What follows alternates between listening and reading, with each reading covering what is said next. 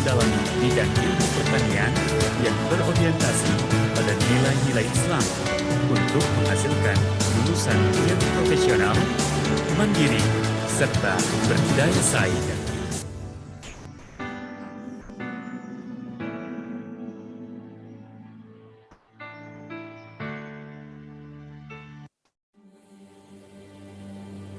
Sasaksi is for home. Samawasi is fish home. Bojo Mandi is coffee home. Sasamonate is their home. They spread out around through us miles. The ones that have various beauty, calling for soul to come.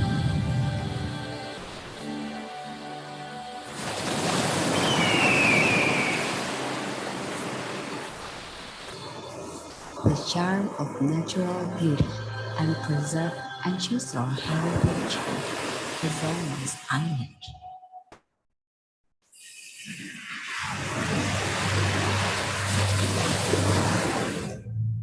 A place where I cherish myself of its fascination. Feeling the peace in each drop of water.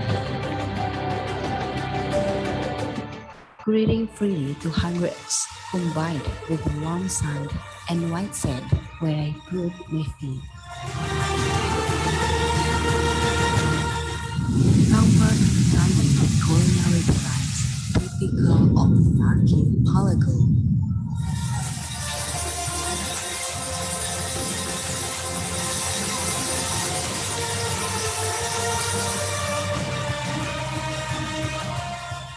For me, this island takes me to Indonesia. I learned to love, and I know we have to lose to keep. The love of our hometown and every single familiar.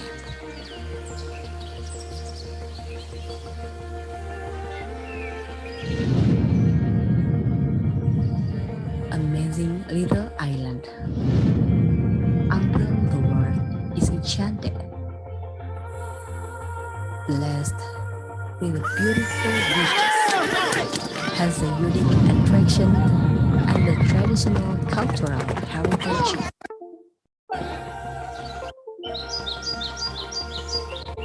Is named West Nusa Tenggara.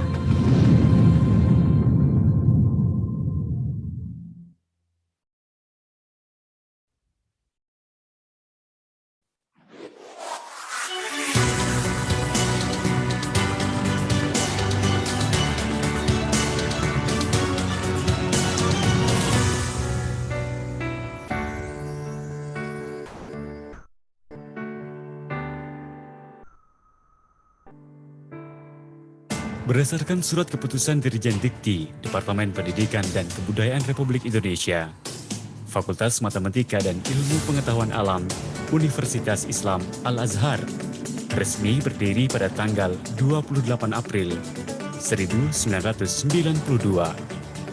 Saat ini, Fakultas MIPA mengelola program studi biologi dan telah diakreditasi oleh Badan Akreditasi Nasional Perguruan Tinggi. Dikelola oleh dekan dan ketua program studi. Fakultas ini didukung oleh unsur pelaksana akademik, unsur pelaksana administratif, unit pelaksana teknis, serta tenaga pengajar lulusan nasional maupun internasional. Terwujudnya Fakultas MIPA yang terkemuka dalam bidang sains untuk menghasilkan lulusan yang berdaya saing, berilmu, dan beriman pada tahun 2031 adalah visi dari Fakultas MIPA Universitas Islam Al-Azhar.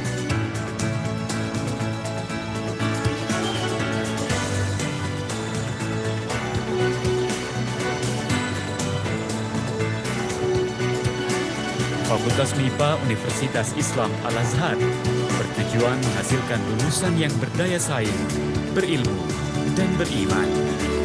Menghasilkan penelitian yang berkualitas dan kompetitif dalam bidang sains, meningkatkan tata kelola administrasi untuk menciptakan suasana akademik yang kondusif, dan meningkatkan kuantitas dan kualitas kerjasama dengan berbagai pihak.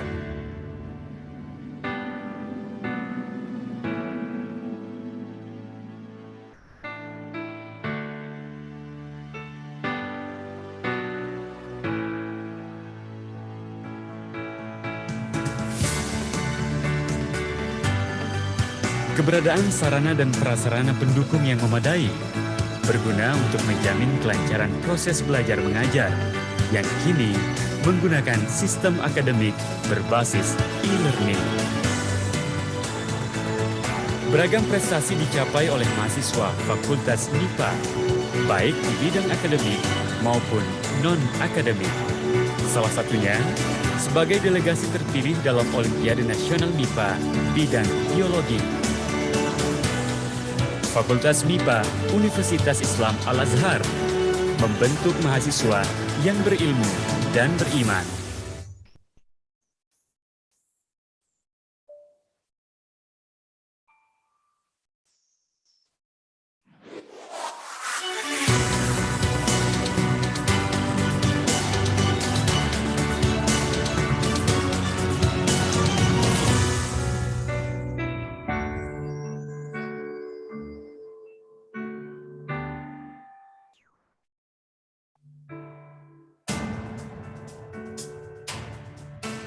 Berdiri pada tanggal 10 Mei 1981, Fakultas Hukum Universitas Islam Al-Azhar mendapatkan status terdaftar dari Menteri Pendidikan dan Kebudayaan pada tanggal 18 Agustus 1984. Pada masa itu, Fakultas Hukum Universitas Islam Al-Azhar membuka jurusan Hukum Pidana dan jurusan Perdata. Pada perkembangannya kini, pemakaian jurusan tidak lagi digunakan, sehingga diganti dengan program studi ilmu hukum. Fakultas Hukum Universitas Islam Al-Azhar dikelola oleh seorang dekan, wakil dekan bidang akademik, wakil dekan bidang administrasi umum, dan wakil dekan bidang kemahasiswaan. Fakultas ini juga didukung oleh Kepala Tata Usaha, Kepala Penjamin Mutu, dan staf fakultas.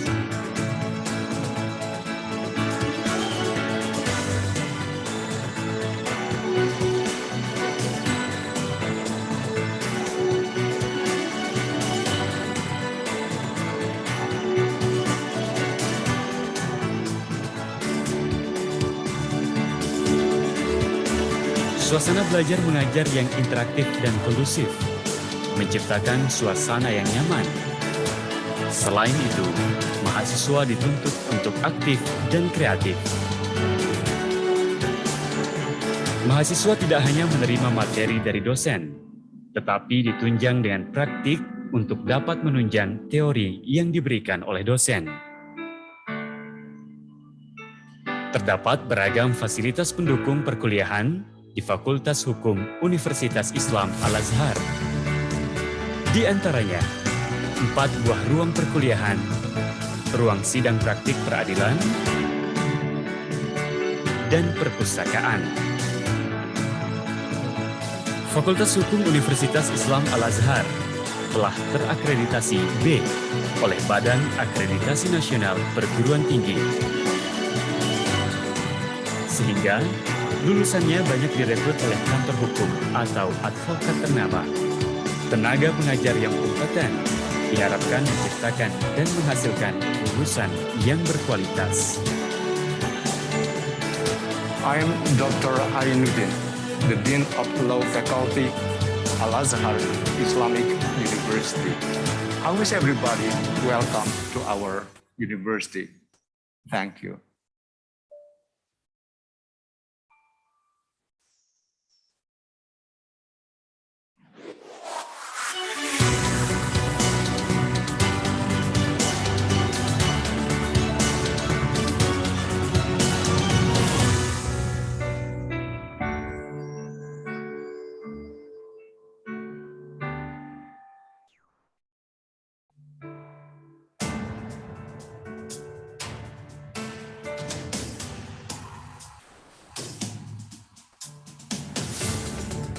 Tepat pada tanggal 18 Agustus 1984, Universitas Islam Al-Azhar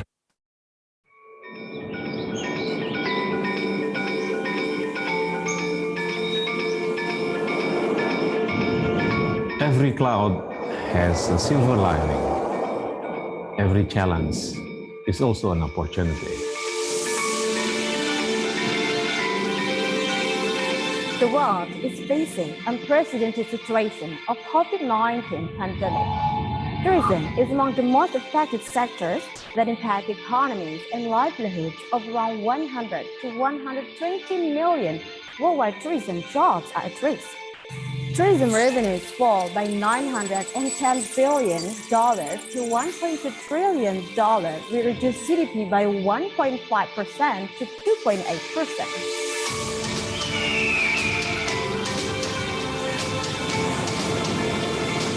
We should not allow the current situation to pull us down. We can make the most of the opportunities it offers. You can control it and make it work for you. This is the moment for us to harness our energies, to seize the opportunities, and realize our strategy for the new normal.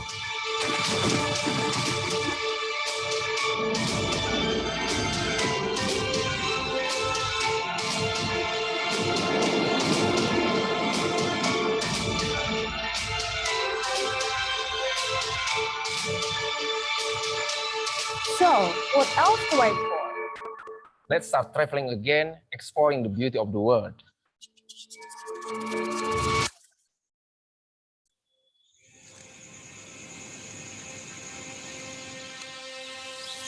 Traveling to alternative tourism destinations would give you a chance to travel the world.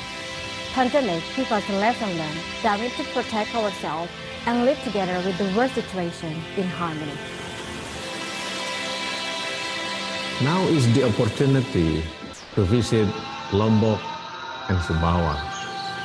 When you encounter the natural beauty, you will feel the genuine love in your heart. You will create new memories of a beautiful land, a land of infinite experiences. From natural beauty, exotic wildlife, and wonderful cultures. This is the time to visit our area, to visit Lombok and Sumbawa, the land of infinite experiences.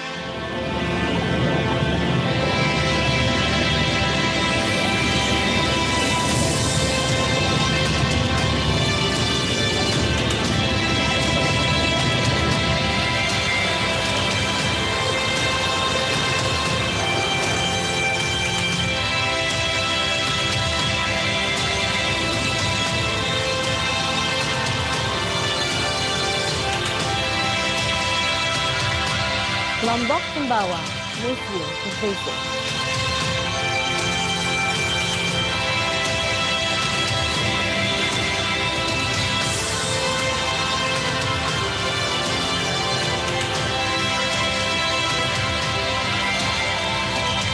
Lombok Sumbawa, miss you to visit.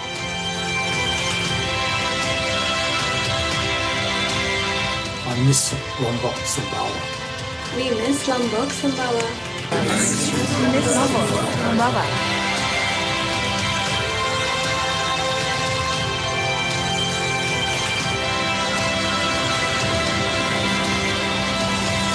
Come visit Lombok and Sumbawa. We miss you very much.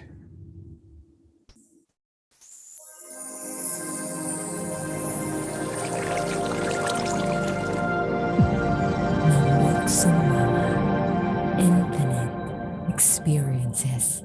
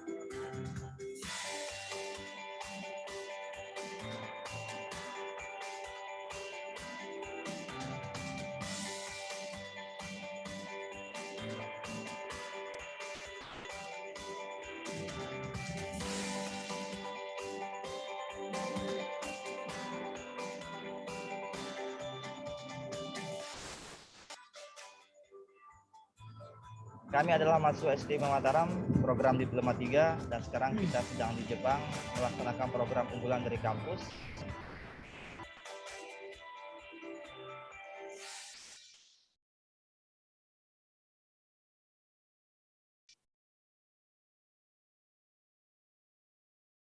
Assalamualaikum warahmatullahi wabarakatuh.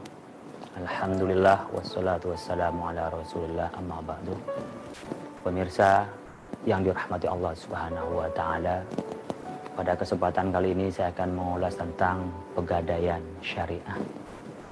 Pada dasarnya pegadaian itu sudah syariah karena sistem keuangan, sistem transaksi yang disebutkan langsung oleh Allah Subhanahu wa taala adalah pegadaian.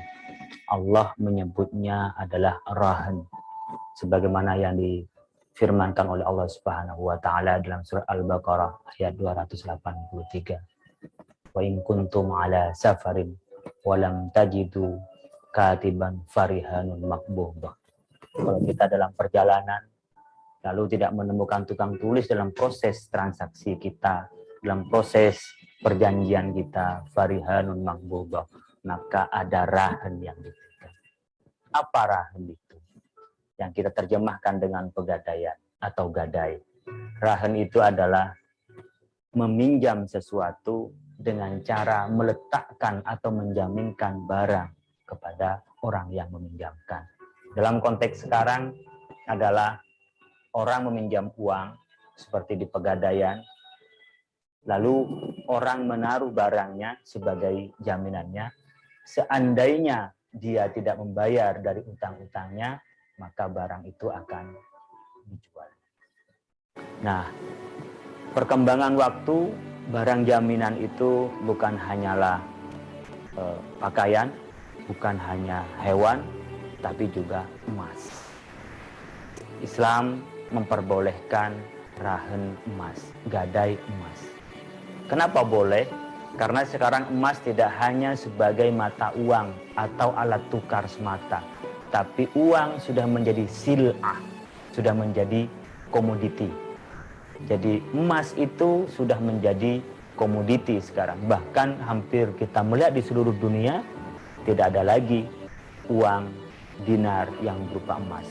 Di suatu negara seperti Kuwait menyebut dinar, tapi dinarnya adalah dinar kertas.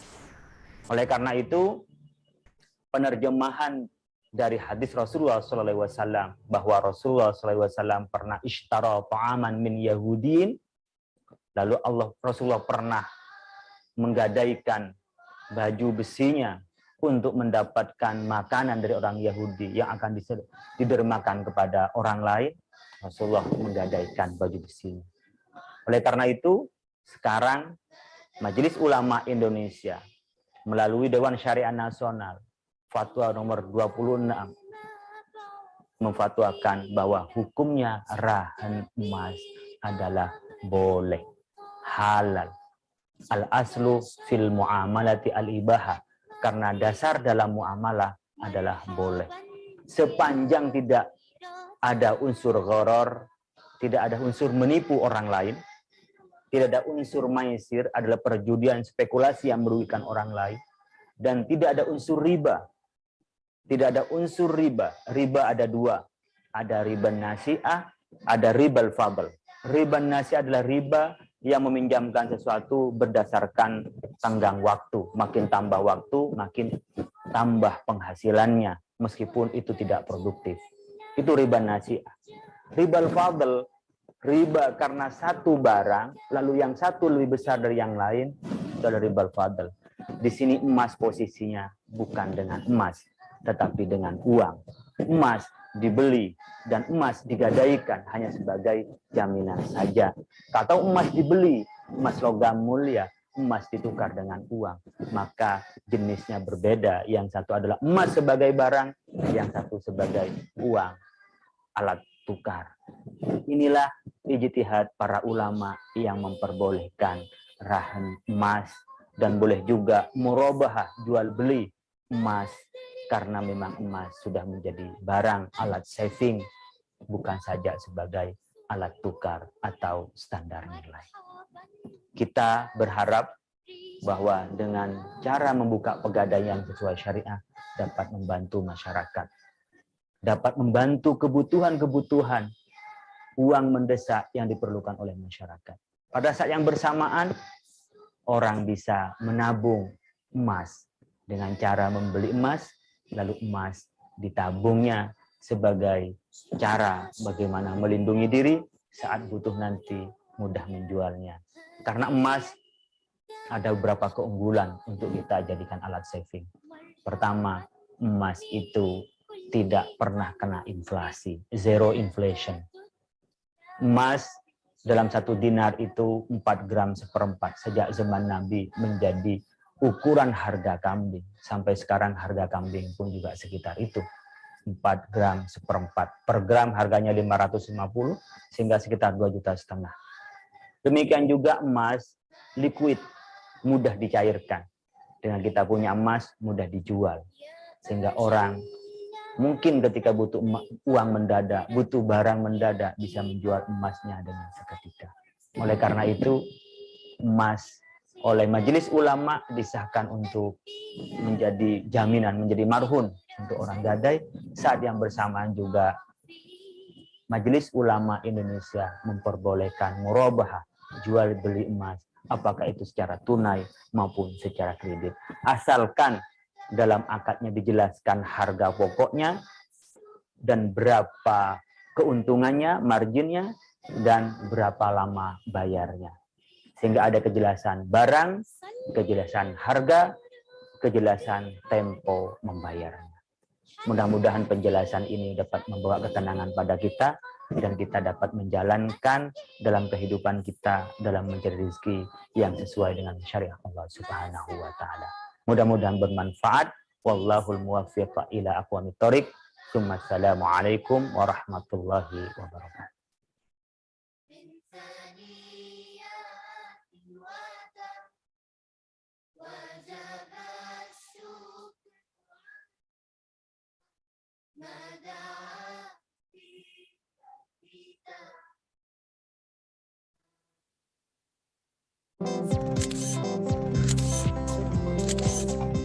Sekarang memang zamannya investasi emas.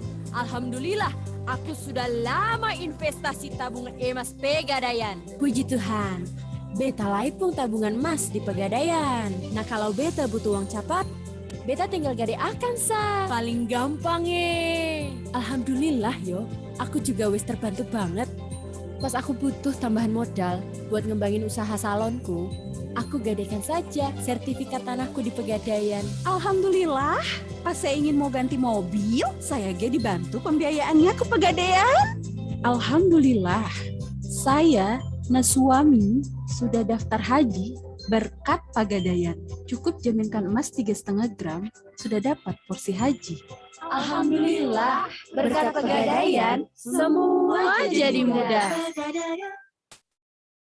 Sekarang bayangkan kamu sedang berdiri di depan Ka'bah. Bayangkan kamu berdoa di tempat-tempat mustajab. Bayangkan kamu bisa menunaikan ibadah haji dan kembali dalam keadaan suci. Jangan biarkan itu semua hanya menjadi mimpi. Sekarang, daftar Arum Haji sudah bisa pakai aplikasi Pegadaian Digital. Segera daftar Pegadaian Arum Haji di Pegadaian Digital. Prosesnya cepat, mudah, dan aman.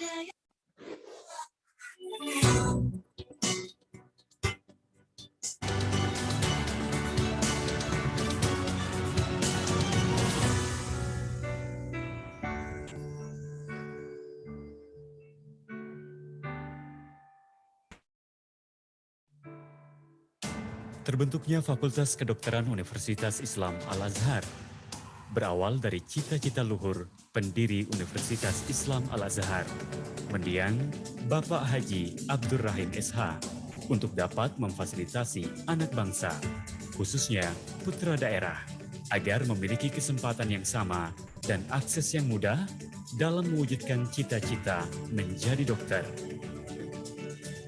Setelah melalui perjalanan panjang, izin operasional Fakultas Kedokteran dari Dirjen Dikti terbit pada tanggal 17 Juni 2004. Fakultas Kedokteran Universitas Islam Al-Azhar memiliki akreditasi B.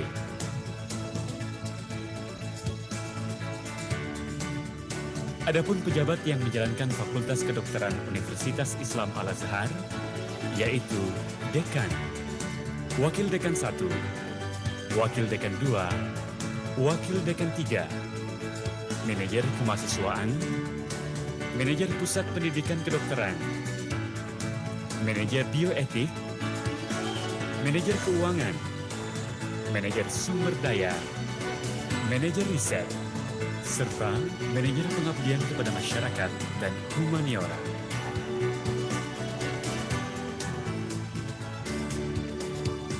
Fakultas Kedokteran Universitas Islam Al-Azhar membawa visi menjadi program studi pendidikan dokter terkemuka di kawasan Indonesia Timur dengan unggulan di bidang kesehatan pariwisata berlandaskan nilai-nilai rahmatan lil alamin.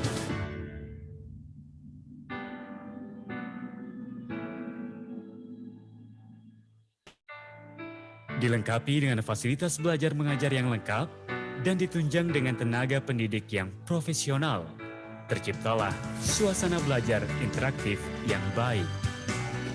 Fasilitas unggulan yang dimiliki Fakultas Kedokteran Universitas Islam Al-Azhar antara lain ruang kuliah yang representatif, ruang small group discussion, laboratorium terpadu, laboratorium clinical skill lab, perpustakaan, pengembangan minat dan bakat, rumah sakit pendidikan utama, rumah sakit pendidikan satelit, juga rumah sakit pendidikan afiliasi. Fakultas Kedokteran Universitas Islam Al-Azhar mencetak lulusan dokter yang profesional, berkarakter, kreatif, dan inovatif.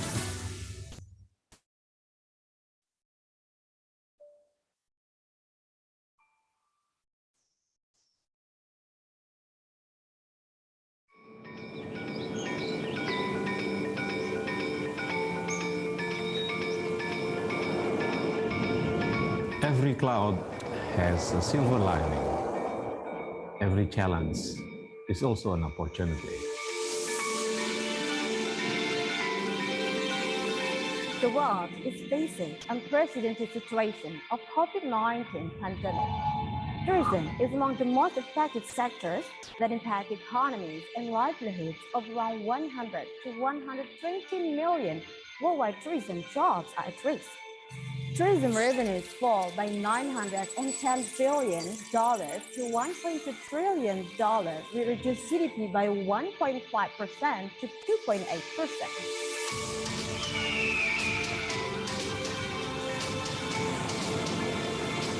We should not allow the current situation to pull us down. We can make the most of the opportunities it offers. You can control it and make it work for you. This is the moment for us to harness our energies, to seize the opportunities, and realize our strategy for the new normal.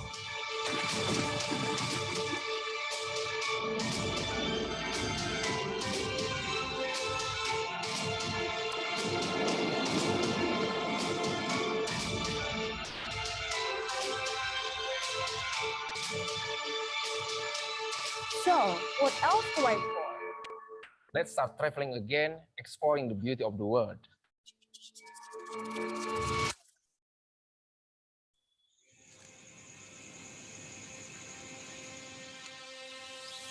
Traveling to alternative tourism destinations would give you a chance to travel the world.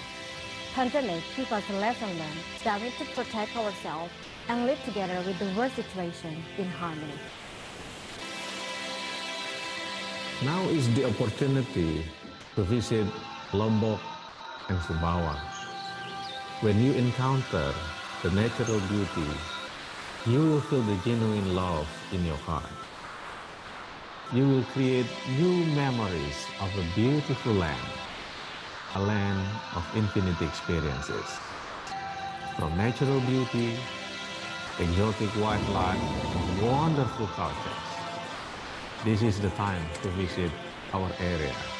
to visit Lombok and Sumbawa, the land of infinite experiences.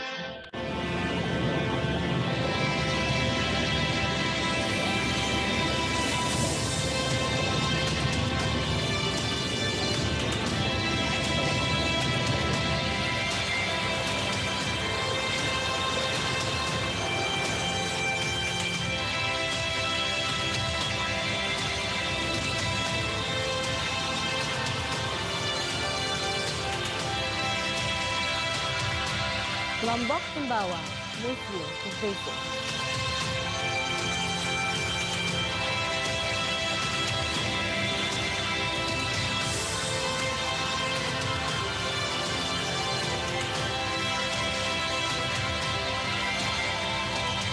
Lombok Sumbawa miss you to visit.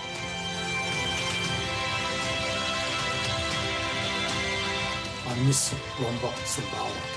We miss Lombok Sumbawa. We miss Lombok Sumbawa.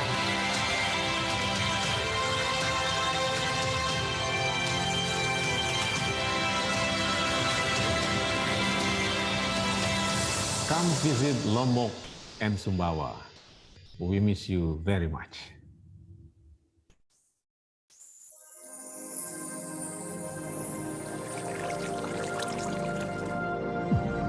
Lombok Sumbawa, infinite experiences.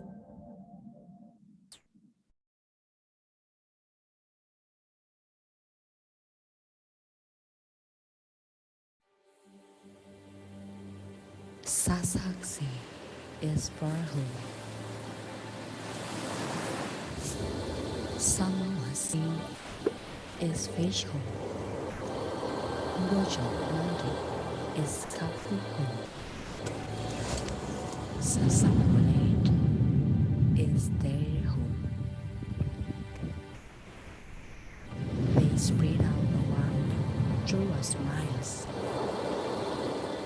The ones that are various beauty, calling for soul to come.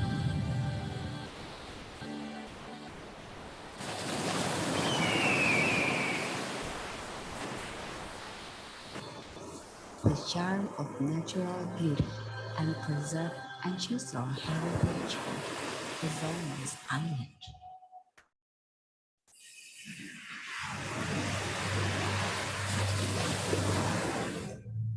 A place where I cherish myself of its fascination.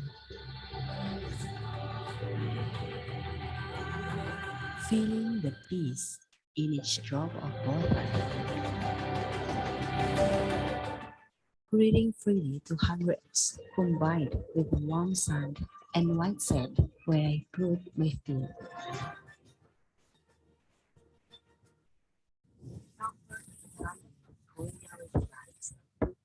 Of archipelago.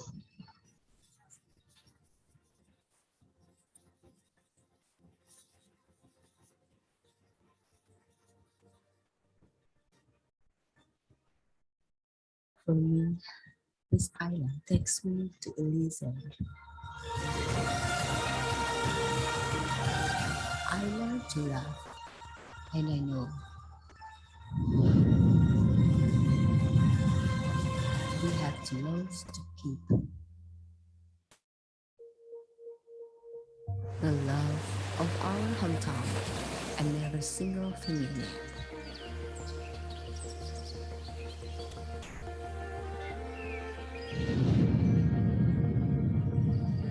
Amazing little island. Until the world is enchanted. Blessed with beautiful beaches. Has a unique attraction and a traditional cultural heritage.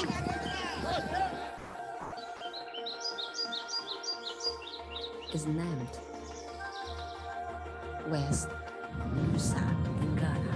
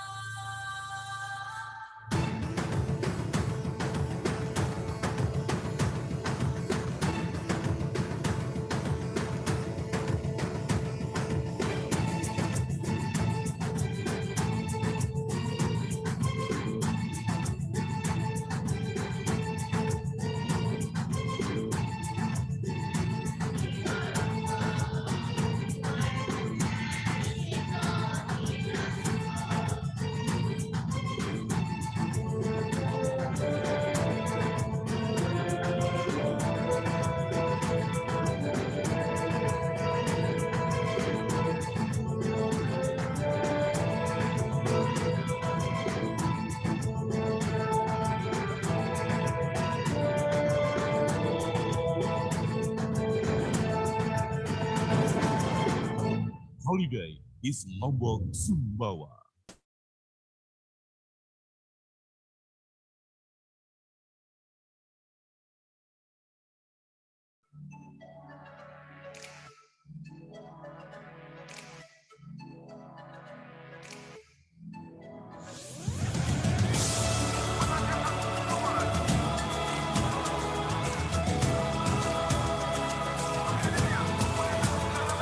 Bersama satukan langkah, ciptakan mimpi dan harapan. Satukan potensi, membangun sinergi. Mari sukseskan transformasi. Bersama Pegadaian, dengan semangat baru, kita berjuang selalu, lakukan perubahan. Membuka pikiran, wujudkan tindakan, bersama raih satu tujuan. Bersama kita terus maju, dengan semangat baru. Bersama kita raih mimpi, gapai cipta harapan. Bersama Pegadaian, membuka pikiran, menatap masa depan, lakukan potensi untuk membangun sinergi. Kita bertransformasi, berani mengejar mimpi dengan semangat yang hakiki, berinovasi dan raih prestasi. Pegadaian, tumbuh dengan suasana baru. Kita maju menuju cakrawala baru. Hati untuk mengejar mimpi, satu visi transformasi. Bersama lakukan perubahan, kita pasti bisa.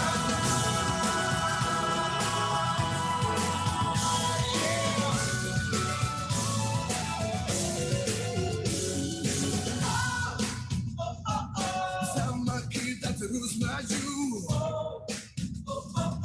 dengan semangat baru. Bersama kita raih mimpi, dengan semua harapan. Bersama kita terus maju, dengan semangat baru. Bersama kita raih mimpi, gapai cipta harapan. Bersama Pegadaian. Bersama Pegadaian.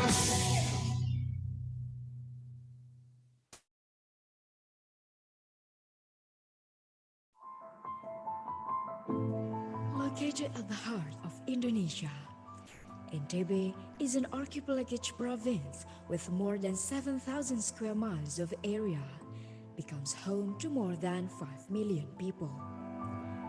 With its geographic and demographic profile, provincial government commit to support NDC on GHG emission reduction. Ntb is included in the Nusa Tenggara Development Area on Indonesia's National Medium-Term Plan of 2020 to 2024, in which one of its strategies is to mainstream the adaptation of climate change, which is reflected on the province's strategic development programs. Zero Waste as one of the program aims not only to eliminate negative impact caused by waste, but also to change public point of view to see waste as a valuable resource by encouraging community participation in managing waste. Furthermore, Ntb Green is another strategic program focused on land and forest rehabilitation, social forestry, and others. This program intends to build a green economy based on natural resources such as non-timber forest product or NTFP and ecotourism.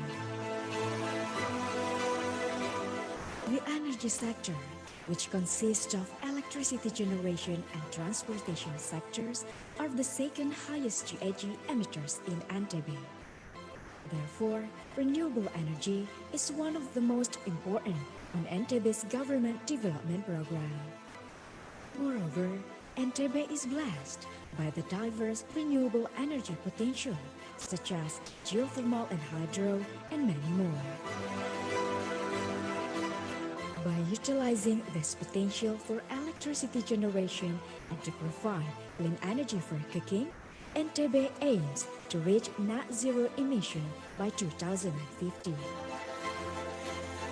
With the help of the society and other stakeholders, NTB is ready to take part in Indonesia's NDC implementation by giving its best effort in transforming the development strategy and policy to real action. NTB for the world, for a better tomorrow.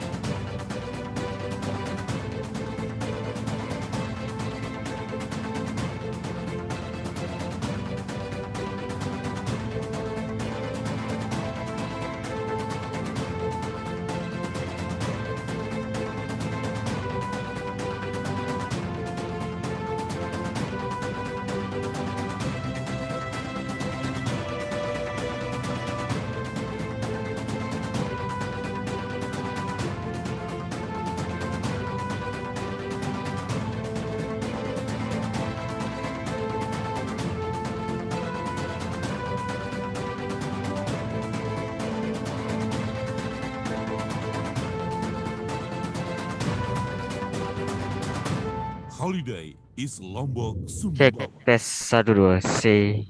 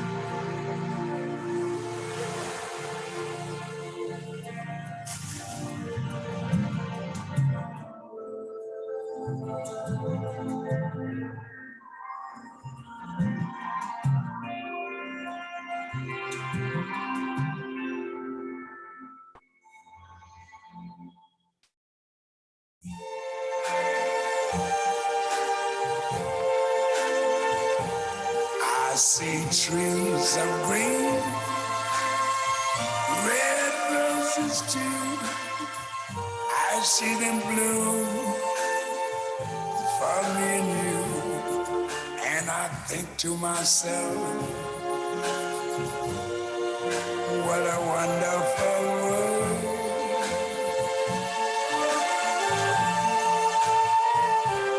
I see skies of blue and clouds of white, the bright blessed day, the dark sacred night. And I think to myself, what a wonderful world.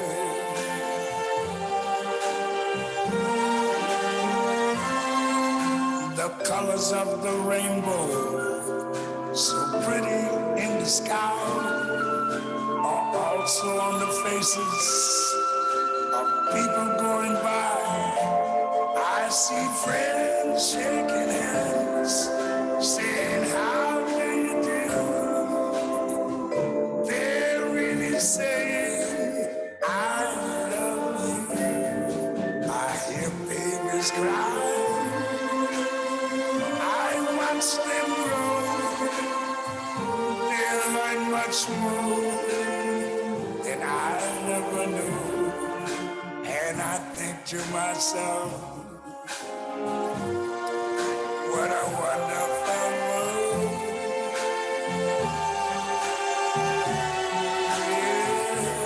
Yes, I think to myself, what a wonderful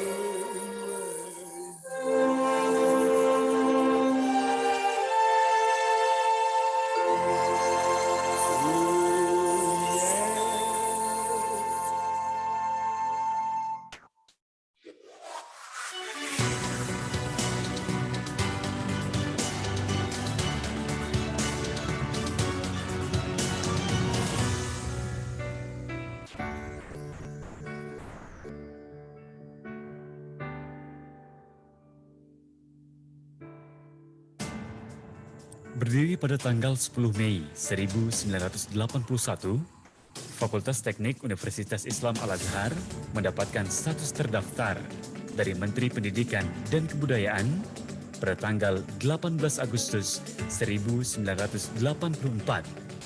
Hingga kini, Fakultas Teknik Universitas Islam Al-Azhar menjalankan program studi teknik sipil.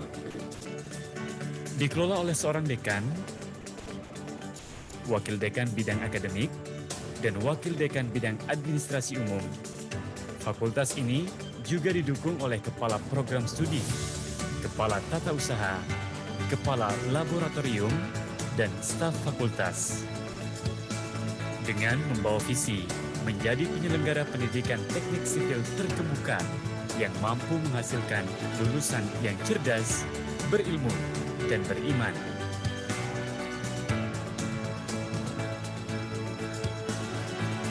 Suasana belajar mengajar yang interaktif dan kondusif menciptakan suasana yang nyaman. Selain itu, mahasiswa dituntut untuk aktif dan kreatif.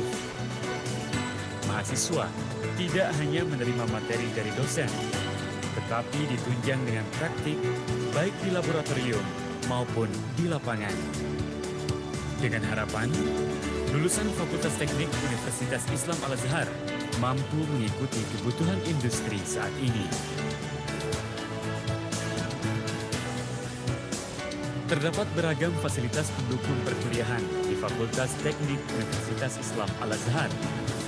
Di antaranya, Laboratorium Terpadu Prodi Teknik Sipil yang mencakup Laboratorium Hidrolika, Laboratorium Teknologi Bahan, Laboratorium Perkerasan Jalan, Laboratorium Mekanika Tanah. Alat laboratorium tersebut telah terkalibrasi Komite Akreditasi Nasional. Fakultas Teknik Universitas Islam Al-Azhar telah terakreditasi B oleh Badan Akreditasi Nasional Perguruan Tinggi.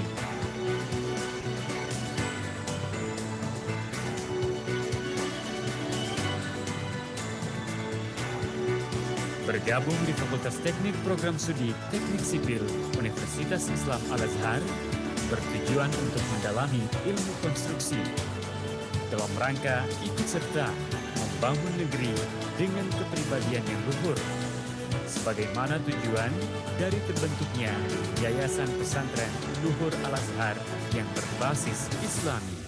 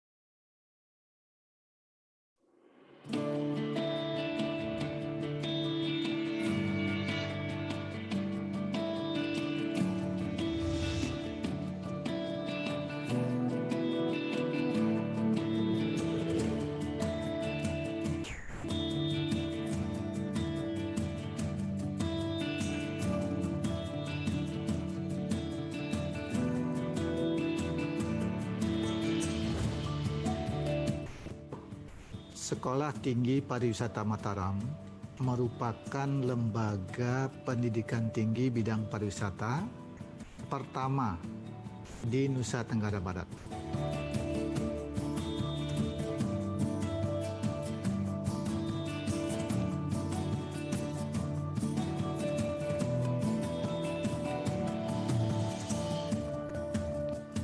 Merupakan pionir untuk menciptakan SDM yang memiliki kompetensi di bidang pariwisata.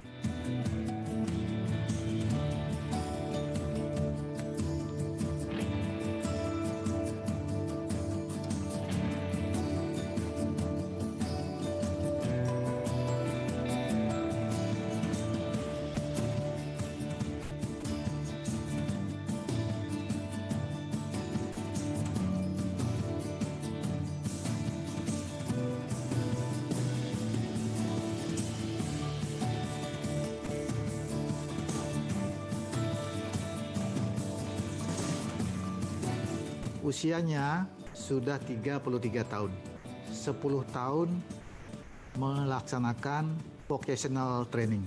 Kemudian 20 tahun menjadi Akademi Pariwisata Mataram. Kemudian berubah bentuk menjadi Sekolah Tinggi Pariwisata Mataram sampai saat ini.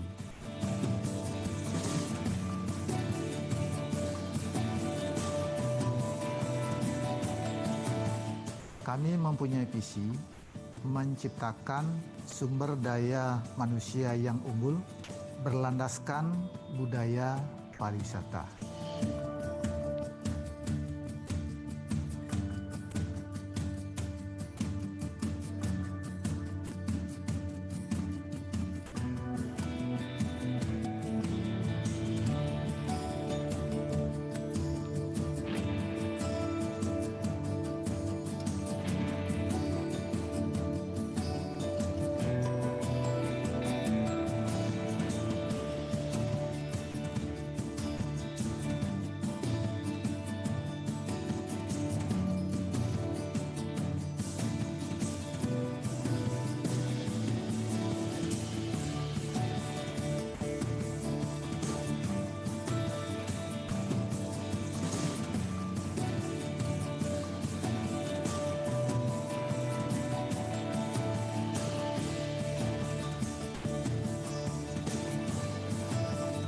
Kami ingin output kita mempunyai daya saing dan memiliki etos kerja yang kuat.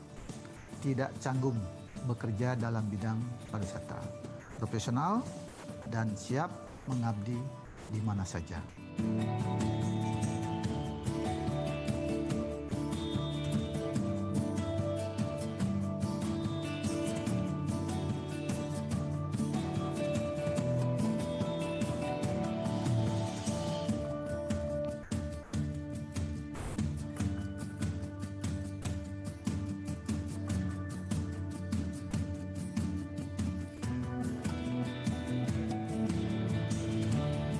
Konnichiwa minasan, watashi wa Dewa Puturaka Pratama dari S1 Ekstensi Pariwisata yang sedang melaksanakan on the job training di Best Hotel Shinjuku, Tokyo. Assalamualaikum warahmatullahi wabarakatuh. Konnichiwa. Genki desu ka? Kami adalah mahasiswa STP Mataram, program Diploma 3 yang alhamdulillah sekarang sedang melanjutkan program S1 dan sekarang kita sedang di Jepang melaksanakan program unggulan dari kampus. Dan kita ditempatkan di Tokyo, Shinjuku. Sugiwa Sukri desu. Watashi mo STP Mataram no daigakutsu desu. Ima, Nihon de internship shite imasu. Watashi wa Itatsu Hotel ni shibuto shite imasu. Kabukicho Hotel to Yamashiro Hotel to shibuto shite imasu. Hari ini hari yang sangat bahagia, tapi saya tidak bisa hadir bersama kalian untuk bersama-sama wisuda bersama kalian karena saya sudah bekerja di Jepang. Saya sudah bekerja di Jepang selama 3 bulan dan saya sangat bangga sekali bisa menjadi bagian keluarga besar STP Mataram. Assalamualaikum warahmatullahi wabarakatuh. Nama saya Galih Surya Pratama dari D3 UPW. Sekarang sedang menjalankan OJT di Naha, Okinawa, Jepang, di Hotel Naha Grand Hotel dan Kokusai Plaza Hotel, dan akan melanjutkan S1 Pariwisata di STP Mataram. Assalamualaikum warahmatullahi wabarakatuh. Saya Julian Atma Tanjung, D3 Perhotelan, kuliah di Sekolah Tinggi Pariwisata Mataram. Saya sekarang melakukan on-the-job training di negara Malaysia, tepatnya di Hotel Royal Kuala Lumpur. Hari ini hari terakhir saya training di sini. Saya sangat berterima kasih banyak kepada seluruh staf Hotel Royal Kuala Lumpur dan ilmunya, pengetahuannya. Saya sangat berterima kasih. Dan juga saya sangat berterima kasih kepada pihak kampus saya sangat berterima kasih banyak.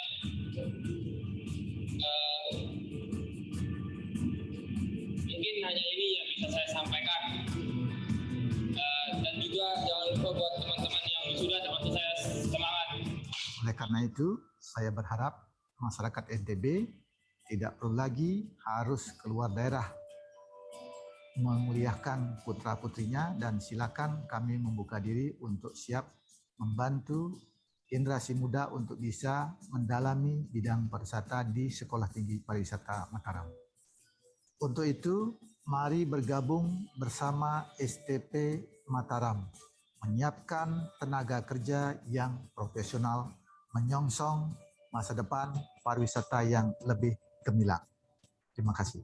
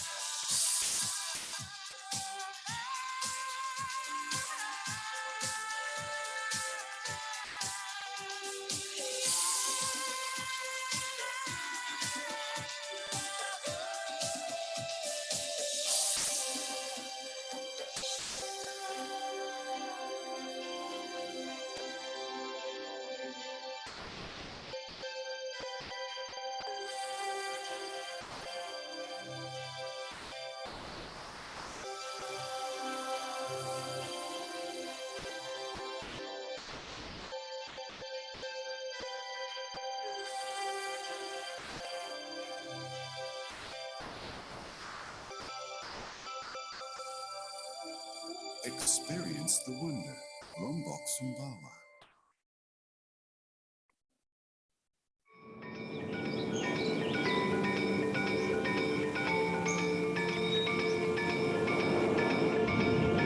Every cloud has a silver lining. Every challenge is also an opportunity. The world is facing unprecedented situation of COVID-19 pandemic. Tourism is among the most affected sectors that impact economies and livelihoods of around 100 to 120 million worldwide tourism jobs are at risk. Tourism revenues fall by 9%.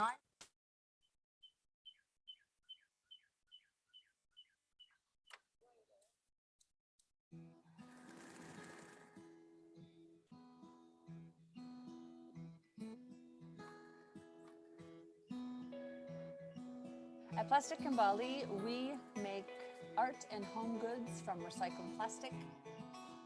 Dari sampah-sampah plastik yang bertebaran di sekeliling kita rubah semuanya menjadi barang yang berseni.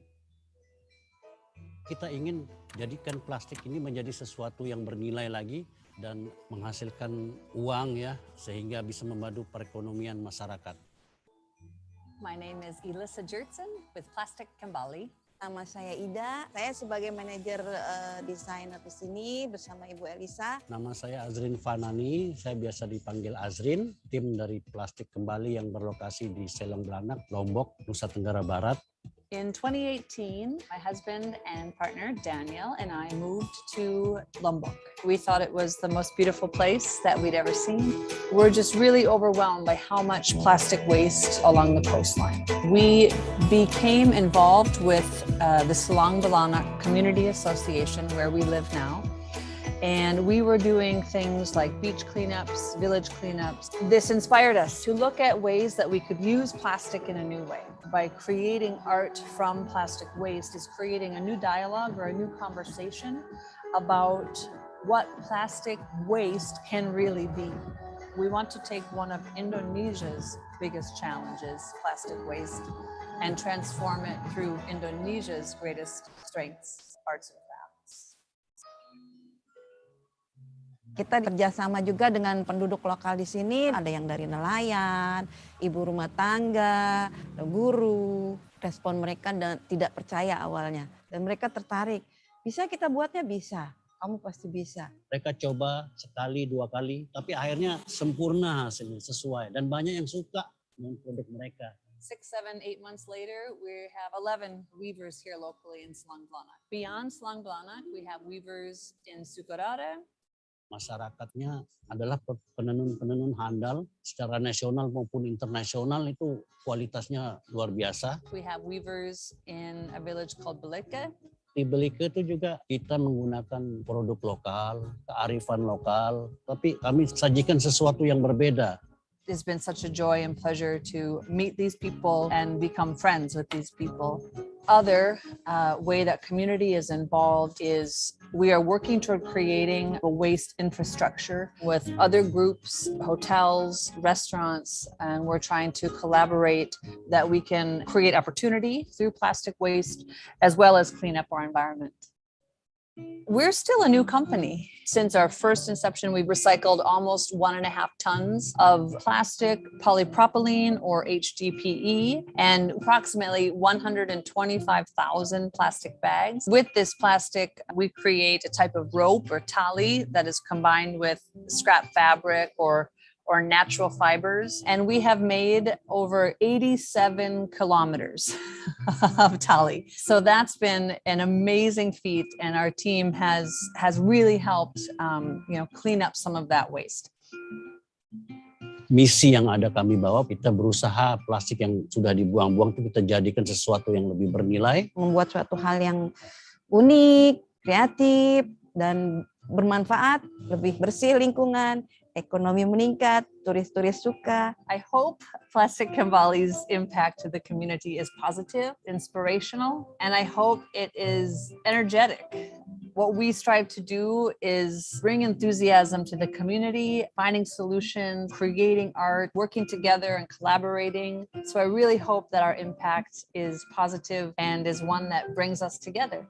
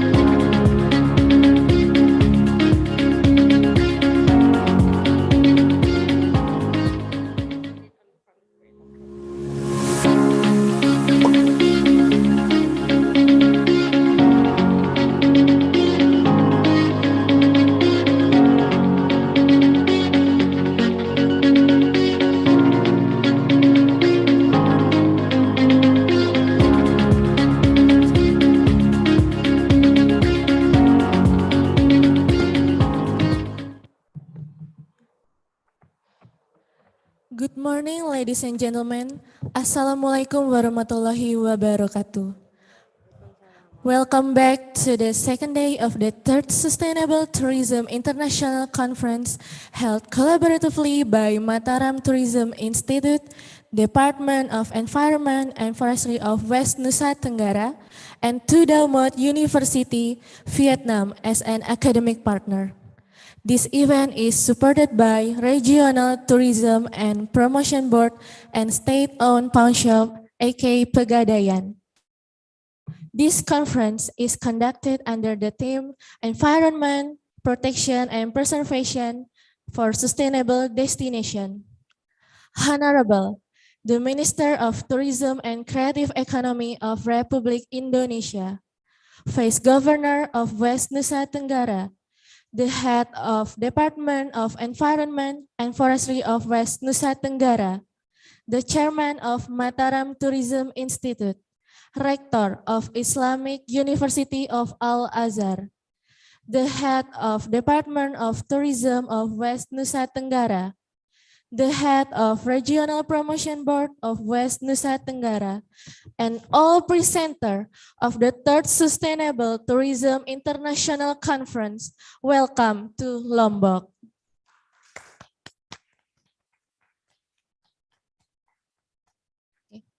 First of all, let's say thank you to Almighty God who has given us guidance, happiness, healthy, and mercy so we can attend and participate in this special event without any obstacles. To make this event blessed, let's open this conference by reciting Basmalah. Bismillahirrahmanirrahim. Honorable audience, here I would like to inform you our today's presenters. We have Professor Dr. Badaruddin Muhammad, Doctor of Philosophy from University Science Malaysia as our keynote speakers. The next one is Mrs. Elisa Jackson from Plastik Kembali as our keynote speakers. And the last keynote speaker will be Professor Lukman Hakim, Sarjana Science, Master of Agricultural Science, Doctor of Philosophy from Brawijaya University. And for our today's plenary speakers, we have Dr. Haji Fatur Rahim, Magister Science from Mataram University. The next is Dr. Muhammad Jumail, Magister Pariwisata from Mataram Tourism Institute. And the last speaker will be Dr. Ida Nyomantri Dharma Putra, Magister Pendidikan from Mataram Tourism Institute. The discussion panel will be hosted by Mrs. Lia Rosida. She is a lecturer of Mataram Tourism Institute. Please welcome the one and only Mrs. Lia Rosida. Time is yours.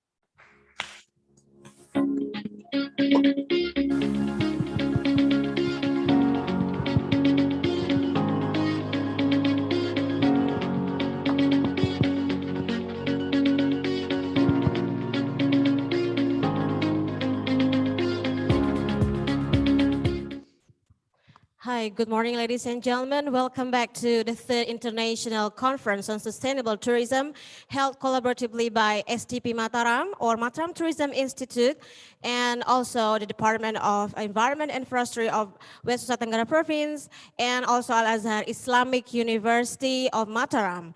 And this event is supported by Regional Tourism Promotion Board of West Nusa Tenggara Province and also state-owned pawn shop Pegadaian. Ladies and gentlemen, so today we are going to have two panel discussions. The first discussions will be by our three distinguished keynote speakers. So the first keynote speakers is Professor Badaruddin Muhammad, MSc PhD from University Sains Malaysia. And the second will be Mrs. Elisa Jerson from Plastik Kembali. And the third is from Lukman Hakim, SSA MRG Science, PhD from University of Brawijaya. First of all, let's get applause for all three distinguished keynote speakers. But before we start, here we are today already with our second keynote speakers, Ms. Elisa Jerson. I would like to say hello to her. Hi, Ms. Elisa. Hello, thank you How for are having you? me. Great. Okay, so you're ready to present about how Plastik Kembali has done a very great effort on sustainable maybe destinations. Yeah. Siap. Okay, great. Thank you. Okay, ladies and gentlemen, without further ado, let's start with our first keynote speaker, Professor Badaruddin Mohammed, PhD. First of all, I would like to read his short biography. Professor Badaruddin Mohammed is a professor in tourism planning and development at the School of Housing, Building and Planning, University of Malaysia. He's also the founder and head of Sustainable Tourism Research cluster, as well as the head of Local Knowledge Research Group at the university. He obtained his bachelor degree from University of Northern Iowa, majoring in environmental planning. He later completed his master degree and PhD at Rikyo University, Tokyo, in tourism planning and development. So for many years, he has been visiting professor at various different universities in Malaysia and also overseas. The one and only, please invite Professor Badaruddin Mohammed from University of Malaysia, who will deliver his substantive presentation or keynote speech entitled "The Importance of Environmental Protections and Preservations." Please welcome Dr. Badaruddin Mohammed. Thank you. Assalamualaikum warahmatullahi wabarakatuh. Very good morning. Warahmatullahi wabarakatuh. How are you, Professor? Alhamdulillah, Dr. Lia. How's everybody in Mataram? Yeah, we are here very well. Thank you. Hope you are also fine and healthy. Yes, I'm speaking from Kuala Lumpur today. I'm on my research journey to Kuala Lumpur. It's good to be invited, but I wish I'm there with all of you in Mataram. You know, the last time I visited Mataram, it was a very short time. I did not really have a chance to explore the beauty of Mataram. And inshallah, in the near future, we shall meet again. Please allow me to share my my slide. Give me one okay, minute. Thank you, Prabhada. We'll see you maybe next year here. I hope you can see my slide. Okay. Is it okay, Bulia? Everything set to go? Yes. And well, the title given to me, actually the theme of the conference. And yesterday I had a chance to listen to some of the keynote speeches and also discussion when I was driving from Penang to Kuala Lumpur. So I was following in my car. You know, the line was on and off. But I have modified the title a little bit to environmental preservation in alternative tourism. And I put a keyword today, survival versus sustainability. Well, for those who have not been to Malaysia or who fail geography, let me share with you the location of Penang, which is north of Peninsula, Malaysia. It's a World Heritage. Dr. Lia had been there, and we always welcome people to visit Penang whenever things are okay to travel, and hopefully in the very near future. Well, let me share with you with this picture first. This picture is a picture of nelayan. Nelayan, a fisherman during monsoon season. I came from a fisherman family. This picture actually reminds me of my late Allah yarham, my father, who was a fisherman. In the east coast of the Malay Peninsula. So during monsoon season like this, between November, December, January, February, we have musim tengkujuh or monsoon, where the sea is quite rough. Tourism activities are stopped. Islands basically are closed. And for people like my father, he would take the opportunity to mend his nets, the nets that he used to catch fish during the normal season. This is significant to me because every year there will be 2 or 3 months off season to the fishermen, where we have to stay at home because of the rainy season. Well, let's fast forward and look at what happened today.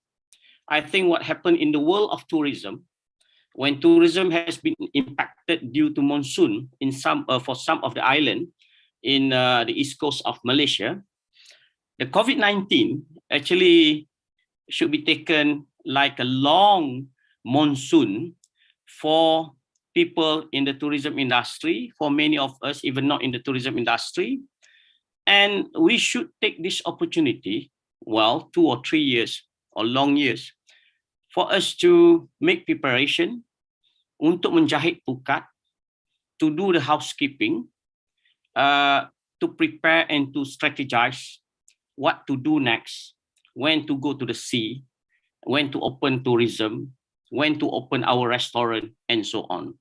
So COVID-19 for us basically is a respite for us to, stop for a while and do our preparation.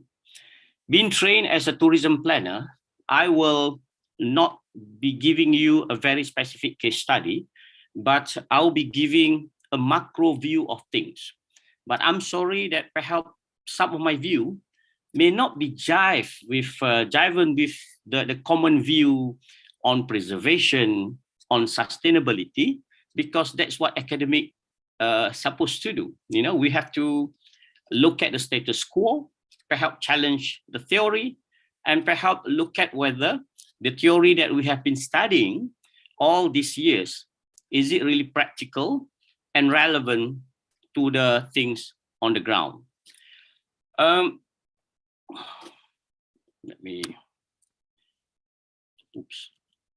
Yeah, what's going on today? Let me just give an overview what's going on today. I'm not, despite the fact that I think this conference is very much focusing on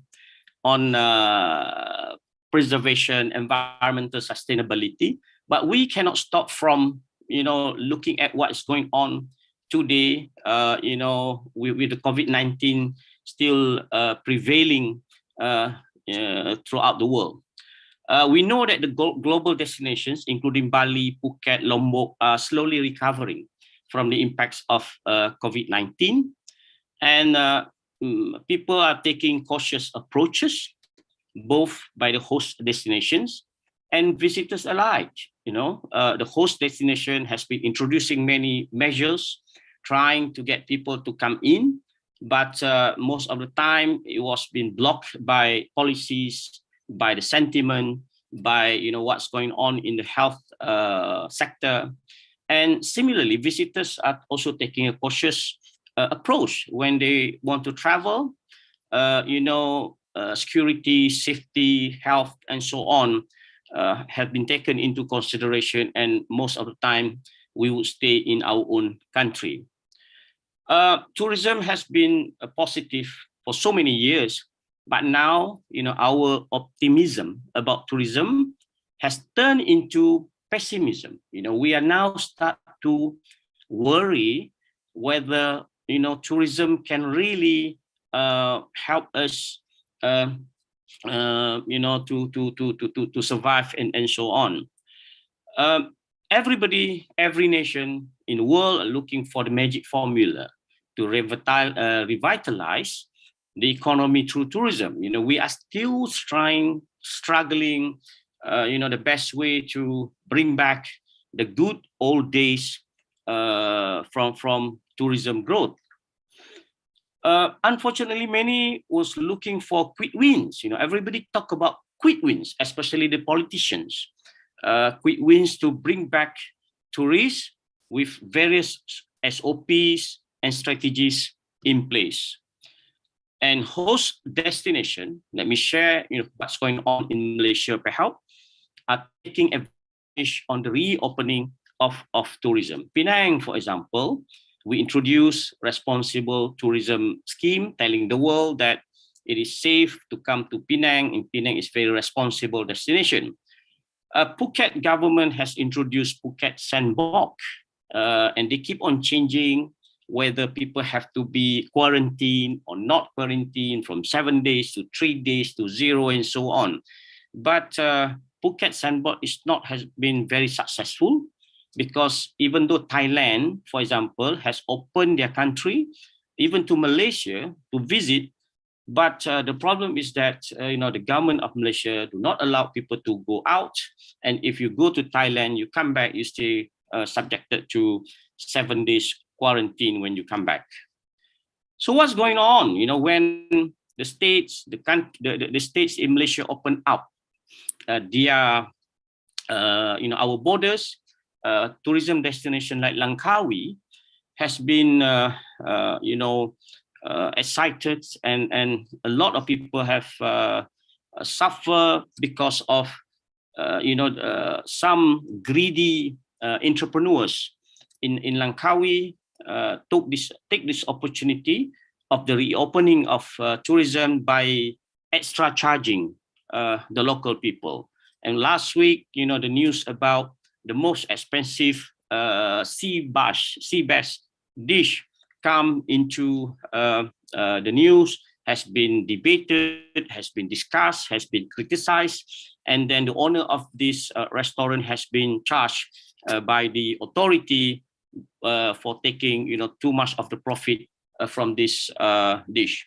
Similarly, also in Langkawi, roti canai, which normally about 1 ringgit, has been charged 4 ringgit. And if you go to Penang, if you don't speak the Penang dialect, I'm sorry to inform you that if you are not careful, you may be subjected to this kind of treatment. When they see that you are not speaking the local dialect, perhaps the restaurant may want to overcharge you 3 or 4 times on the normal price. So be careful.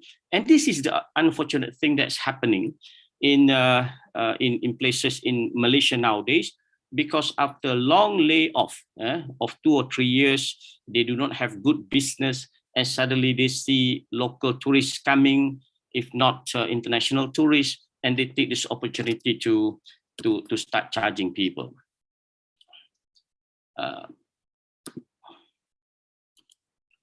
So, ladies and gentlemen, what have COVID-19 teach us all this while?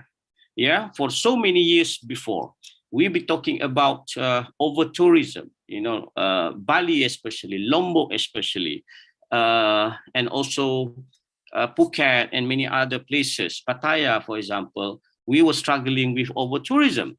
But now we realize that after COVID-19, perhaps under tourism can be worse. When you don't have people to come in, when you don't have visitors to come in, when you don't have, when hotels are empty and business are running down, and perhaps we start realizing that perhaps over tourism was not that bad together if we can manage it well, and under tourism can be deadly if we fail to overcome. Lesson number 2 is that for us not to be over dependent on tourism as the only economic driver of the local economy. For many places, from Maldives to many islands of the world who are depending so much on tourism, I think COVID-19 also have taught us that diversification of the economy now is a must. And I read the news from Thailand to Indonesia to Vietnam and so on.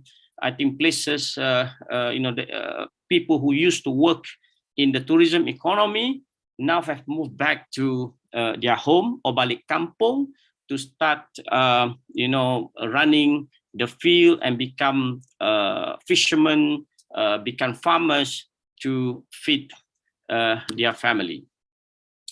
The next lesson that we have learned from COVID-19 is that local tourists must not be taken for granted.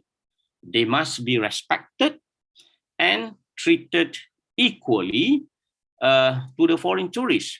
I think this is the biggest mistake that we have made throughout so many years, when the focus of our government has been the foreign tourists.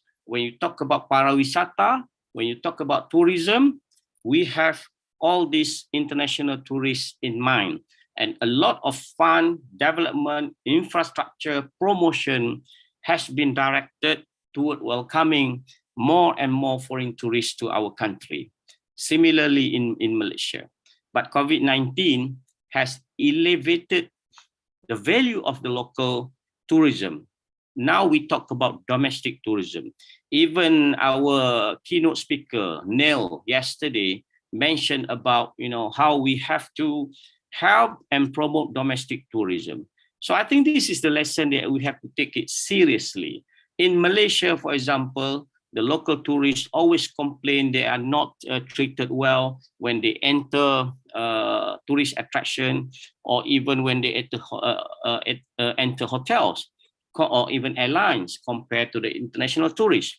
I think this mindset need to change, and I think we need to put more respect to our own people in the near future. It's also time for us to redefine what we call quality tourists. I think the whole world are now talking about bringing quality tourists. The question here is, who are these people? Are they the tourists who spend the most? I think this is the common definition of quality tourists. The group of tourists who come to our country and who spend the most, we consider them as quality tourists. The next one is tourists who follow SOP.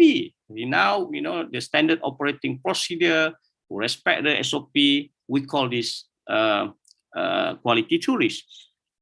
Or tourists who respect the environment and culture.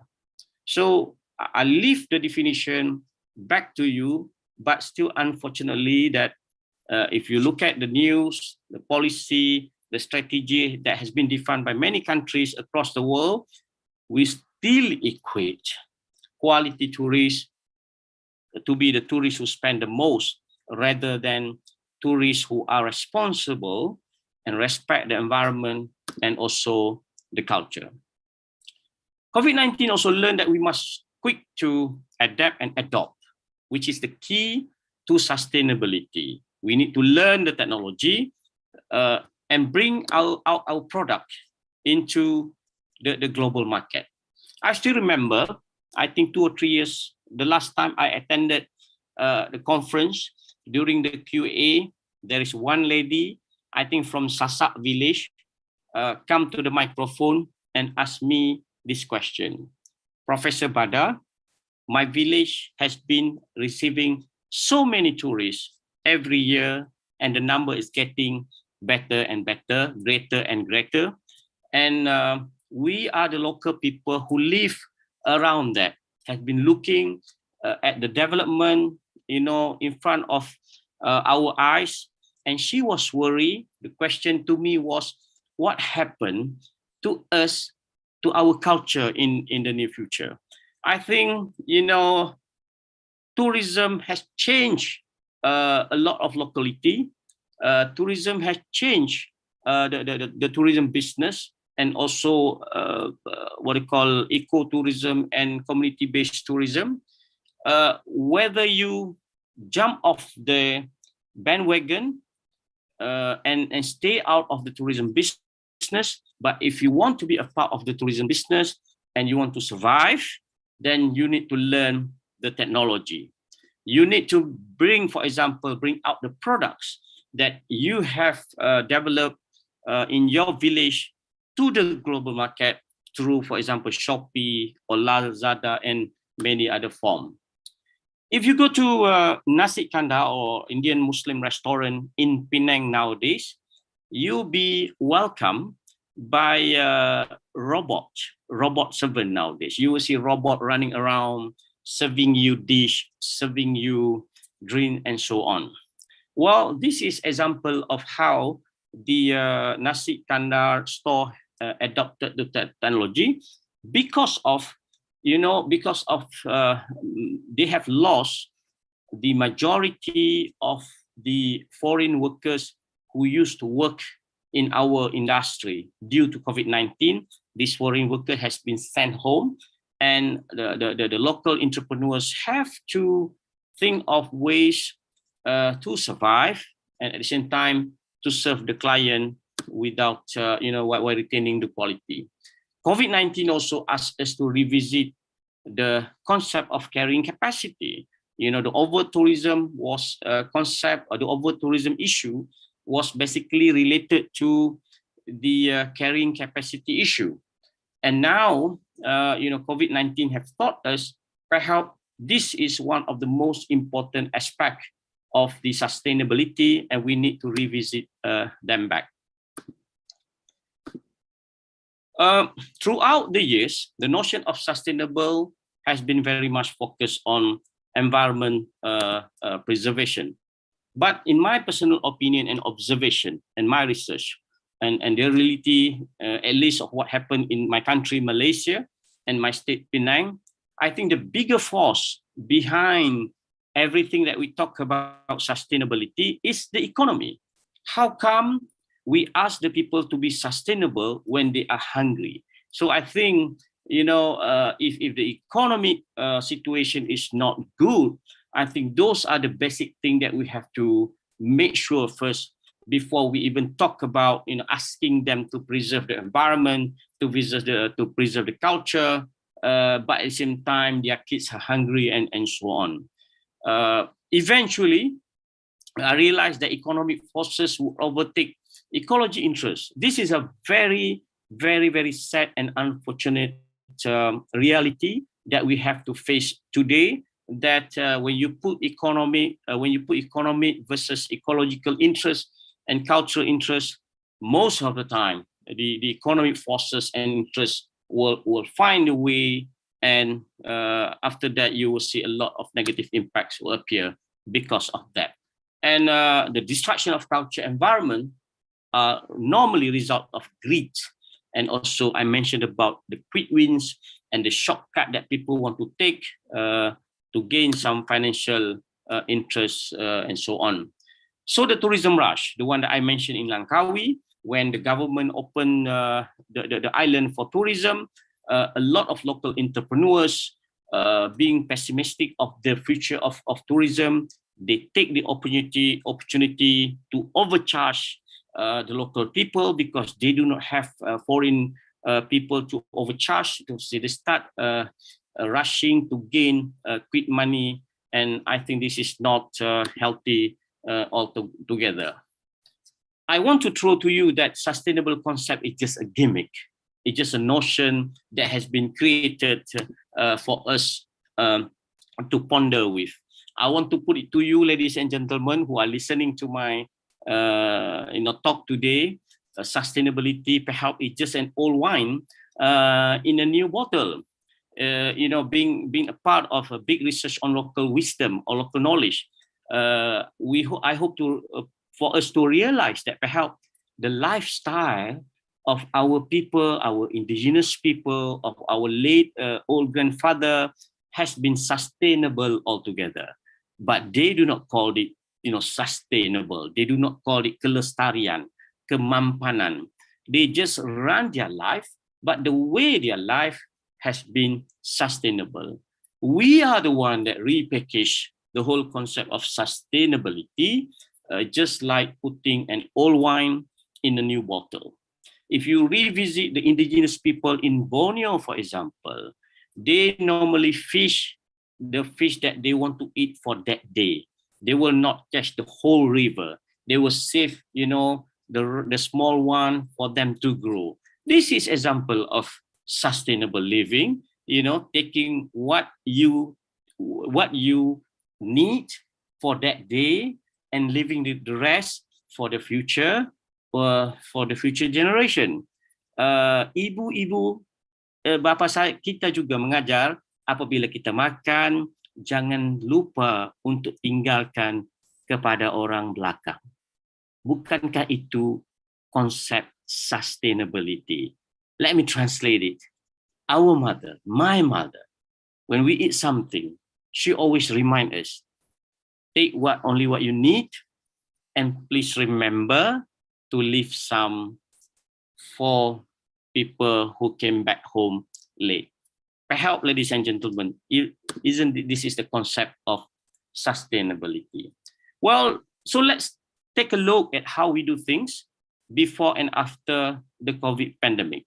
In last 2-3 years, when I started talking about COVID-19 and tourism, I bluntly share my points that kita ini makhluk yang mudah lupa. We tend to forget things. And I think when the dust of COVID-19 settled down, we will go back to the old world. We will go back to the old style. We will go back to the forgetting the carrying capacity. We go back and to the over-tourism again and again and again. So my point is that survival first, then sustainability in this context. Yeah, in this context, we will have to make sure that economically they are viable. Then only perhaps we can move into sustainability concept and all together. This is example of how lockdown have impacted the community, the homestay community in Nepal. It says here that before the lockdown, our homestay was doing much better than I had imagined it would. We barely had even a second for ourselves. But now we are jobless. We are just sitting here waiting. By Som Mayapan, who ran homestay number 10. And trust me, the similar sentiment is also happening across us, near us, in Malaysia, in Thailand, Vietnam, Indonesia, and so on. I think the similar sentiment is. Ladies and gentlemen, I just have a few slides to move on. I'm not sure my time here, but please stop me if I run over time. I just have a few more slides to go. For us to take home today, the tourism will be more challenging than ever. There will be change in behavior and trend. We shall realize that groups are getting smaller and smaller. And people will be thinking of perhaps traveling 2 people or solo again. So for those who are working in the tourism industry, please take note that all this trend. And I think when the reopening of destination, be in domestically or internationally or regionally, I think the mass destination will be the first target. People will go to the popular one first, then only start re-venture into remote territories, nature-based, rural-based tourism. So the alternative tourism destination will come in the second phase, not in the first phase. So people will go and flock the popular destination first, just revisit, just want to get out, just want to tell the world that I'm here, I'm free, I'm in Kuala Lumpur, I am in Bali, in Jakarta, and so on, in Hong Kong, and so on. Then only, then only they will start venturing into unknown territory again. The fear of flying will be there. People will be driving more because of the strict SOP at the airport and so on. The fear of the disease will be there. So we will see a younger future tourists will come into our tourism industry, and the golden age tourists perhaps will be less dominant, I guess, in the next many years. But there will be a greater challenge to cruise industry. We have seen, they are suffering. Airbnb, for example, homestay is even challenged because of lack of trust, lack of confidence of whether the homestay owners will abide the SOP and so on. And challenge to alternative tourism, the culture, the fiesta, and despite the fact that we are moving into virtual tourism, but I have my reservation of the value of virtual tourism. I don't think virtual tourism will be there. Virtual tourism can be used to do promotion, but not to replace the real practical participatory tourism. And the way we enjoy tourism also will not be the same again. Fiesta, Matsuri in Japan, the paddy field festival, the water festival in Thailand will be put on hold for a while, or they have to find a way on how to do things while we are struggling with this pandemic. Ladies and gentlemen, resilience is of course the key. Resilience against dominant tourism culture, resilience against changing tourism demand and trend, as I mentioned before, adaptation to technology without losing the authenticity. How our local people can use the technology, but at the same time retain the natural, the local authenticity is another challenge. Resilient and adaptation to the changes within tourism sector and is also another key. So before I end, perhaps for the next few years, we also need to relook at how we develop tourism and how communities can be involved. From my own experience, that top-down approach will lead to failure. You know, the government give you money, the government prescribe you what to do, and normally this kind of approach will be a failure. Is bottom is better? Not necessary. Yeah, I think the best one is that the idea will come from the local community, bringing up with the support of the government, financial support, infrastructure support, with a strong leadership at the local level. I think this is a better way to develop our community, to preserve the environment at the same time. If you have time to Google, you can Google the concept of Machizukuri, the one that have been practiced for hundreds of years in Japan, where the local community will come with ideas and concept with the help of the local government. They will send experts to realize the ideas and concept by the local community for the projects to be realized in accordance with the needs of the local community.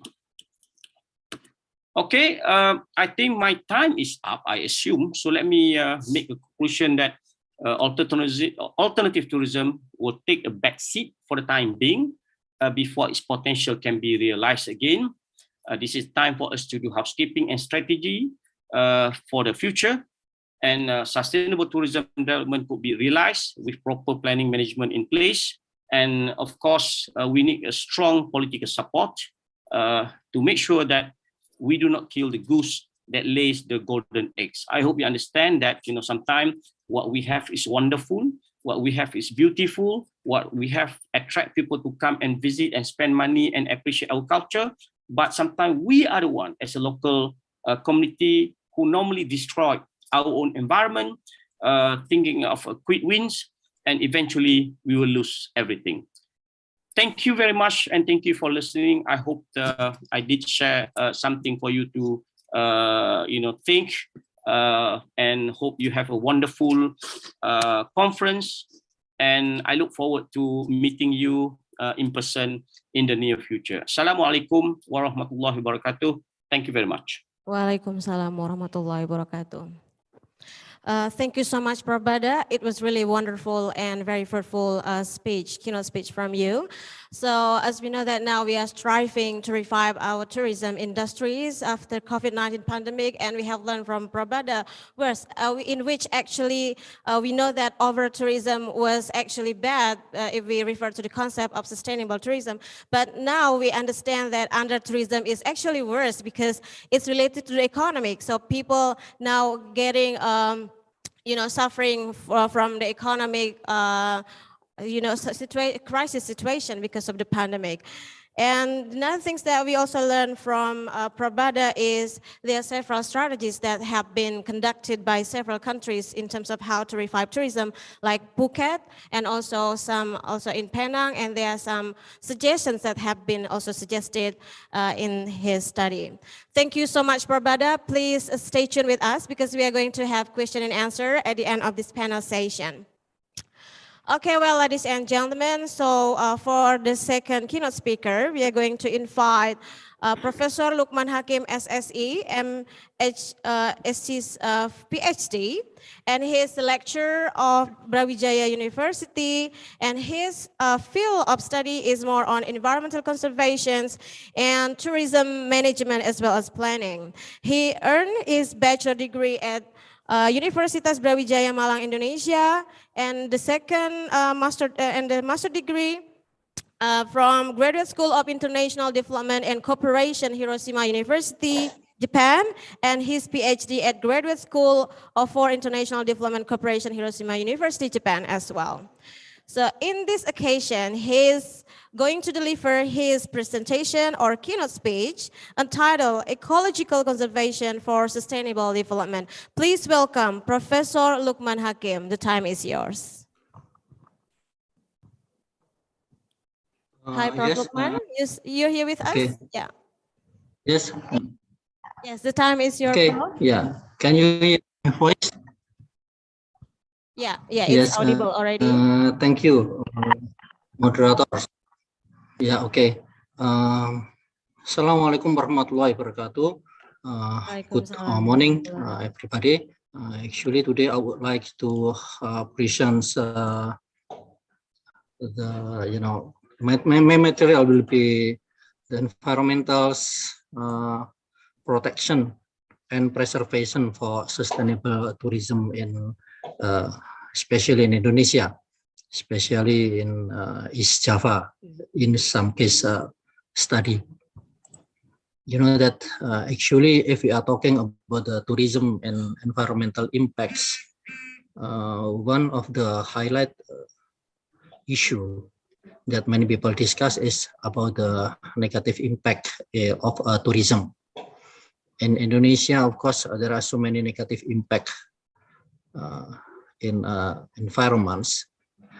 In Indonesian, tourism is usually viewed as a new economic machine, and this situation lead to the euphoria in tourist development. Many local community here in Indonesia, we try to develop tourism sectors, and local government, also central government, facilitate to the development of tourism. However, as we know and as we observe that tourism development has less consideration of environmentals and how we should manage our resource sustainably. So it is will be the crucial issue for the future of Indonesian tourism. So, of course, there are also a positive impact of tourism in Indonesia. For example, tourists provide many jobs for the local community, support the local economic growth and everything. But today we will focus to the negative impact of tourism. You know, in Indonesia, especially in many area, in many provinces, one of the characteristic of important characteristic and interesting characteristic of tourism in Indonesia is about mass tourism. It means that in many Indonesian natural destinations, we can observe mass tourism in everywhere. Many scholars in Indonesia and also many conservationists already discuss and focus the relationship between the economic earning and potential negative impact of tourism.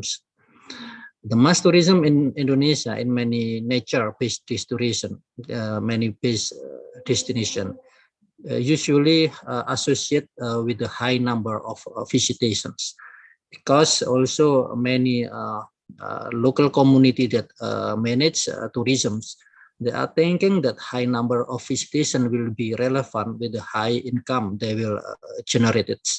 But actually, we never think for the future what is actually the impact for the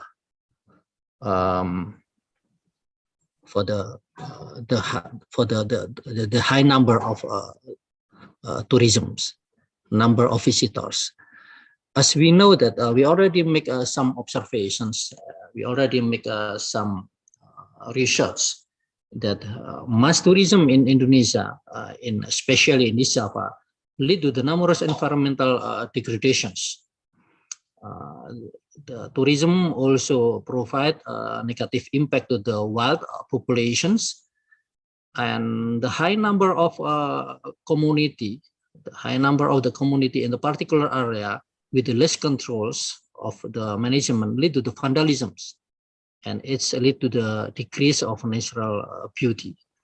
In many areas with the mass tourism, with the high number of tourism, usually also there are abundant waste and the pollutant accumulations.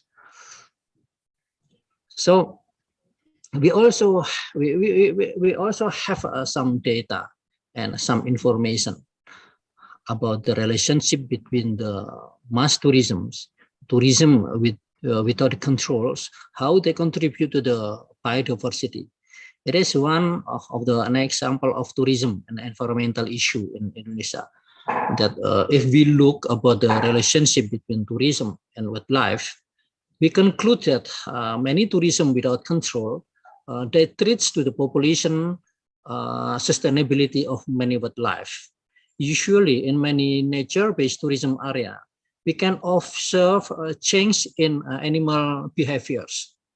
Yeah, in some macaque population, usually they also depend on the visitors, because a visitor provide food, and then visitor will happy and satisfied because they can observe the animal behaviors.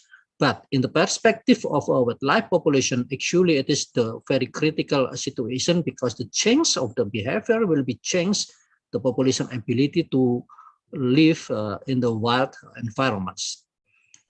We can also observe the incident of the injury or mortality, physiological stress, and also reproduction disturbance. If we look about the point, the issue of course will become the crucial issue. What is actually impact of the nature-based tourism without the controls? In East Java, it is one of the figures that I download from the internet, but actually I see the evidence from the Malang city, the Malang Regency that I live here, that the euphoria of the local peoples to open the nature-based tourism and to attract many number of tourists, the creative to coloring the stones. But actually, for the Instagrammable tourists, they will come. But actually, if we are talking about what is exactly the environmental impacts, it's very, very important to discuss. In the perspective of biology, rivers is the integral ecosystem.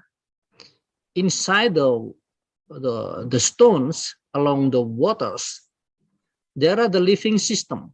That resource is that rivers ecosystem is the resource for other livings. It means that many people maybe they don't know about the situation. They just think that coloring stone will attract many visitors to come, but they never consider about the other living things in the ecosystem that easily can be affected by change of the stone colors. So it's also the crucial issue.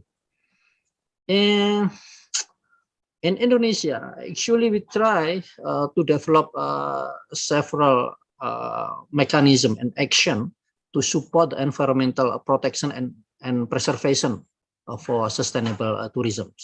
Some crucial approach, including Indonesian governments and followed by provincial government and also regency government, they issue and provide a law how to use natural resource in a sustainable manners.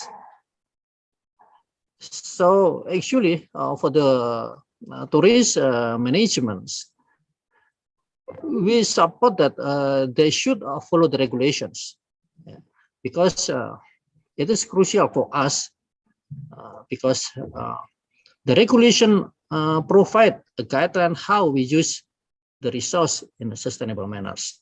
Of course, there are some law related to the conservation that also facilitate tourist developments. It means that tourist is not forbidden. Tourism allowed in the conservation area, but should follow the regulations. There are also action in the increasing community capacity and involvement in many areas, and usually nationals, Indonesian government and also regional government support for the action to increase the community capacity and involvement in tourism. Many friends and activists in non-governmental organization also, they stimulates and they support for the practice of ecotourism, especially in conservation area, and it is related with the program of the in the Ministry of Environment and Forestry through the national park to promote ecotourism program in many conservation area in Indonesia. There are some positive progress in national park if we are talking about the ecotourism as one of the approach to promote tourism, but in the same time also we protect and preserve the environment. What is the significant actions and regulation that already promoted by National Park Indonesia? All of the National Park Indonesia, usually we manage the area into some zones, and tourism allowed in the intensive use zones of the national park. It means that the beyond to the intensive use of the national intensive use zones, tourism prohibited. It means the zonation is in national park is the one tools to enhance the sustainability use of the biodiversity in national parks. In Bromo Tengger Semeru National Park also, and in Ijen nature recreation, and also in some area, the authority also have promote the management visitor through the e-ticketing implementations. There are also involving local community in tourism with the objective is to increase awareness of the local people to participate also in protection and preservation of natural resource. And the newest one is how local governments and also non-governmental organizations try to strengthen the capacity of the local people in interpretations. So if we are talking about the environmental protection and effort to preserve the natural resource for sustainable tourism, one of the idea is strengthening integrated spatial concept of tourism destination. In the past, actually, if we are talking about the tourist development, people just focus to the single issue and separated aspect. For example, people just talking about the attraction, but they never talking about the corridors, then never talking about the community. But in the spatial concept, we should consider that tourist destinations consist of the gateway, corridors, community, and attraction complex. And importantly, that the relationship of each component is unique and linked and cannot be separated. The attractiveness is the function of structure and composition of ecosystem component and its relationship. We in our campus develop the concept and introduce the concept and strengthening the local capacity to understand the concept, especially for the local tourist planners, local tourist manager. It is time to see the tourist destination is a holistic system. This is one of the example how in East Java, for example, we facilitate how people's local planner should be think that coastal destination is an integral ecosystem entity. This is one of the my activity in the East Java, especially. We disseminate concept and philosophy to all tourist stakeholders, especially in the southern coastal area in East Java, to promote that the single and integral coastal tourist destinations is the complex and integral ecosystem entity. It is consists of the attraction complex. It is consists of the corridor. It is consists of the community, and how we support for many activity to promote the sustainable use in every aspect of the component. For example, in attraction complex, me and my student conduct research about the species and population, and also we determine the habitats quality, habitat characteristic. We have collaboration how to do infrastructures development following the ecologically sustainable approach and everything. We also conduct the research in the corridor system with the objective to develop the tourist corridors which are able to support wildlife conservation.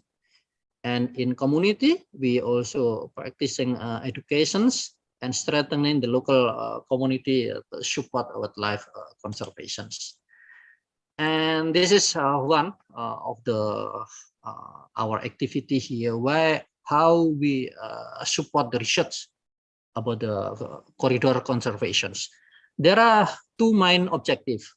First is we try to support natural process. We try to provide data and recommendation to support natural process that occurs in the healthy environments, including the movement of the species to find a resource. Because actually many nature-based tourist destinations in Indonesia has high number biodiversity, a lot of species, but also in the same point, in the same time, there are a lot of number of tourism. So it means that there are potential conflicts that potentially will destroy the natural ecosystem.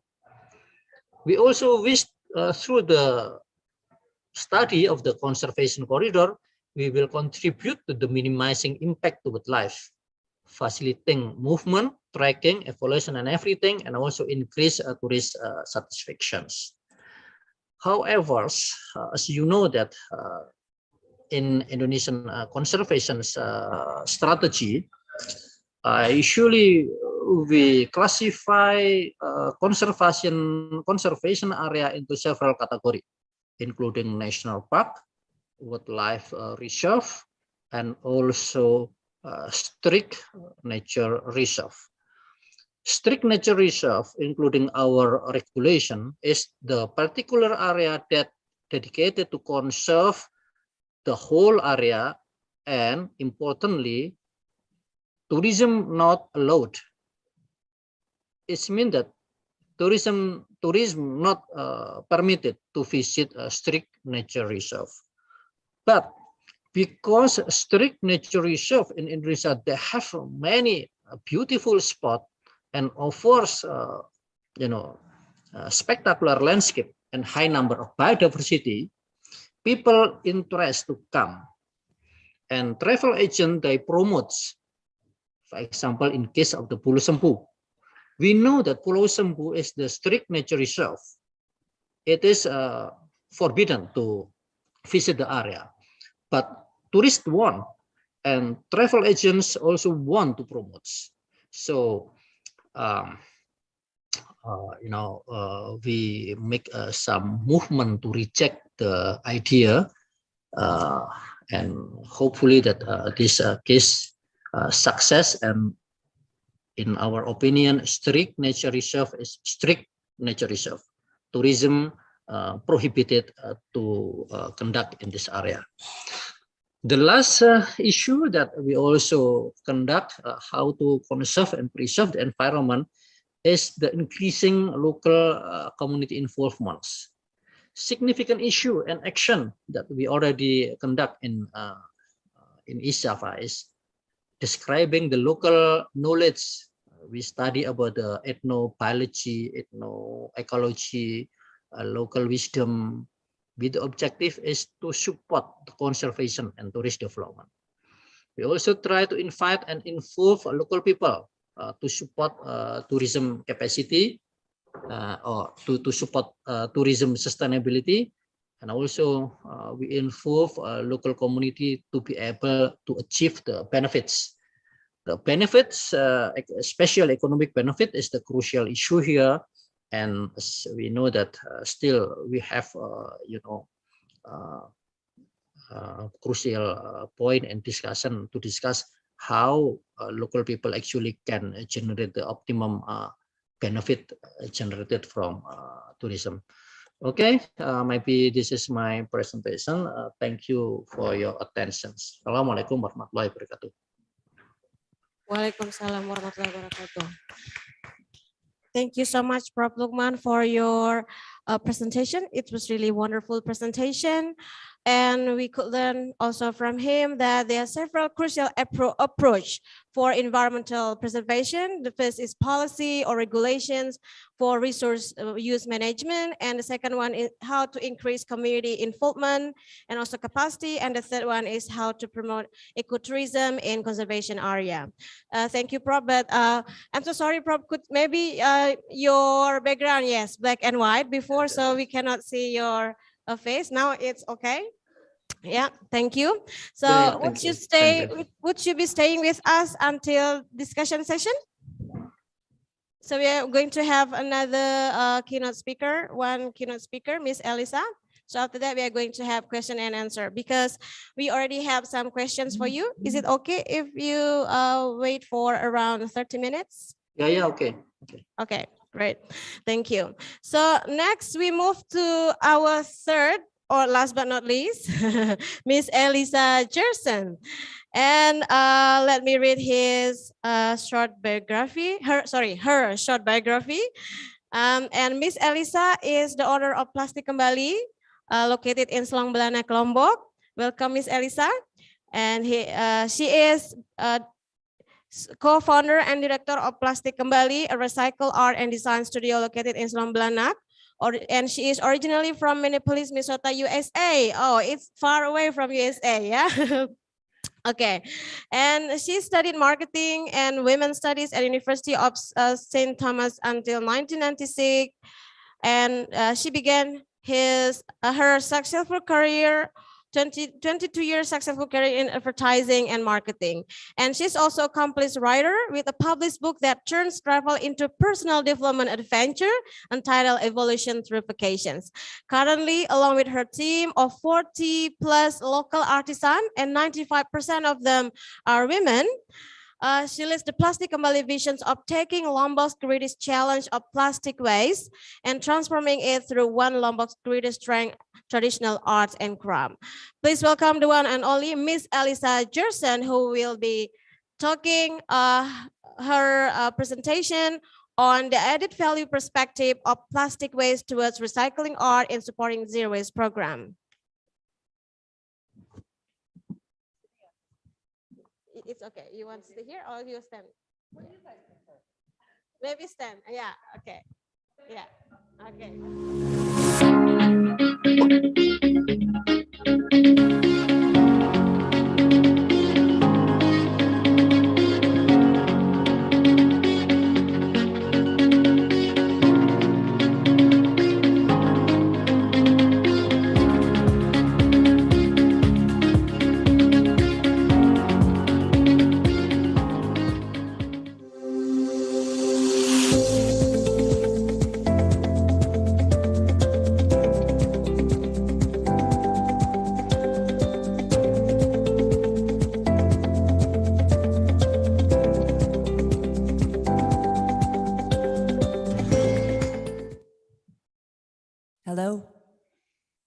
How is everybody today?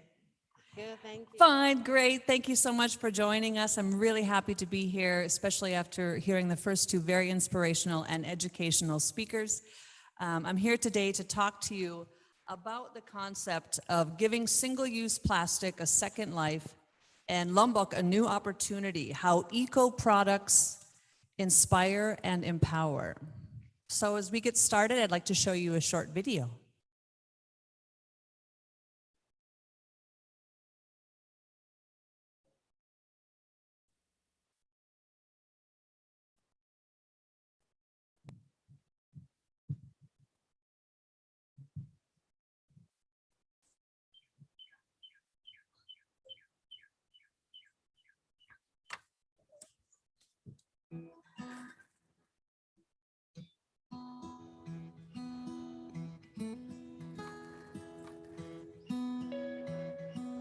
At Plastic Kembali, we make art and home goods from recycled plastic. Dari sampah-sampah plastik yang bertebaran di sekeliling kita rubah semuanya menjadi barang yang berseni. Kita ingin jadikan plastik ini menjadi sesuatu yang bernilai lagi dan menghasilkan uang ya, sehingga bisa membantu perekonomian masyarakat. My name is Elisa Jertsen with Plastic Kembali. Nama saya Ida, saya sebagai manajer desainer di sini bersama Ibu Elisa. Nama saya Azrin Fanani, saya biasa dipanggil Azrin, tim dari Plastik Kembali yang berlokasi di Selong Blanak, Lombok, Nusa Tenggara Barat. In 2018, my husband and partner, Daniel, and I moved to Lombok. We thought it was the most beautiful place that we'd ever seen.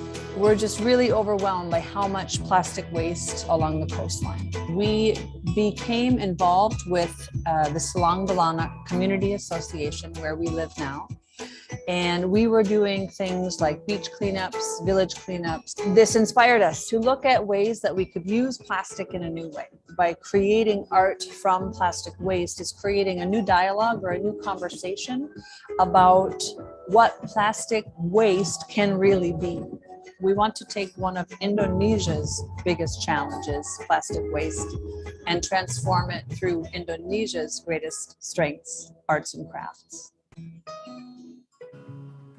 Kita kerjasama juga dengan penduduk lokal di sini, ada yang dari nelayan, ibu rumah tangga, guru. Respon mereka tidak percaya awalnya, dan mereka tertarik. Bisa kita buatnya? Bisa, kamu pasti bisa. Mereka coba sekali, dua kali, tapi akhirnya sempurna hasilnya, sesuai. Dan banyak yang suka dengan produk mereka. 6, 7, 8 months later, we have 11 weavers here locally in Selong Blanak. Beyond Selong Blanak, we have weavers in Sukorada.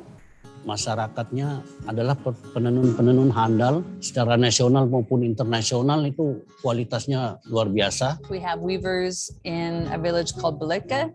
Di Beleke itu juga kita menggunakan produk lokal, kearifan lokal, tapi kami sajikan sesuatu yang berbeda.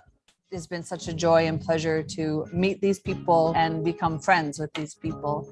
Other way that community is involved is we are working toward creating a waste infrastructure with other groups, hotels, restaurants, and we're trying to collaborate that we can create opportunity through plastic waste as well as clean up our environment.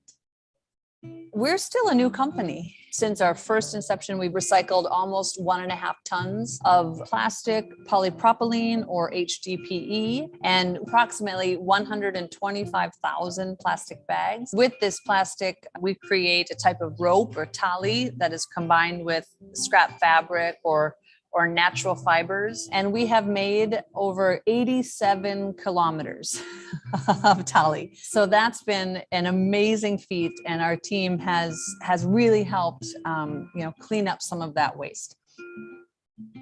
Misi yang ada kami bawa, kita berusaha plastik yang sudah dibuang-buang itu kita jadikan sesuatu yang lebih bernilai. Membuat suatu hal yang unik, kreatif, dan bermanfaat, lebih bersih lingkungan, ekonomi meningkat, turis-turis suka. I hope Plastic Kembali's impact to the community is positive, inspirational, and I hope it is energetic.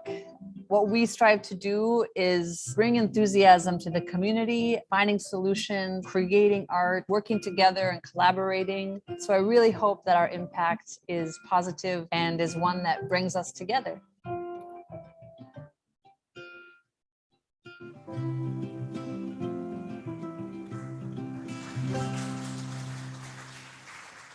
Thank you.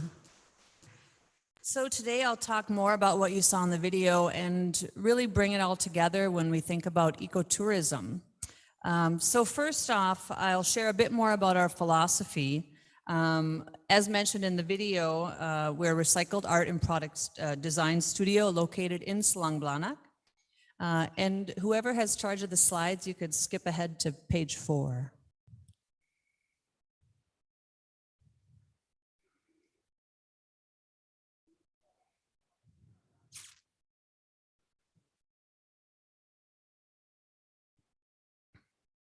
Perfect. So as mentioned, my partner Daniel and I founded Plastic Kembali. We're currently partnering with 40 plus local artisans, and you can skip ahead. Our goal, of course, is to solve one of Lombok's biggest problems, plastic waste, with Lombok's greatest superpower, which is traditional arts and crafts. You can skip ahead, please. And again. Thank you. So our philosophy is pretty simple. We want to create new and useful value from plastic. Single-use plastic has inherent value. It is made from finite resources. We can no longer mindlessly throw single-use plastic away without a second or third or fourth use. This is one of our goals, to change that. Next, we want to celebrate art and craft. We want to create a way to view rubbish as a unique material loaded with creative potential, and we're going to show you how we do that. Next, our goal is to contribute a real solution. With no proper waste management or infrastructure across Lombok and in South Lombok and Selang Blanak, where we live, we're working very hard to try to develop new solutions. The products we'll show you today are another example of one of those solutions. And lastly, collaborate and advocate. Tourism-rich areas like Lombok, we get hit doubly hard with the plastic waste crisis because not only do we have locals and residents like ourselves creating waste, we have tourists coming in who bring waste along with them, as well as a daily supply of waste coming in from the ocean. So our goal is to truly work together with local, national government, organizations, nonprofits to try to combat this challenge, to come up with new and innovative solutions, as well as to educate locals and tourists alike on how we can all work together to make this problem better. So let's look at the makers and explore the products. So on slide 8, you can see our core team, myself, Azrin, Ida, the three of us are here today. But let's talk about our broader team, the artisans. This is where we really want to look at creating economic, creative, and meaningful employment opportunities. So if you go to the next slide, please. Currently, I mentioned we have over 40 local weavers. Selang Blanak, we have what we call Desa Tali, our weavers here locally, or I should say locally where we live in Selang Blanak. Beleke does our rattan weaving. Sukarada, traditional textile weaving on backstrap looms. Kuta and Matram helping us with silversmithing for our jewelry.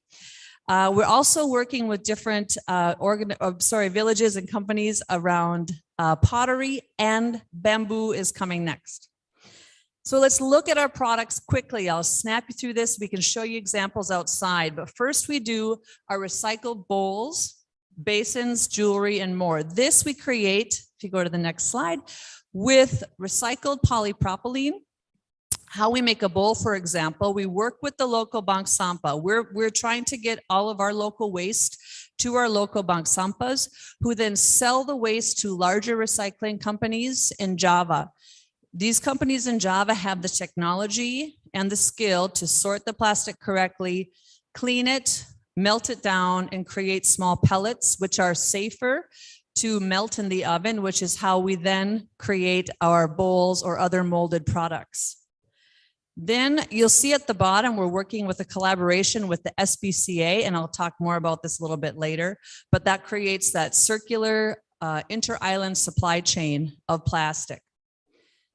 Next, we have the recycled plastic and rattan. So on the left-hand side, you can see our traditional bowls, but what the weavers do is drill holes in the bowls and add up some traditional rattan. On the right-hand side, we do our process of wrapping the rattan with plastic bag.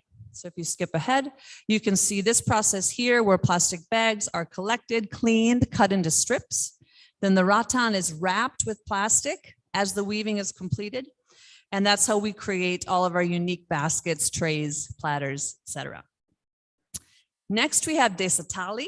This is a group of weavers that we first create our signature rope or tali from either all plastic, plastic and pandan leaf, or plastic and scrap fabric. The products we create here are traditionally macrame or knotted types of products, rugs, bags, those types of things. So if you go ahead, you can see the process as I just described. Again, we're collecting plastic bags, cleaning them, twisting them with scrap fabric, natural fiber, or all plastic. And now actually we've made up, I think we're over 150 kilometers now of tali. So we're recycling a lot here. Next, we have our recycled Lombok weavings. And these are beautiful textiles that are created, again, if you skip ahead, using plastic bags that are collected. But what's also special about these materials is that we also use sachet packet or multi-layer packaging like chitato or any type of snack packet that might have a foil or silver lining. Those are virtually non-recyclable. So with our textiles, we're able to cut those types of packaging into very small strips and infuse them into the weaving.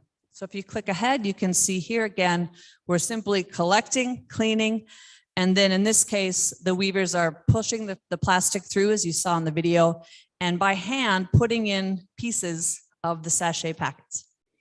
So the results that we have, we've mentioned, we're now over actually 200,000 plastic bags have been hand twisted. You can go ahead, please. Twisted into over 150 kilometers. We're at 1.75 tons of recycled polypropylene, HDPE. We've mentioned we're at 7 artisan groups established within the local craft communities, 40 local artisans, 95% whom are women. And we've created over 50 varieties of new products from these amazing local craftspeople utilizing traditional techniques of natural fiber weaving, textile weaving, pottery, silversmithing, everything as we've discussed. The next slide here, though, is what our real goal is to create hope, innovation, and opportunity. And in 1 year, we've attracted over 11,000 followers on Instagram organically. We've been featured in international magazines as well as local media. We're providing an opportunity for Lombok crafts to become more relevant. So Professor Bada spoke about villages needing to adapt and adopt to stay relevant. This really resonated with me because we're thinking about a time where younger generations, traditional craft knowledge is dwindling as younger generations are moving on to electronic devices, TikTok, etc. So what we want to do is help those crafts become relevant and exciting again. We have local interest in caring for the environment getting higher, inspiration for waste management is growing, recycled products within Lombok are more well known. We have a true sense of pride among our team doing something different and creative. And then partnerships with other local businesses that I'll speak about here more in depth is creating even more opportunity to accelerate Selang Belanak as an ecotourism destination. So our next slide, we'll get into that concept. So again, Professor Bada spoke about survival, then sustainability. He said survival, then sustainability. We want to propose an idea of survival through sustainability. And the concept of this is using the idea of circularity and ecotourism, where, as everybody here in the room probably knows, circularity is this concept where you design out waste and pollution, keep products and materials in use, and regenerate natural systems.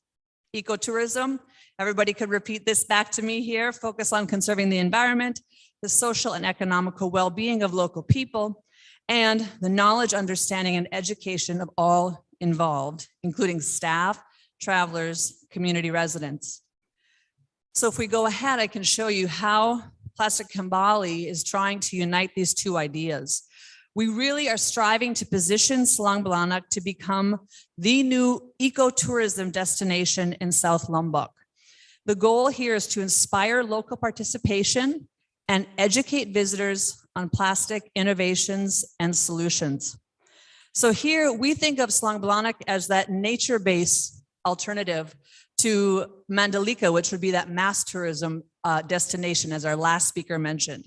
So tourists can experience both in South Lombok. We have MotoGP coming up. People can come to this mass tourism destination to experience the excitement and this groundbreaking new circuit.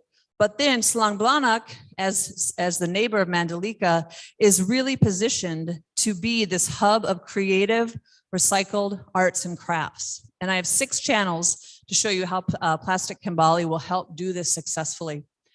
So the first is our new Plastic Kembali shop. This is our flagship showroom and studio. This is creating that economic opportunity for local artisans, as well as creating an ecotourism destination to support that economic development. Here we have all of our products on display and for sale. Next, we offer workshops at our studio. So this is another local economic opportunity and a learning opportunity for tourists. We do private or public classes to show people how to make their own products out of plastic waste. Next, Plastic Kembali and the Selang Belanak Community Association. I mentioned this in the video.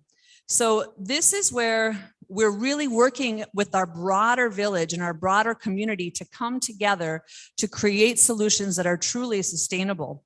So SBCA is business owners, local residents, and expats working together to create a connected zero waste ecotourism destination. On the left-hand side, you see Gobi the fish. We successfully installed a Gobi the fish sculpture. Now that's a main tourist attraction, on our beach. In the middle, we do local educational sessions with students of all ages, helping them understand the impact of plastic waste as well as sorting techniques. And then we offer beach cleanups every Saturday. If you're ever down visiting, please come and join us to help keep the location looking as beautiful as ever. Next is working with those very partners is the SB Hospitality Groups. So here we have different local hotels and restaurants that we're all working together in harmony to make sure that we're telling the same story and that everybody is trying as best we can to lead a zero waste lifestyle example. So here you can see places like Laut Biru Bar and Restaurant, Mango Lodge, Bruga Villas, Bukit Indah, and Sempiak Villas. And these are our core partners that we all work together to make sure that all tourists know that we are dedicated to helping to clean up our environment as well as provide local economic opportunity. Expanding on local economic opportunity is the Lombok Eco Flea Market.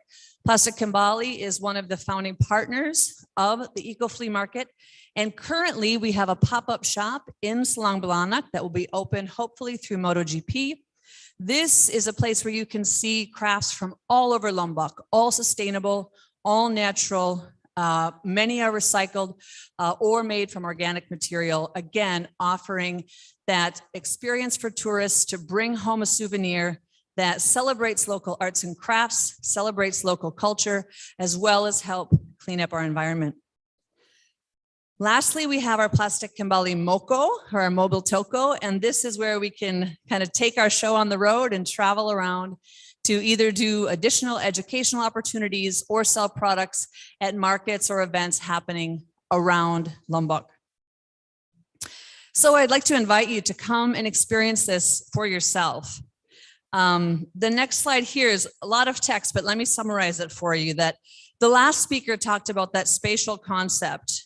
So what I want to really have come through on this slide is that from shops to restaurants to accommodations in Selang Belanak, we are all looking at how our entire village is connected and how we can work together to provide a sustainable tourism experience.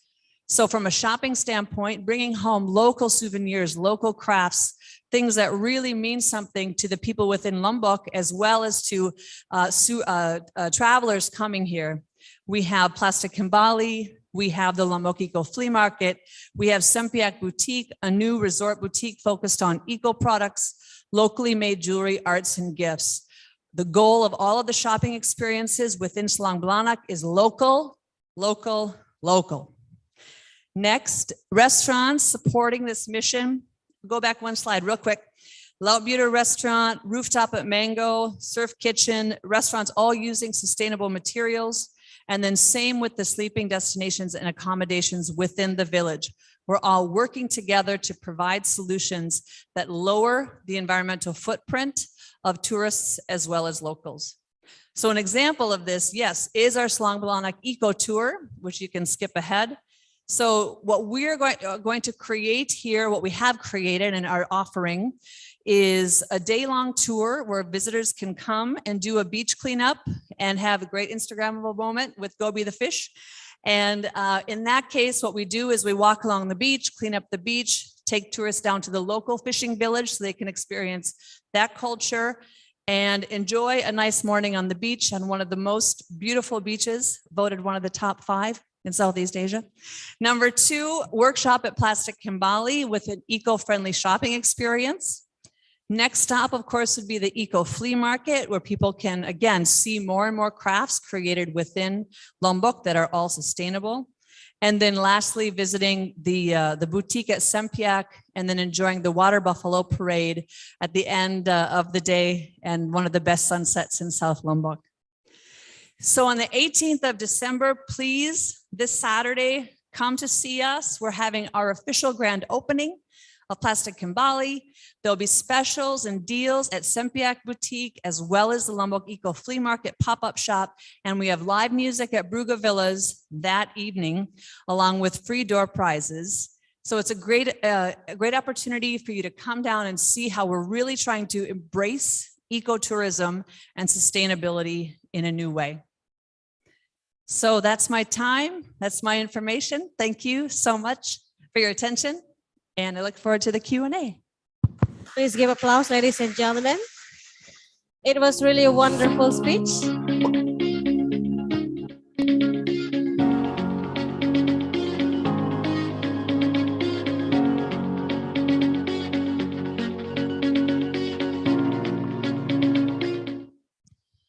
Thank you so much, Miss Elisa Jerson. I'm very inspired with all the work that you have done with the team. So you have done a very great job, especially related on, establishing a circular economy within a village in Selang Belanak, right? So it was really wonderful things that we can learn, especially related how you build like ecotourism based village in Selang Belanak, from shopping, eating and sleeping. So we can shop there with to the local products, especially what you have already done for like creating a added value product from plastic. It's really wonderful. Thank you. Yeah, and then after that, you also provide like how we can eat the local product as well. So like local cuisine, it was really interesting, and also sleep with local. Sleep at the houses provided with local communities, so the tourists can spend their time like experiencing a unique situations in the village. Really wonderful. Thank you so much. Yeah. Ladies and gentlemen, so now we are heading to discussion section. So there are some questions I have received from all the audiences. So the first question is for Professor Bada. So maybe we can say hello again to Prof. Bada and all the 3 keynote speakers. Prof. Lukman, maybe he should also be in the screen as well. So we're going to have all the panelists in the screen. Okay, so the first question is for Professor Badaruddin Muhammad from Bapak Firmansyah. The question is how to rearrange all tourist destinations that have been known as mass tourist destinations. On the other hand, we want to protect nature with its carrying capacity, but The other hand, there is also a local economy that needs to be maintained. So this is more about how to maintain the environment while we also need economy. Yeah, please, time is yours, Prof. Well, thank you, Pak Herman. I think there's two parts of this question. I try my best to share my thought, not really to answer the question. Number one is to rearrange mass tourism destination. I think this is a big challenge. It's a big challenge.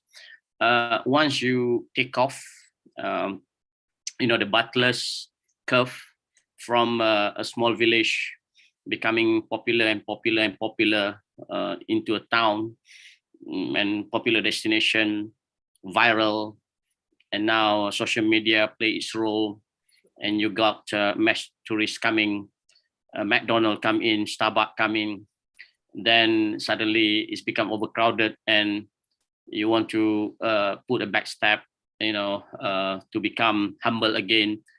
This is going to be a big challenge. I think looking at many cases across the world and the region, what people do is that they start to introduce peripheral, I call it peripheral destination, another destination to release the stress that this mass destination have been experiencing, so that people will be deviated from overcrowding that places. So this is one example. Another one for a smaller scale, for example, in Penang, we have Penang Hill, and this is related to the second part of how capacity can play a role. In Langkawi, we have Kilim, Kilim World Heritage Area, and in Penang we have Penang Hill, which is always crowded. So I think we should start put some value to these wonderful places. We cannot sell them too cheaply. We cannot make it for free, because I think as tourists, if you make it free, they will not appreciate. They will not appreciate the value of the places. Let me share you what happened in Penang National Park. In Penang, we have one small national park, which is only 30 minutes away from Georgetown. We can claim this national park as the closest national park to the urban area.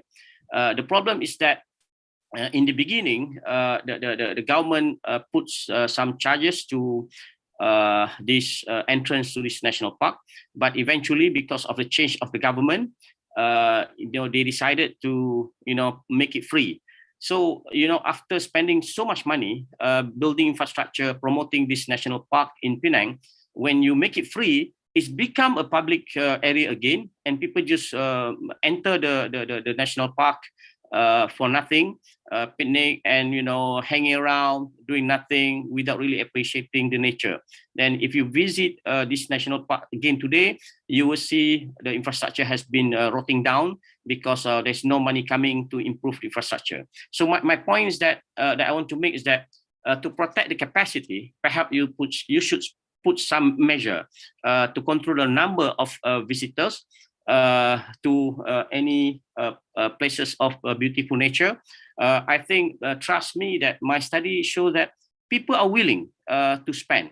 In the case of national park, actually people are willing to pay 10 ringgit or 20 ringgit to enter the park for the sake of conservation. Do not sell our culture, do not sell our environment too cheaply, because it will lead to the destruction. Measures like, for example, limiting the number of accommodation allowed in certain area, limiting the vehicles allowed to certain area, are some of the examples of how we can protect the environment and preserving the carrying capacity. That's my take, Ibu Lia. Okay, thank you so much, Prabada. So the second question is addressed to Prof. Lukman. So the question from Dovita, it's about Teluk Saleh. So we have a destination called Teluk Saleh, in which the attraction is about whale shark, and most of tourists sometimes swim and also feed the whale shark. So the question is, what do you think about that? Will it threaten the existence of whale shark or not? Thank you. Yes, thank you for the question. Actually, the issue between tourism and wildlife has been discussed for many years ago. But in case of Indonesia, I think it's because maybe we don't understand, or we don't want to study and discuss about this. We can see that still there are some problem. I mean that problem between tourism in tourist sustainability issue and wildlife. Yeah. So basically, the key issue in the relationship is feeding wildlife should be prohibited. Yeah, feeding wildlife should be prohibited, both in situ conservation area or in ex situ conservation area. In situ conservation area, including in national park and also marine national park, including in Teluk Saleh.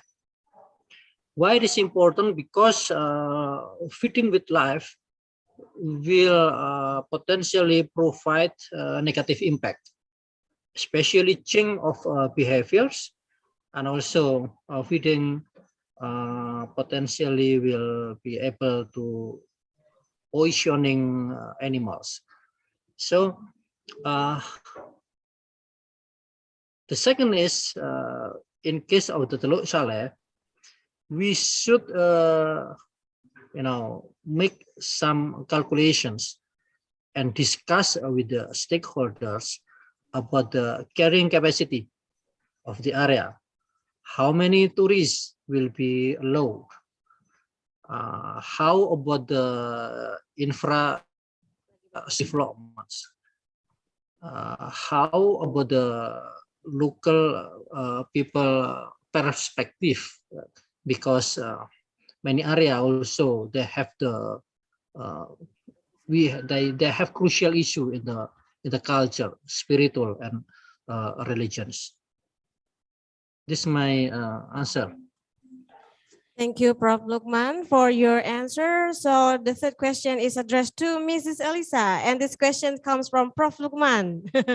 Okay, so the question is, the concept of Lombok Eco Flea Market is very interesting. Could you please explain more about the implementation technically? And is there any collaborations and networking with other parties? Great. Yes, Lombok Eco Flea Market was developed maybe over 2 years ago now.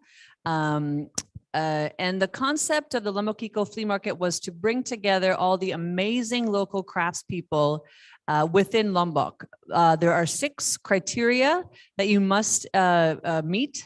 I can send more information on those criteria.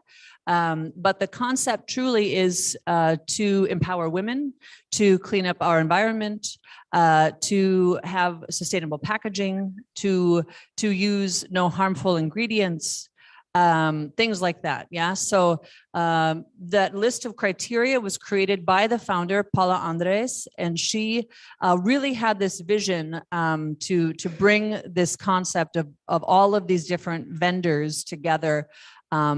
First at a pop-up market that would happen every month. So that's the first market happened in Kuta, Lombok, and the first group of vendors applied applied to be a part of it, showed their products, were meeting those criteria to be environmentally friendly, sustainable, or recycled. And then truly it has blossomed into an incredible community. We're up to almost 50 vendors now locally. Many bright young entrepreneurs making very creative products, which are all sustainable.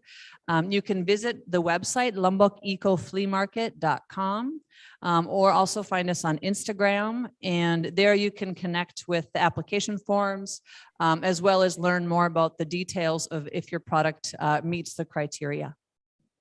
Thank you, Ms. Elisa. That's really a very great answer. And it's really interesting because actually here we are in STP Mataram. We also facilitate local people in Sembalun to establish, which is called bamboo ecotourism.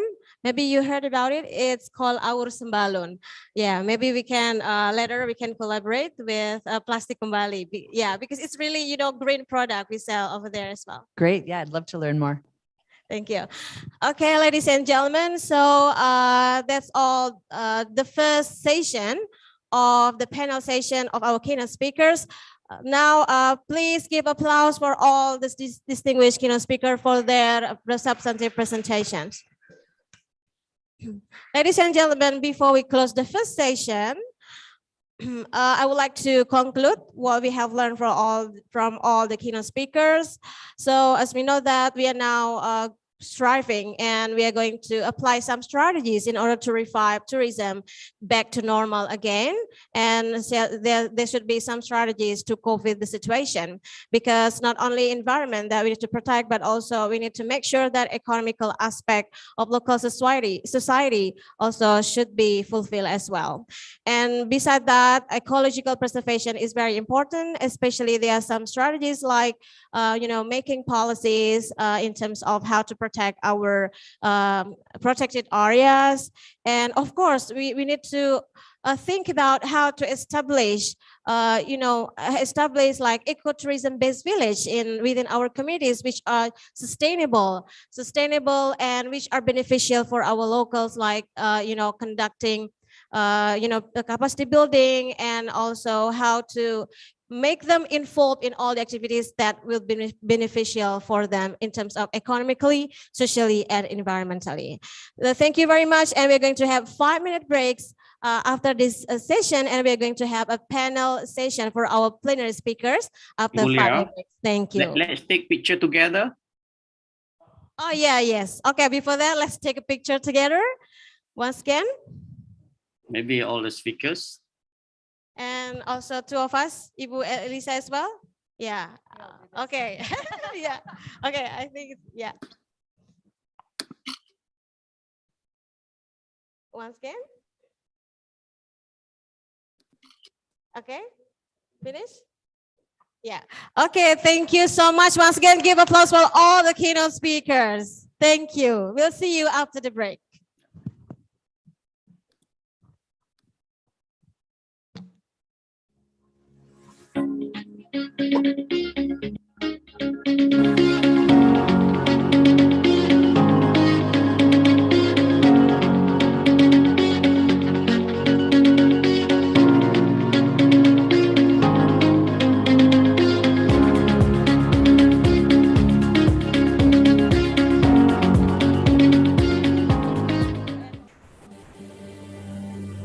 Sasaksi is for whom? Samawasi is fish home. Bojo Landi is coffee home. Sasamanate is their home. They spread out around through us miles. The ones that are various beauty, calling for soul to come.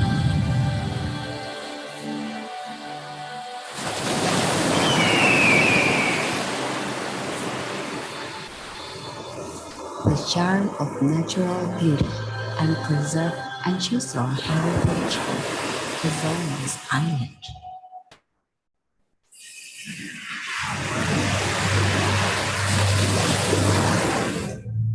A place where I cherish my sense of its fascination. Feeling the peace in each drop of water. Breathing freely to hundreds, combined with the warm sun and white sand where I put my feet. Numbered with culinary delights, typical of the archipelago.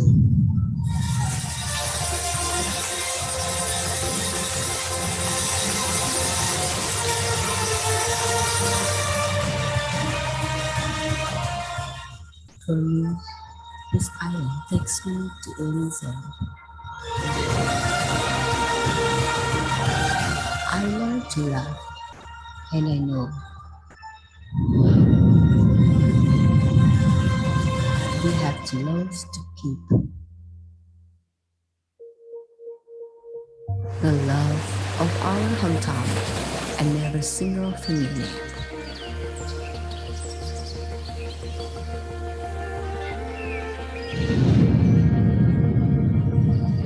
Amazing little island, until the world is enchanted, blessed with beautiful beaches, has a unique attraction and the traditional cultural heritage.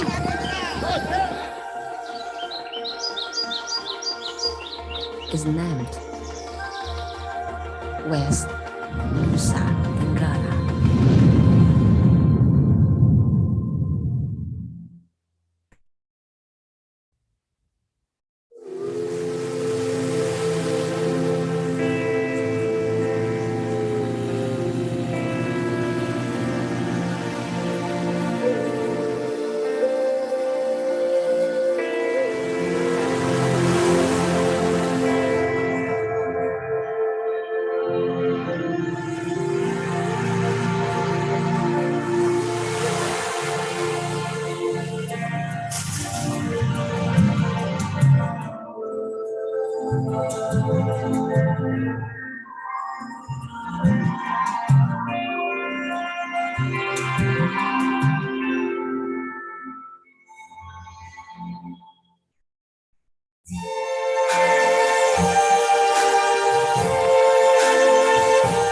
I see trees of green,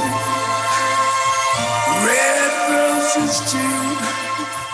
I see them bloom for me and you. And I think to myself, what a wonderful world.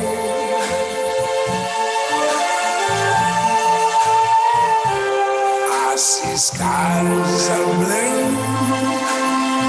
and clouds of white, the bright blessed day, the dark sacred night. And I think to myself, what a wonderful world.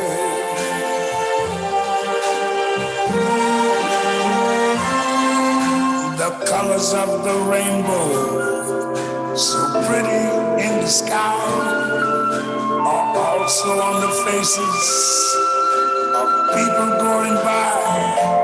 I see friends shaking hands, saying, how do you do? They're really saying, I love you. I hear babies cry. I watch them grow. They learn much more than I never knew. And I think to myself, what a wonderful world.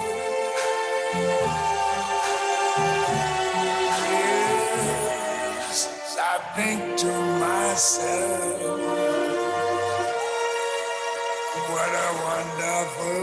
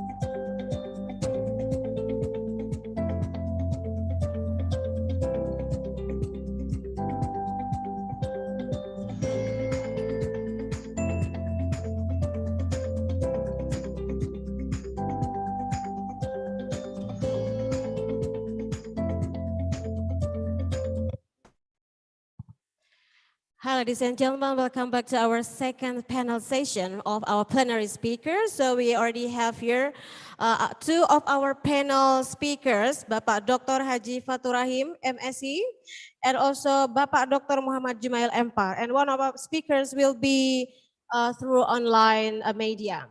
So for the first speaker, we are going to invite our first plenary speaker, Bapak Dr. Haji Fatur Rahim, MSc. And he will be delivering his talk entitled Ecotourism Product Innovation Based on Nature. So before that, I would like to read his CV or his biography. Bapak Haji Fatur Rahim, Dr. Haji Fatur Rahim MSc is a lecturer of Sekolah Tinggi Pariwisata Mataram. He earned his bachelor degree in IKIP Malang on Education Administration and also master degree in Brawijaya University on Business Administration. And he pursued his doctoral degree in 2018 in Brawijaya University as well on Business Administration.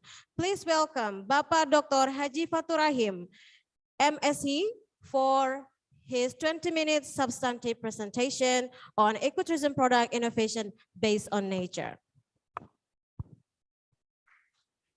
Thank you. Bismillahirrahmanirrahim. Assalamualaikum warahmatullahi wabarakatuh. Good morning, ladies and gentlemen. Let me introduce myself. I am Fatur Rahim, lecturer at Mataram Tourism Institute.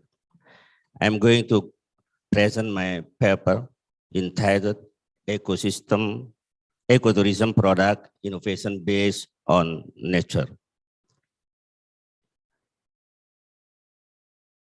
The paper outline first introduction to problem statement, 3 discussion, and 4 conclusion. First, I'm going to talk about perception and product knowledge. The main problem are, first, there is not unified perception, attitude, and behavior of stakeholder in viewing the existence of mountain as tourism asset. In fact, illegal practices still occur, such as poaching animal, felling trees, dredging mountain rocks, excavating soil for brick-making material, and burning land and dumping garbage in Mount Sasak and its surroundings.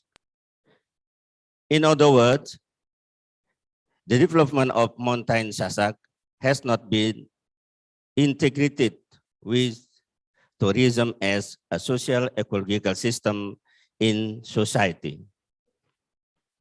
Second, the absence of an innovation program for mountain-based ecotourism products, such as tour packages that are not yet available, causes tourism activities to become undirected. This has a logical consequence that the concept of something to see, to do, and to buy has not been implemented properly. The next innovation is in the aspect of governance management, for example, by establishing or providing capacity building for institutional or organization to manage or manage destination. The third planned innovation is digital-based promotion and marketing design. For the unavailability of local tour guides, rangers, who are responsible for the operation of the tour packages that are made, and also for the provision of information, delivery, and mountain tour guidance services. In this case, the competencies of local tour guides that are targeted as aspect knowledge, skill, and attitude. Second, implementation socialization of the 7 principles of tourism and product knowledge. The first stage of theme is tourism awareness education. Aim to disseminate and share information and knowledge about the 7 principles of tourism to foreigners. The material presented was the element of the 7 principles of tourism, include security, order, cleanliness, coolness, beauty, hospitality, and memories. The second stage, the theme is product knowledge, which includes the principle of ecotourism development, objective, benefit, and impacts. In addition, material on conservation and protection of flora and fauna was also given. The activities aim to provide an understanding of how to implement the concept of something to see, to do, and to buy as the basic of preparing development program. The output is the formation of a complete understanding of mountain-based ecotourism products in Giri Sasak village. Third, technical guidance making to packages, governance, and design of digital promotion. The first session was the technical guidance for making ecotourism packages. In this technical guidance, the 2 packages made are ecotourism packages for the half day tour program with a duration of 4 to 5 hours. Full day tour packages with a duration of 8 to 12 hours. And extended tourism and extended tour packages with a duration of more than 1 day. Guidance for the second session of governance management. These activities aim to provide understanding and skill in tourism awareness group, management, and governance. The material provided is the basis of management, organization principle, and governance preparation of main text in function and evaluation. The output is the formation of a mountain-based ecotourism, tourism awareness group, management organization, and management system in Giri Sasak village. The third session of technical guidance is the creation of digital-based promotional media. In these activities, the material is making web-based or online promotion and marketing design by utilizing digital platform such as Facebook, WhatsApp, and Instagram. The output of these activities is the availability of online promotion media for mountain-based ecotourism product. Meanwhile, for the workshop, the local tour guide workshop aim to prepare mountain to guide rangers in accordance with their competition. The guiding material provided will be product knowledge, guiding technique, and hospitality. The facilitator are from Mataram Tourism Institute and Indonesia Guide Association of West Nusa Tenggara. The participant of came from Pokdarwis 5 people, Karang Taruna 5 people, Bumdes 5 people, and local community 5 people. So that at the end of the activity, there were 20 rangers who were ready to become local tour guides in Giri Sasak village. Rangers will later be tasked with being a local tour guide and also maintaining the potential and existence of mountain Sasak in collaboration with the forestry police to keep it well maintained. Local guide certification is the long-term goal of this activity. Finally, this paper concludes that in preparation stage, we build communication, set up the meeting and observation to the partner. In implementation stage, we conduct socialization, product knowledge, tour packaging making, governance, and digital promotion design. In this final stage, we conduct monitoring and evaluation, report drafting, seminar, journal publication, and proposing of intellectual rights. At the end, the outcome of this paper are tourism awareness, tour packages, organization of governance, and promotional design. Thank you very much. Assalamualaikum warahmatullahi wabarakatuh. Waalaikumsalam warahmatullahi wabarakatuh.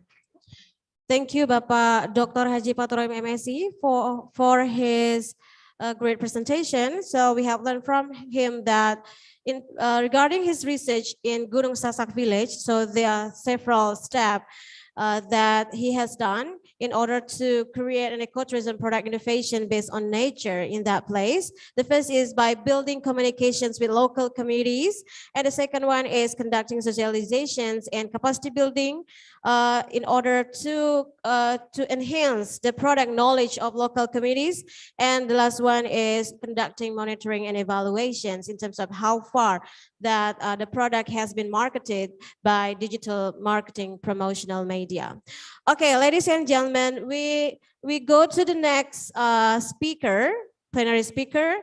He is Dr. Muhammad Jumail Empar, who will be talking his presentation on model for disaster resilient destinations. But before that, I would like to read his CV. So Bapak Dr. Haji Muhammad Jumail, STT Par Empar, and he is the lecturer of Sekolah Tinggi Pariwisata Mataram. He earned his bachelor degree in tourism studies at Udayana University, and also master degree as well as doctoral degree from Udayana University as well on tourism studies. So his expertise is on tourism management, especially tourism crisis management. So please welcome Bapak Dr. Muhammad Jumail Empar for 15 minutes presentations on model for disaster resilient destination. Thank you. Thank you, Ms. Lia, for the compliment.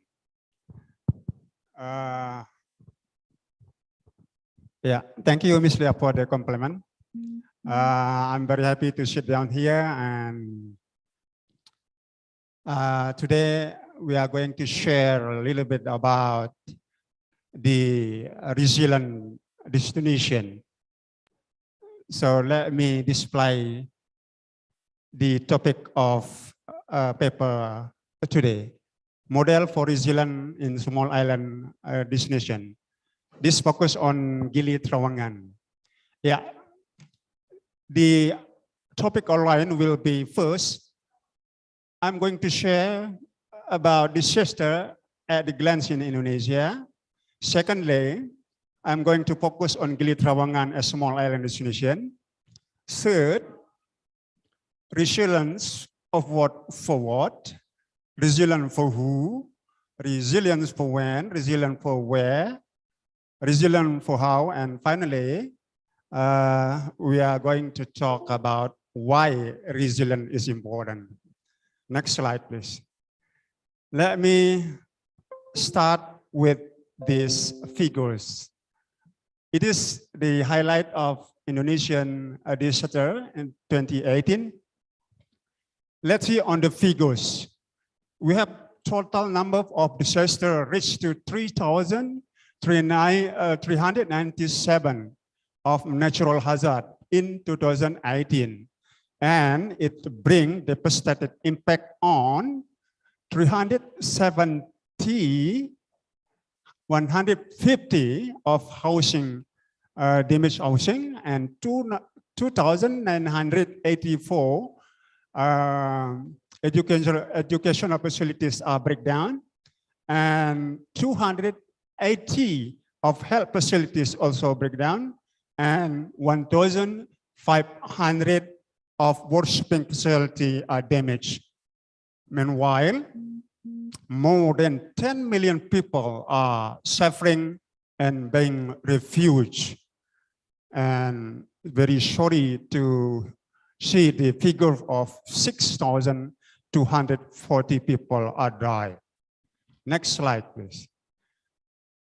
Meanwhile, the other disaster in 2020, although we are decreased in number compared with previous year, the total number of the disaster in 2020 reached to 2,952 natural disaster.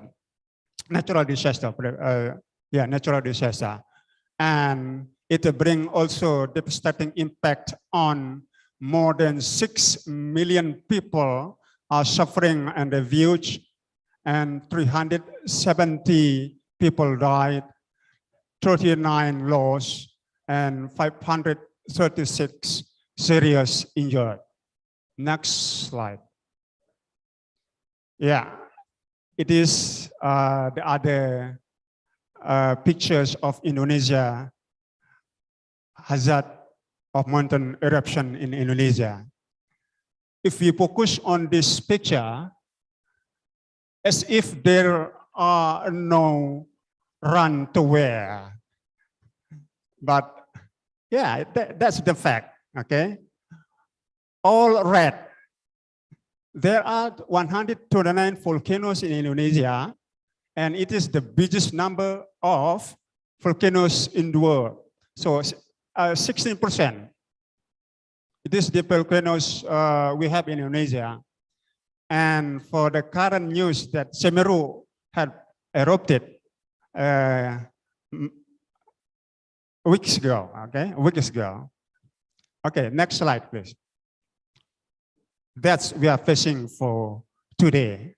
Yesterday and today is Nusa Tenggara had been shaken by the earthquake with 7.4 scala Richter. So as we show from the figure, we know that the red node is shallow earthquake. The depth is less than 60 kilometers from the Earth's surface, and it's bring very high impact. So only Kalimantan and some part of Sumatra are not red. It implies that it is very dangerous and disastrous hazard in Indonesia. And yellow node means medium earthquake between 60 kilometers to 300 kilometers under Earth's surface, and it brings medium impact. And the red, the green node, it means that deep earthquake is more than or bigger than 300 kilometers under its surface, and it brings low impact. So what we had been faced today in East Nusa Tenggara or NTT or Flores is shallow earthquake with 12 kilometers deep, as the BMKG reported. Next slide. Meanwhile, let's focus a little bit in Gili Trawangan as the small island destination. Why the resilience is very important. First, we are going to see what we can see or what we can find in Gili Trawangan. Actually, Gili Trawangan is a destination in the northern part of Lombok, whose economic is very highly depend on tourism. The decision tourism industry incorporate 14 type of tourism business, which total of 849 tourism business unit, with the majority representing non-star hotel, 160 unit, villa, 63 unit, homestay, 170 unit, restaurant, 190 unit, cafe, 12 unit, food vendors, 3 unit, bar, 66 unit, swimming pool, 211 unit, diving, 27 unit, spa, salon, fashion, 24 unit, travel agent, 12 unit, live music, 3 unit, money changer, 3 unit, art shop, 26 unit, and the total room that we are available in Gili Trawangan is reached to 3,500, with the total bed 3,632, and total tables is about 1,612, and total seat is 5,477. Meanwhile, for the total workforce that employed in Gili Trawangan is reached to 4,018 people. And the most clearly the fact and data also from 849, only 50% of this tourism business are licensed, and the rest 343 are unlicensed. Next slide. Yeah, it is the other facts that earthquake impact on tourists visiting in Gili Trawangan. We can see that from 2018, 2019, 2020, there is a good trend on the first year to 28 to 29. And unfortunately, when the COVID-19 outbreak comes, is getting down again, a decrease. So from 636,000 to 137, it is almost about 215% drastically decrease in visiting number of tourists. Next slide, please. Yeah, it is the other impact of earthquake in Gili Trawangan. There are 550 people died and 829 serious injured, 390,000 being refugees, and 670 school building damage, 128 mosque damage, and 52 health facilities, 20 office building, and 6 bridges also are damaged. Next slide. Well, we are arrived or moved to this, what is resilience? So many scholars pinpoint on the resilience. So what is the resilience? So resilience is ability to bounce back and recover quickly, and ability to cope and meet any challenges, ability to resist and withstand, and ability to adapt, be flexible, and sustain self. That's the resilience. Next, please. So the basic idea of resilience in small island destination is that how do small private sector business on small remote tourist destination island sustain themselves when confronted with disruption and shocks? Yeah. Next. Yeah, it is all about resilience. So many scholars investigate and develop resilience. Formally, resilience is origin in study in ecology and engineering, but lately they developed to tourism field and other sectors. Next. Yeah, it is the model for digital resilience in terms of Gili Trawangan. After at quick hit, so Gili Trawangan need resilience for. There are 4 core of resilience. First, infrastructure. Second, tourism business. Third, community. And the fourth, or the last, is tourist market. Next. That's the way how to effort the infrastructure resilience for what? So we need what? Jetty, pedestrian, building, hotel, house, school, etc., water and electricity, because it is very important and very crucial and substantial part of Gili Islands to connect or to open access to the main island. So it is the first resilience must be built. It's about jetty, pedestrian, building, water, electricity. How? By reconstruction, rehabilitation and debris and ruins cleaning, and reinstalling for the water and reinstalling for the electricity as well. And where? Of course, in the main harbor, Bangsal and Giliti, and inland and mainland or Bangsal area. And who is involved? First, there is Regional Disaster Countermeasure Board and General Affairs. Second are the same, and the third is Regional Disaster Countermeasure, Gili Hotel Association, and the community. And the fourth, Regional Firm of Drinking Water and National Electricity Plan. That's the key stakeholders must be involved in building resilience for who and when. 2-3 weeks after the devastating earthquake or impact, and when BPPD and BMKG issued official status of safe on this disaster. And why? That is very important. To reopening the access, connectivity inland and mainland, and there is paradigm of build back better. Next, it is the tourism business resilience for what? 14 type of tourism business in Gili Trawangan plus Bud and Sudomo. That will be focused first, how to build the resilience for tourism business. Then how? Yeah, there is no way out. We must reopening again the business as usual.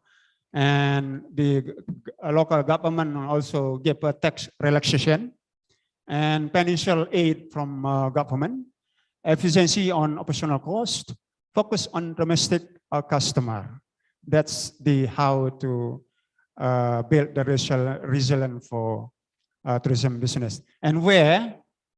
Inland tourism business plus Sudomo and Bud. And who? Yeah, this is the owner in Gili Trawangan, Sudomo and Bud. And when? 12 months after the quick hits in the first term and 12 months after for the second term. And the substantial questions why for resilience is because of economic development. And next, yeah, previous slide.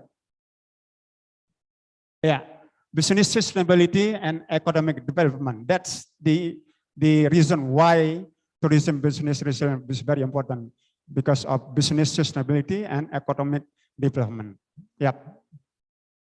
Now, local community resilience, it is the core of the tourism product in terms of service. So what we are going to build the resilience here is risk management and mitigation plan. Is very important because it is the sources we are making a plan, we're making a scenario and etc. And then how to assess the risk and to plan for, to respond, recover from and adapt to the disaster and to competence with the other disaster. So that's the several effort that must be fulfilled to reach the resilience for local community. And where? Yeah, the same place in land and mainland, Bangsal and Habao areas. And who's here? Yeah, of course, the TBS owner, local people, and visitor. And when was earthquake and why? Minimize the victim or severe impact of the earthquake, awareness and readiness, and of course, the confidence of the local people. And the next. Yeah, finally, I'm arriving at the final part of this topic. So, resilient for tourism market. Forward, image destination is very important because Gili Trawangan, after the earthquake, and now we are facing the global pandemic COVID-19, the image and reputation and brand of Indonesian need to be adapted, and of course the new promotion and marketing strategy must be designed. Secondly, how to communicate that we are safe destination.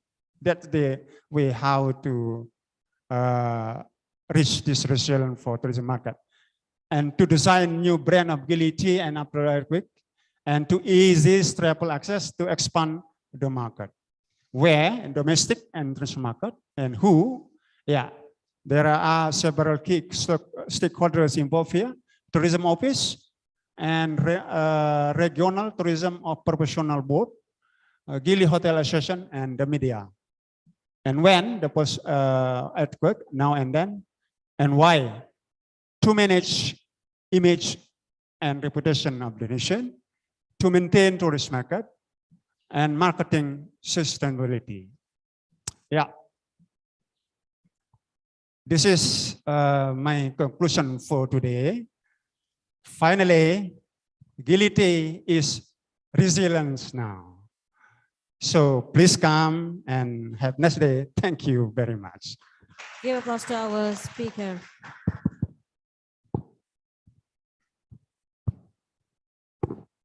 Thank you very much, Bapak Dr. Muhammad Jemail Empar, for your great presentation, especially related to how resilient our place or our destination, especially Gili Trawangan.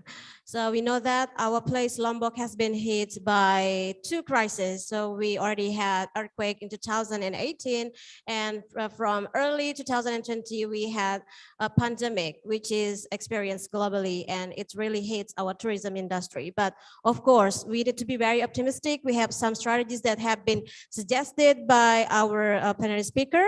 So it's called 5W1H strategy. Yeah. Of course, it has to be together with all the stakeholders to revive our tourism industry.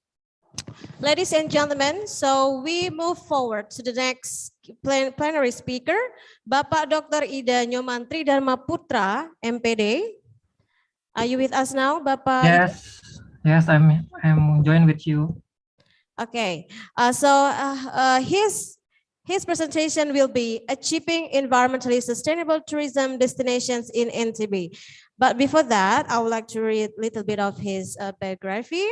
And he earned his bachelor degree from Bachelor of English Education in Mataram University, and also Master of English Education from Mataram University as well, and doctoral degree of tourism, just graduated in 2021 from Udayana University. Currently, his research is more on education and educational-based tourism, and as well as human resource management. So without further ado, let's welcome our third plenary speaker, Dr.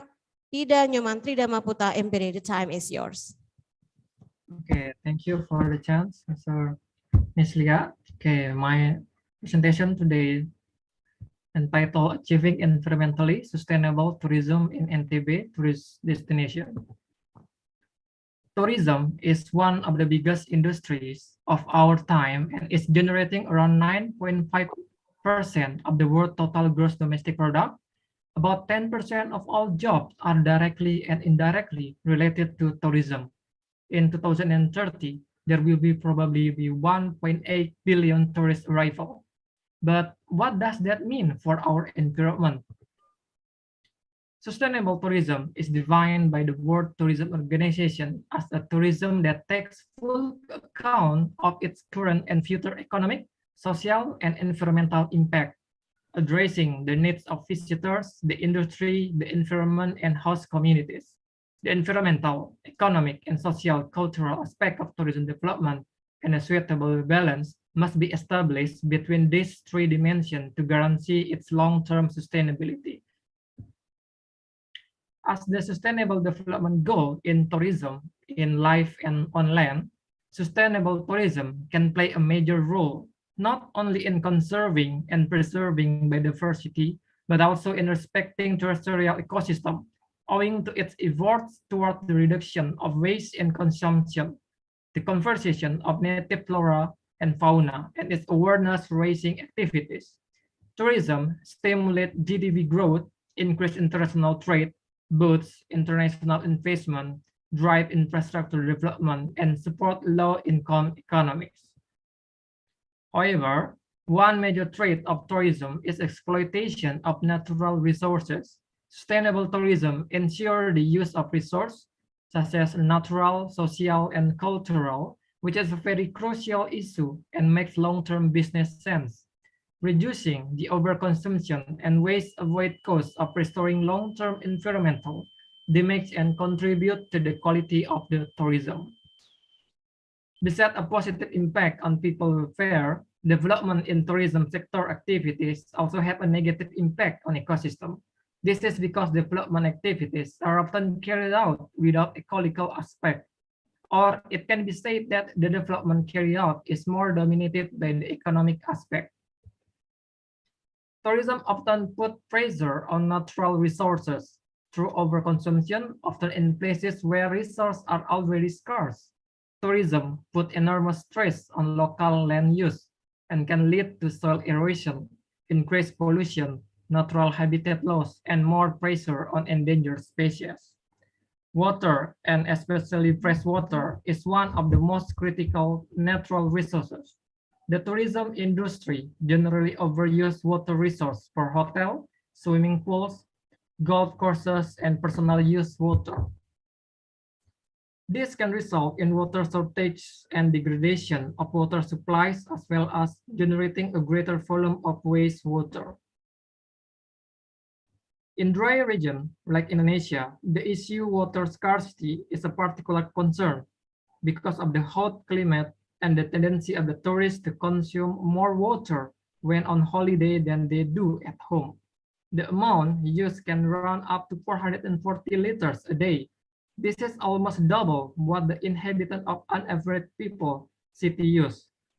Important and land resources include mineral, fossil fuels, fertile soil, forests, wasteland, and wildlife. Increased construction of tourism and recreational facilities has increased pressure on this resource and scenic landscape. Direct impact on natural resources, both renewable and non-renewable, in the proposition of tourist facilities can be caused by the used land up for accommodation and other infrastructure proposition, and the use of building materials.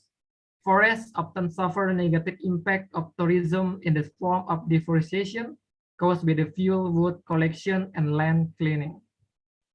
In areas with high concentration of tourist activities and appealing natural attraction, waste disposal is a serious problem, and improper disposal can be a major despoiler of the natural environment, river, scenic area, and roadsides.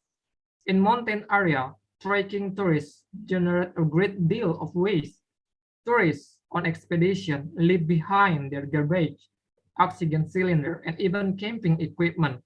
Such practice degrade the environment with all the detritus typical of the developed world in remote area that have a few garbage collection or disposal facilities. So can tourism help the environment? The first one is that the financial contribution. Tourism can contribute directly to the conservation of the sensitive area and habitat. Revenue from the entrance fee and similar sources can be allocated specifically to pay for the protection and management of environmentally sensitive area. Special fee for park operation or conservation activities can be collected from tourists or tour operators. And then we can use improve environmental management and planning. By planning early for tourism development, damaging and expensive mistake can be prevented, avoiding the gradual deterioration of environmental asset significant to tourism. And also environmental awareness raising. Tourism has the potential to increase public appreciation of the environment and to spread awareness of environmental problems when it brings people into closer contact with nature and the environment. So what then corporate and local government or community can do? First, that maybe had already been discussed in earlier is plastic recycling. The Plastic Kembali by Elisa Greston and Daniel Squisher in Selong Blanak is one of the projects that can use this plastic recycling. And also the government use the NTB zero waste with the circular economy. And also a renewable energy such as solar energy PLTS in Sambaliu Lombok, waste to product industry, waste to energy industry. And also a food zero waste management by using a bioconversion by utilizing black soldier fly that already been implanted in Lombok. So some challenge for environmental sustainable tourism. Tourism industry at present has 900 million arrivals per year around the world. And as tourism is essentially related to natural areas, it has become one of the major threats to the biodiversity and natural resources worldwide. Thus, it is indispensable to undertake efforts to make tourism more sustainable regarding all kinds of tourism at all levels and for all parts of tourism business from international tours to small homestay owner. So some challenge for environmental sustainable tourism. One of the main challenges of sustainable tourism is to deliver practical ecological sustainable tourism. We have heard enough talk about sustainable tourism, but not enough definitive advice and guidance on how to convert the theory into practice. Business houses walking toward the path of sustainability needs practical and economically viable recommendation about terms and technique of sustainable tourism. And also, local community is the strength of the sustainable tourism, but without proper plan and strategy, this opportunity can turn into threat. We must be careful while involving community to avoid inequality in our decision. Decision making is another crucial point in community participation. It is important to note that community participation in decision making is not desirable, but also necessary to maximize socio-economic benefit of tourism for community. Especially in developing countries like Indonesia, tourism is one primary source of income. As per recent report from the World Travel Organization, tourism represents about 10% of global GDP. It is very important to assure and stabilize the partnership of authority and community, which has remained one of the challenge. Another challenge that is that sustainable tourism is a very sensitive issue in tourism, which can be easily mishandled. Environment conservation and restoration is a known subject that is very difficult to replicate and explain in layman terms. Large number of sustainable activities takes in government control protected area, like national park, wildlife conservation area, and so on. And as sustainable tourism involves local community, proper distribution of income is very important. As often happen in elite group of people from community are usually the beneficiary. So fair distribution of income is crucial challenge of sustainable tourism. Another is a proper communication. Sustainable tourism is defined as a tourism both local and travelers, cultural heritage and environment. It is all about making a positive impact on environment, society, and economy for which proper communication is required.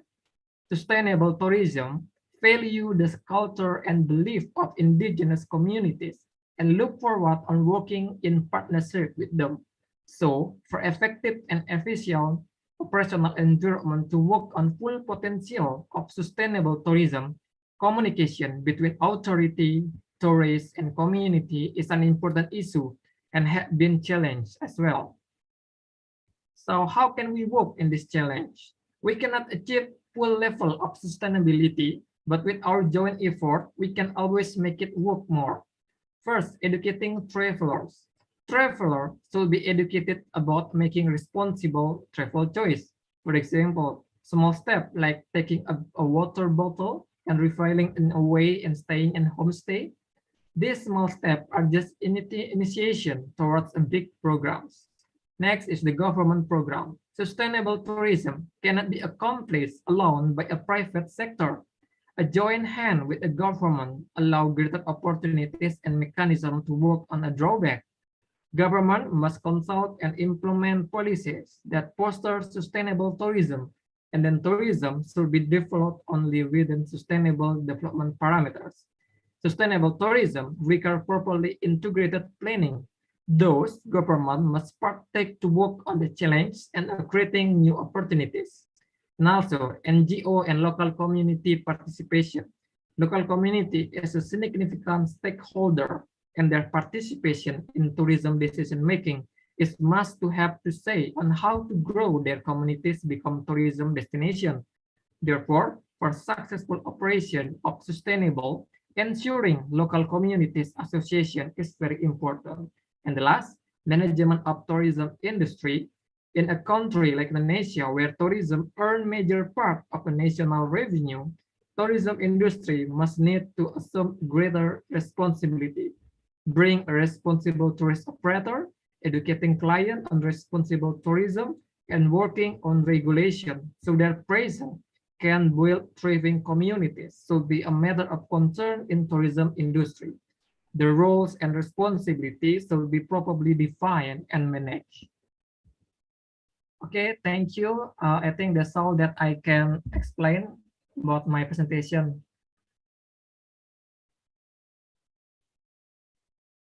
Our third plenary speaker. Thank you, Bapak Dr. Ida Nyomantri Damapurta, for your interesting presentations on how to protect environment as a part of sustainable tourism destination efforts. Well, so as what we learned from him that there are several ways in order to make sure to achieve sustainable tourism destination. The first is by educating the travelers, but of course, educating the travelers through the design of some product, which is more sustainable products. And the second is it needs to be supported by the policies and regulations of the government. And of course, without the support or the involvement of local participation, it also will not be achieved. And last but not least, industry is the main practitioners of the tourism also needs to be involved together in order to achieve sustainable tourism destination. Ladies and gentlemen, so now we move forward to the discussion session. So let me read some questions for our plenary speaker. So one question to Bapak Jumail, Bapak Dr. Jumail.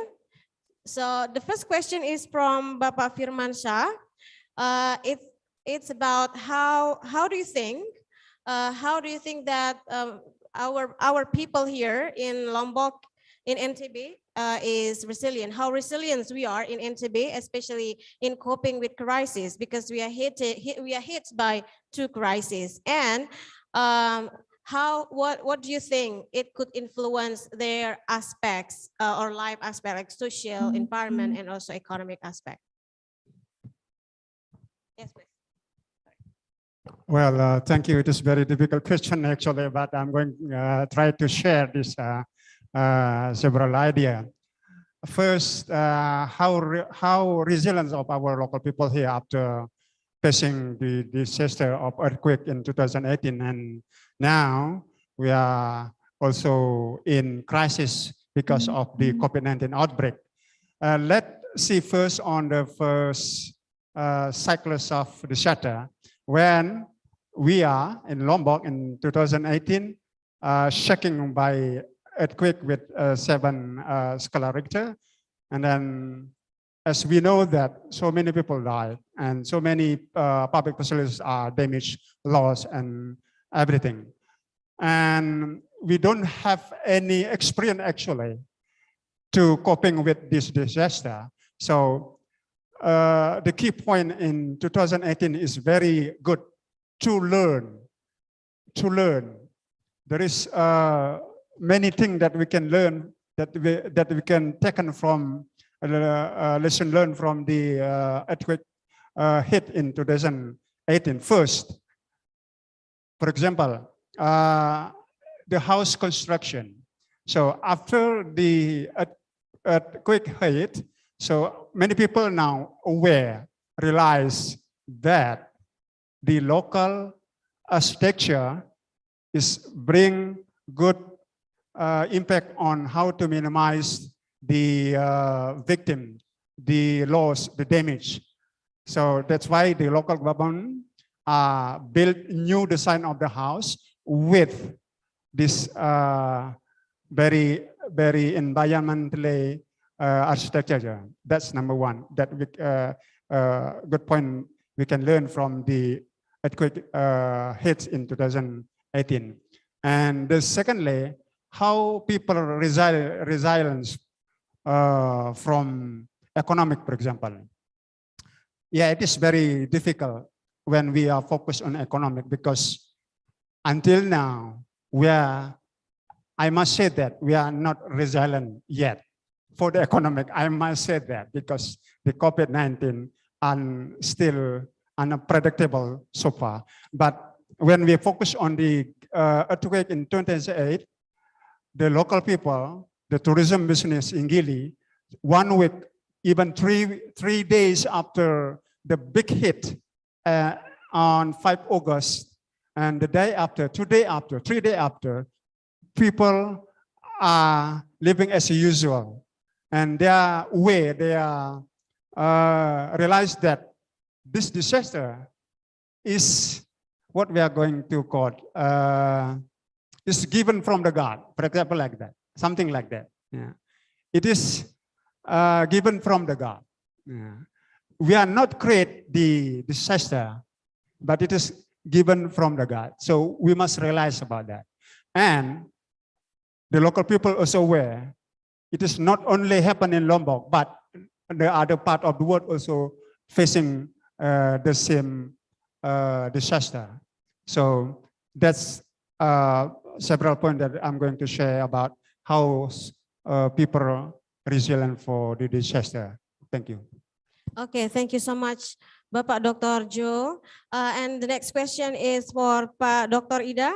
So it's more about how to face the environmental challenge nowadays, especially in terms of how to strengthen the role of communities in order to face the challenge, especially if we have very limited time and limited costs.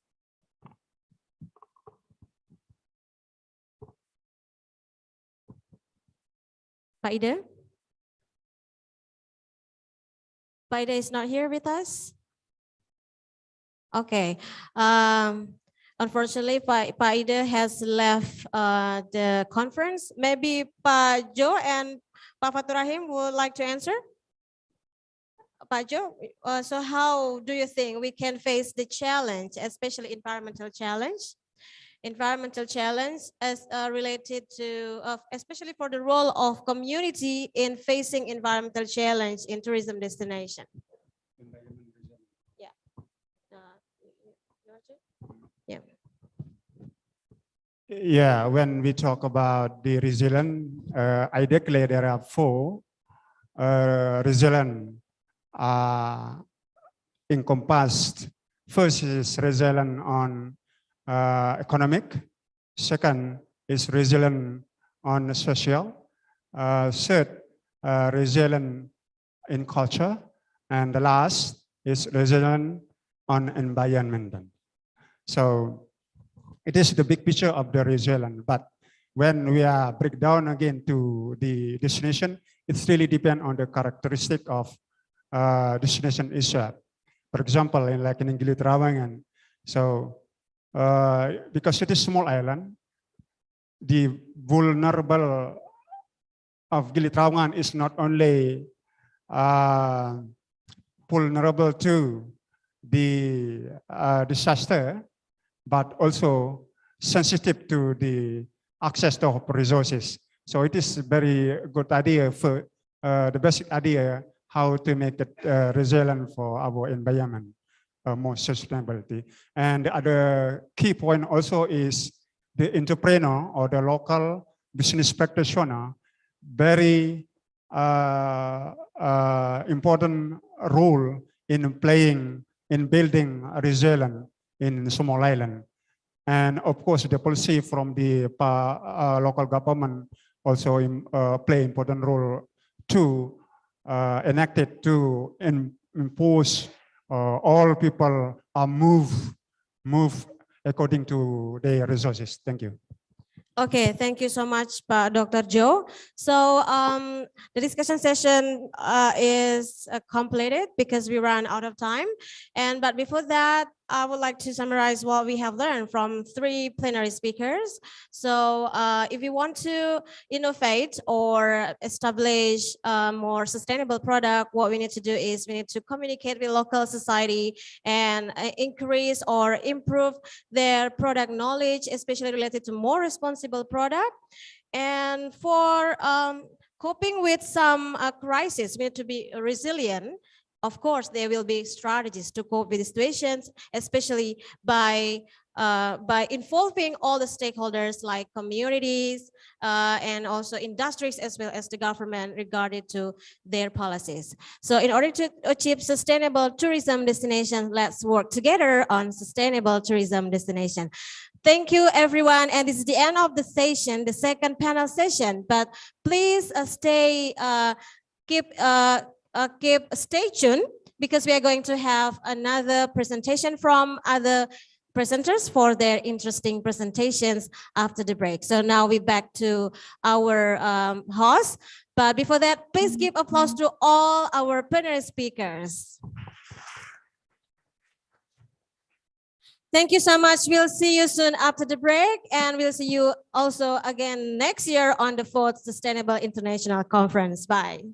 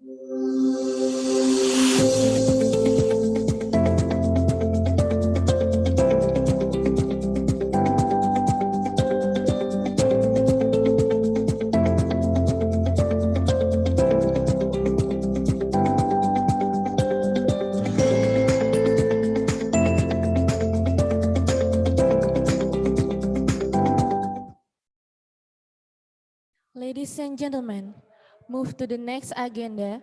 We will receive sponsorship from the head of state-owned pawn shop of Ampenan, Pegadaian Ampenan, from Mrs. Zahra Wardati, to the head of Committee of Sustainable Tourism International Conference, Mr. Firmansyah. Please come to the stage.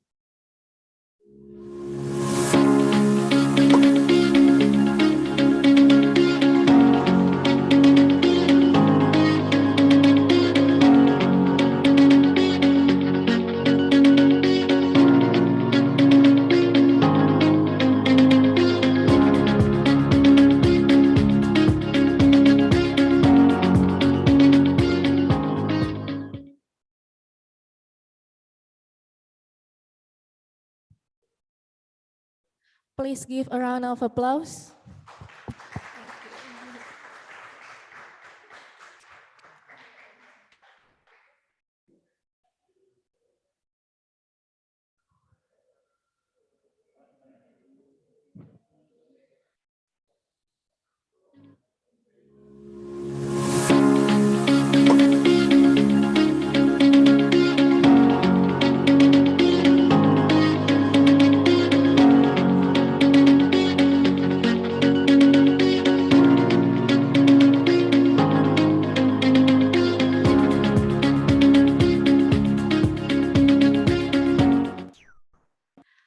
Next, ladies and gentlemen, we will have a lunch break, and it will be great pleasure to have you return to this room on time, and we will be back on 1:30 p.m. Once again, we will have a break, and we will return to this room on time on 1:30 p.m.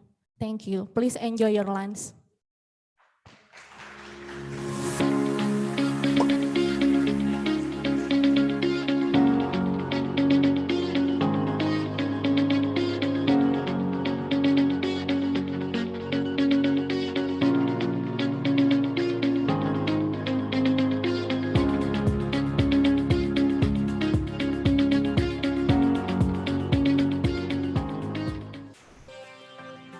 Temanku pernah cerita tentang aplikasi pegadaian digital. Katanya sih bisa menyelesaikan separuh permasalahan hidup. Masa iya sih? Tapi karena penasaran, jadinya aku download deh. Registrasinya gampang banget. Fitur-fiturnya bikin aku jatuh cinta. Dulu tiap habis gajian aku pasti belanja. Tapi sejak kenal aplikasi pegadaian digital, aku jadi tahu nih, ternyata ada fitur tabungan emas pegadaian. Aku jadi bisa update harga emas setiap hari. Aku jadi semangat nih buat nabung emas yang bisa dimulai dari Rp50.000. Terus ada fitur jual emas juga. Cairnya nggak pakai lama. Dan untuk orang tersayang, aku nggak transfer uang lagi, tapi transfernya emas. Yang lebih seru lagi, emasnya bisa aku cetak dalam bentuk batangan atau tukar dengan perhiasan.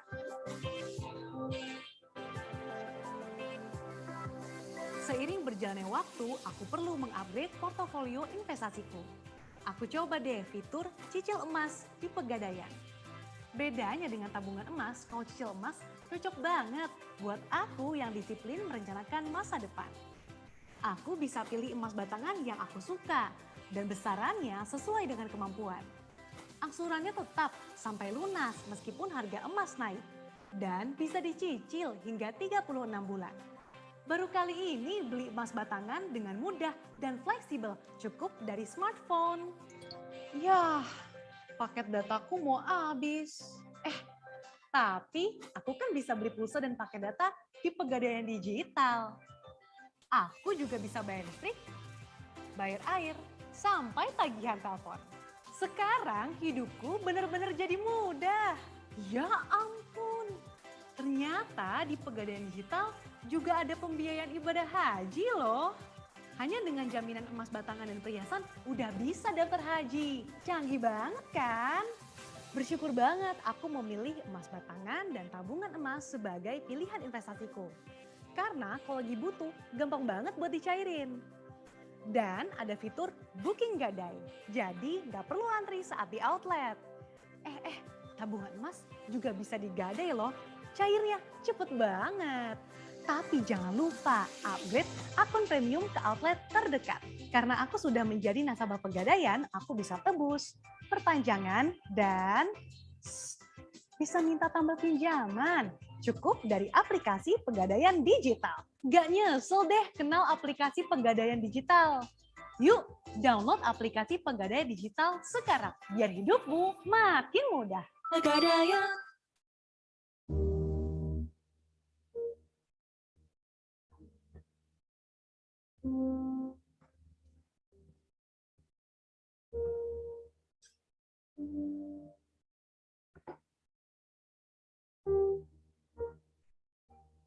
Cincin pernikahan ayah ibu. Ibu sih terbuka gitu kan, kayak misalnya kan kalau mau lulus SMA kan butuh uang buat masuk kuliah. apa nih yang harus dilakuin gitu kan. Mungkin kalau lagi nggak ada, diusahain supaya ada gitu.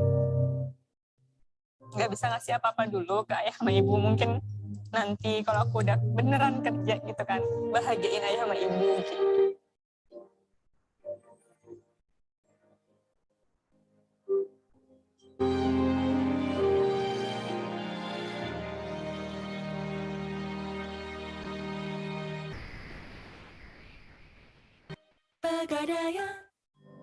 Yoga telah mengajarkanku banyak hal tentang keseimbangan hidup. Dan itulah yang selalu membuatku ingat pentingnya berinvestasi. Seperti di era kini, aku selalu optimis dan tidak khawatir. Karena ada Pegadaian Digital yang selalu siap membantu. Bertransaksi apapun, di mana dan kapanpun. Mudah dalam satu genggaman. Tunggu apa lagi? Download aplikasi Pegadaian Digital sekarang.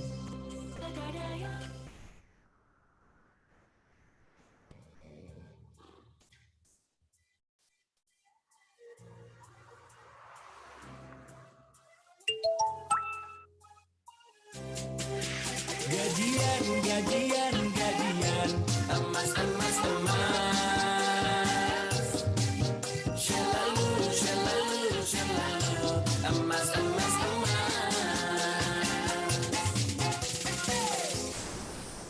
Udah gajian? Jangan lupa nabung pakai promo gajian emas di aplikasi Pegadaian Digital. Ada promo gajian emas di setiap bulannya. Download aplikasi Pegadaian Digital sekarang, buka tabungan emas, dan top up terus demi masa depan yang lebih cemerlang. Buruan, jangan sampai ketinggalan. Hai! Pegadaian.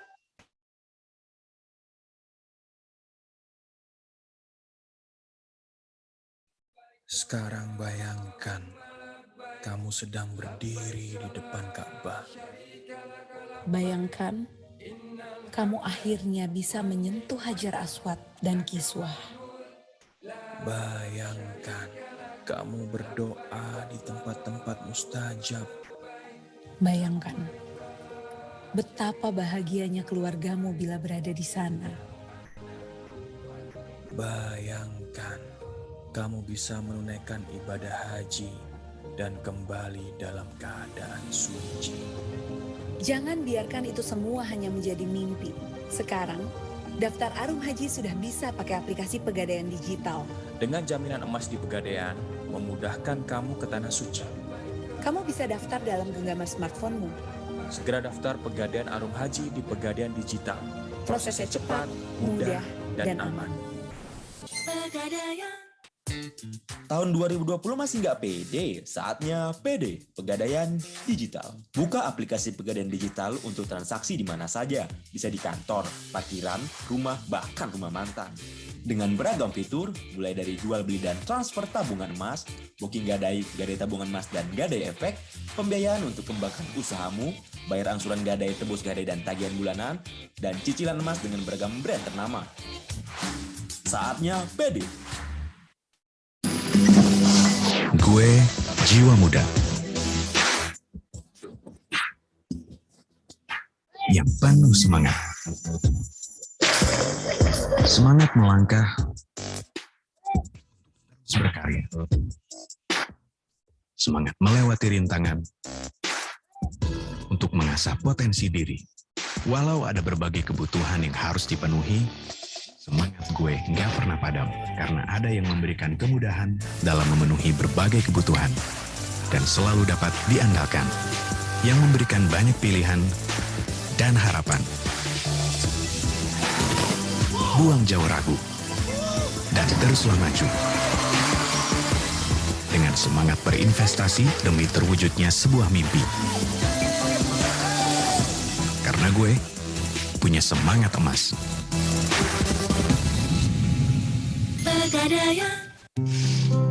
Aku selalu semangat untuk menyambut matahari dan menyiapkan yang terkasih menjalani hari. Mengejar mimpi, menjadi wanita yang lebih mandiri. Membawa hubungan lebih rekat dari sebelumnya dan mengukir bahagia pada mereka yang tercinta. Karena mereka semangat berinvestasiku tak pernah redup. Karena ada yang memberikan kemudahan dalam memenuhi berbagai kebutuhan. Dan membuka banyak pilihan. Aku pun akan memberikan semangat demi terwujudnya mimpi hari ini juga nanti. Karena untuk yang tercinta, semangat emas kita akan selalu ada.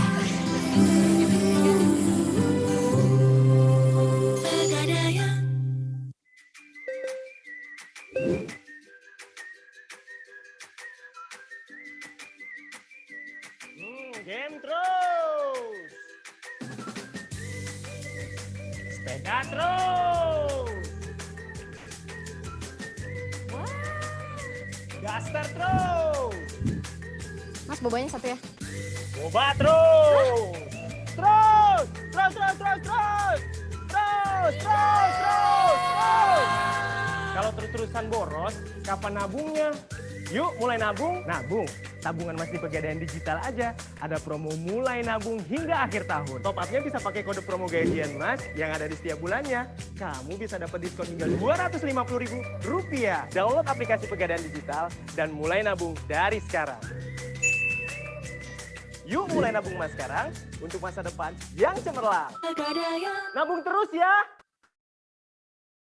لبيك اللهم لبيك لبيك لا شريك لك لبيك لبيك اللهم لبيك لبيك لا شريك لك لبيك إن الحمد والنعمة لك والملك لا شريك لك.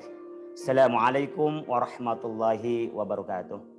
Saya Muhammad Khalil Nafis, Ketua Komisi Dakwah dan Pengembangan Masyarakat Majelis Ulama Indonesia Pusat, mengajak umat semuanya untuk merencanakan kapan kita akan berangkat haji.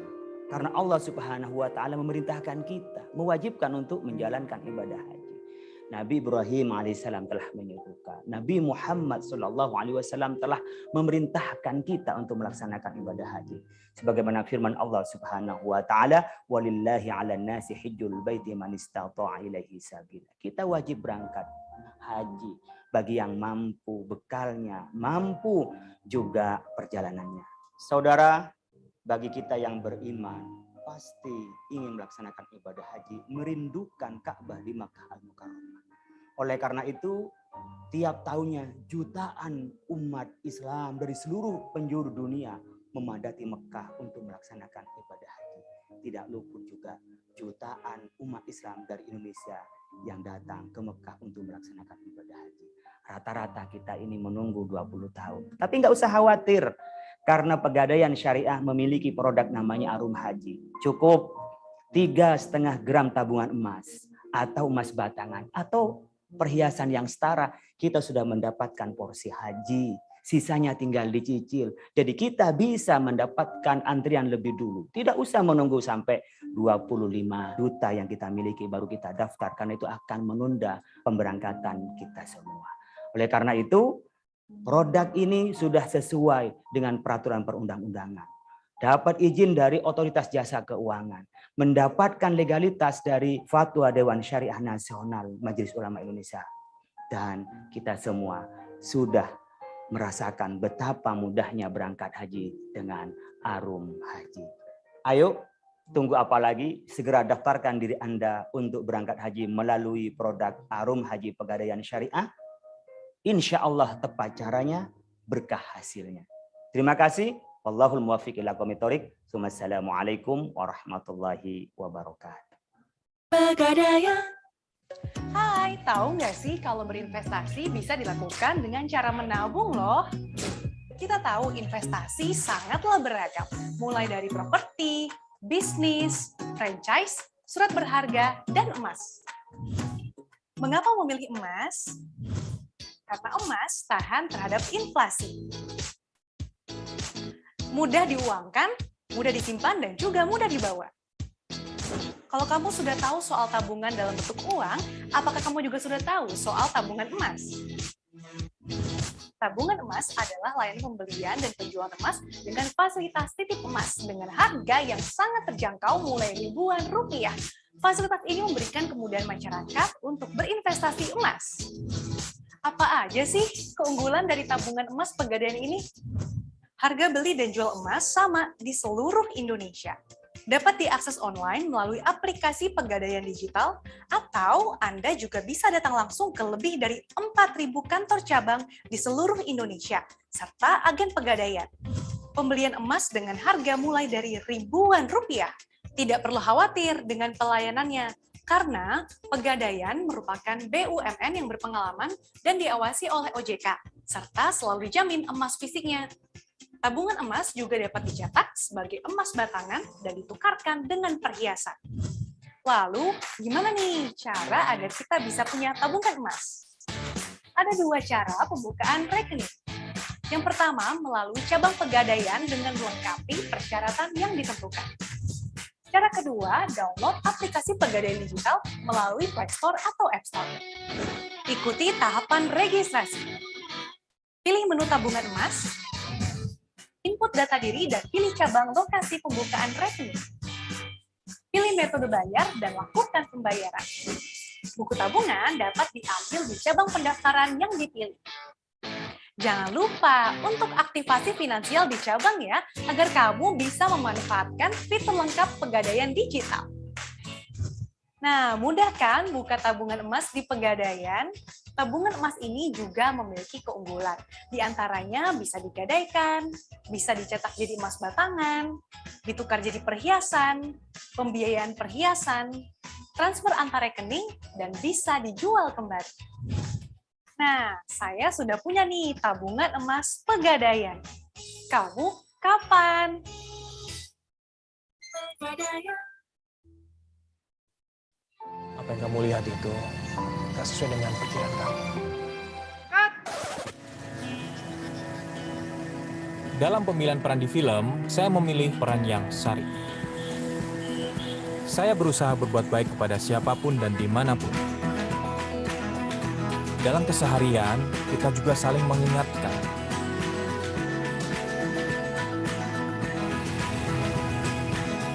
Serta menghormati yang lebih tua.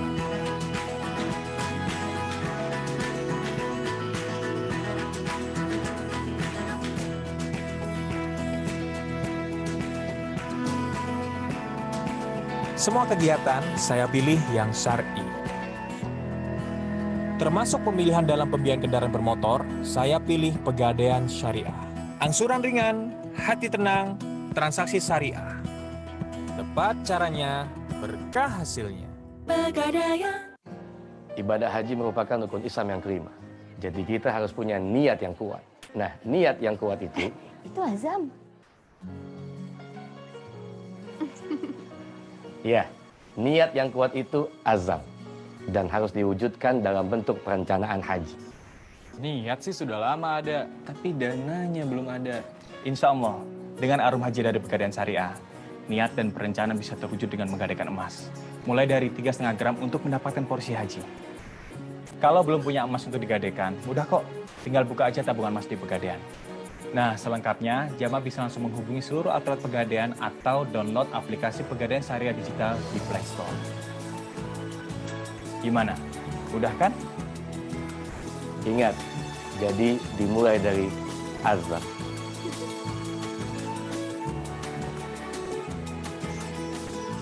Pegadaian.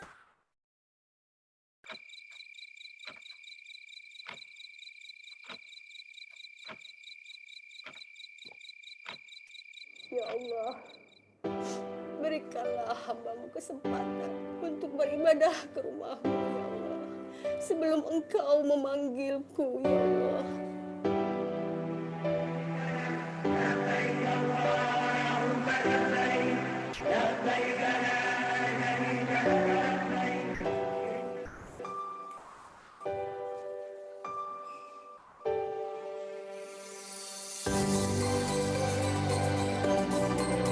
Assalamualaikum. Ibu siap-siap ya, Bu. Setengah jam lagi sudah jemput. Nanti Ibu juga tahu kok. Nak, kamu mau isi formulir apa? Sudah saatnya Ibu naik haji. Surya mau daftarin Ibu di Harum Haji Pegadaian, Bu.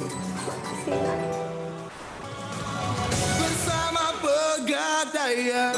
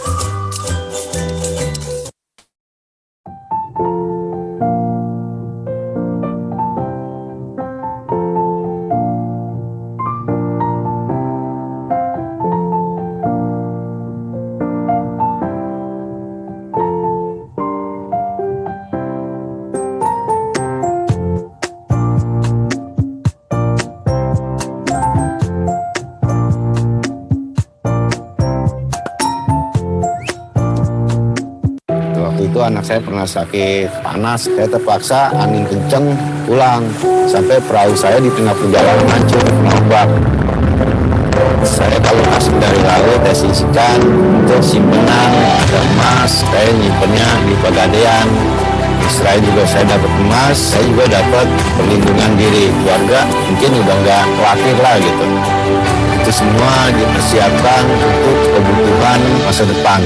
Pegadaian. Yuk mulai nabung emas sekarang untuk masa depan yang cemerlang. Pegadaian. Nabung terus ya. Kupercayakan memiliki perhiasan emas kepada Pegadaian. Mudah dan aman, bisa tunai atau cicilan. Ingat emas, ingat Pegadaian. Pegadaian.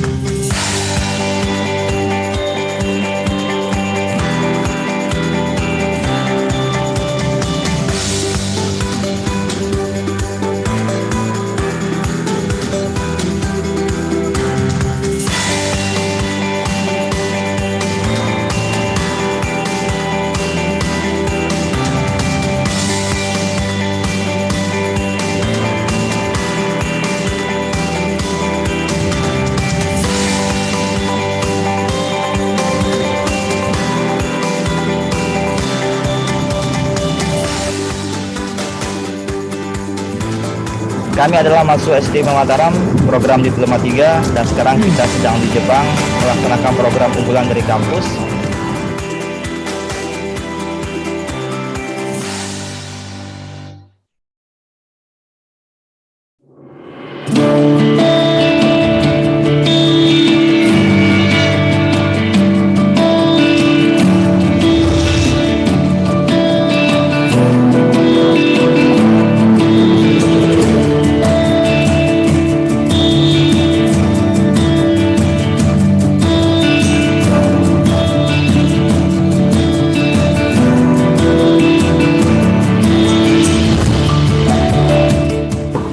Sekolah Tinggi Pariwisata Mataram merupakan lembaga pendidikan tinggi bidang pariwisata pertama di Nusa Tenggara Barat.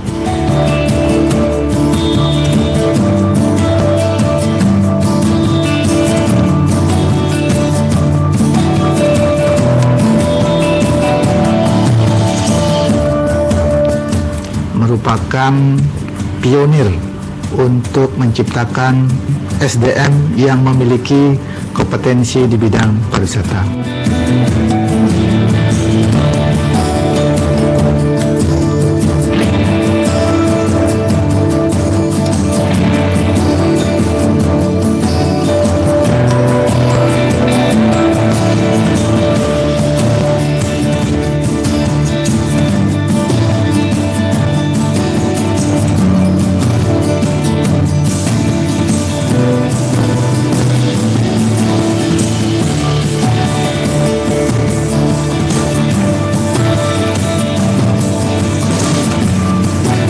Usianya sudah 33 tahun, 10 tahun melaksanakan vocational training, kemudian 20 tahun menjadi Akademi Pariwisata Mataram, kemudian berubah bentuk menjadi Sekolah Tinggi Pariwisata Mataram sampai saat ini.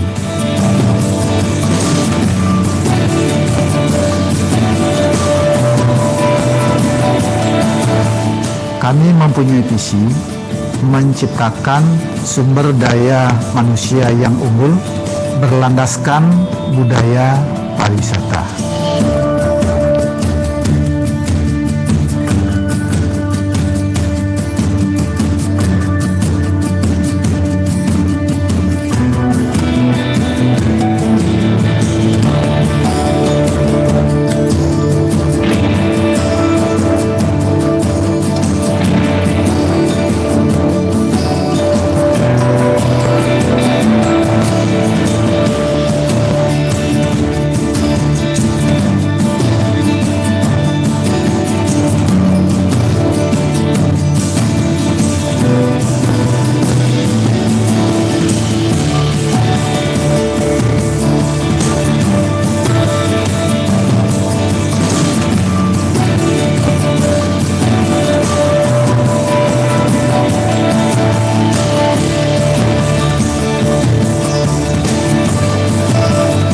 Kami ingin output kita mempunyai daya saing dan memiliki etos kerja yang kuat, tidak canggung bekerja dalam bidang pariwisata, profesional dan siap mengabdi di mana saja.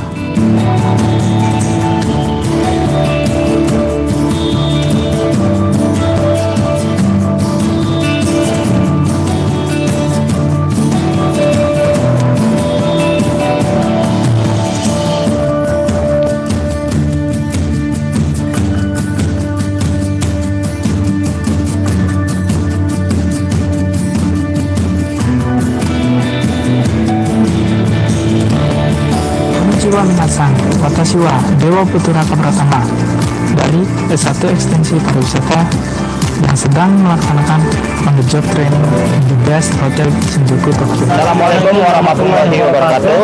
Konnichiwa. Genki desu ka? Kami adalah mahasiswa SD Mataram, program Diploma 3 yang alhamdulillah sekarang sedang melanjutkan program S1 dan sekarang kita sedang di Jepang melaksanakan program unggulan dari kampus. Dan kita ditempatkan di Tokyo, Shinjuku. Sugiwa, Spridas. 私も STP マタラムの大学生です。今、日本でインターンシップしています。私は2つホテルに仕事しています。歌舞伎町ホテルと山城ホテルと仕事しています。Hari ini hari yang sangat bahagia, tapi saya tidak bisa hadir bersama kalian untuk bersama-sama wisuda bersama kalian karena saya sudah bekerja di Jepang. Saya sudah bekerja di Jepang selama 3 bulan dan saya sangat bangga sekali bisa menjadi bagian keluarga besar STP Mataram. Assalamualaikum warahmatullahi wabarakatuh. Nama saya Galih Surya Pratama dari D3 UPW. Sekarang sedang menjalankan OJT di Naha Okinawa Jepang di Hotel Naha Grand Hotel dan Hokusai Plaza Hotel, dan akan melanjutkan S1 pariwisata di STP Mataram. Assalamualaikum warahmatullahi wabarakatuh. Saya Julian Ahmad Tanjung, D3 Perhotelan, kuliah di Sekolah Tinggi Pariwisata Mataram. Saya sekarang melakukan on-the-job training di negara Malaysia, tepatnya di Hotel Royal Kuala Lumpur. Hari ini hari terakhir saya training di sini. Saya sangat berterima kasih banyak kepada seluruh staf Hotel Royal Kuala Lumpur dan ilmunya, pengetahuannya. Saya sangat berterima kasih, dan juga saya sangat berterima kasih kepada pihak kampus saya sangat berterima kasih banyak.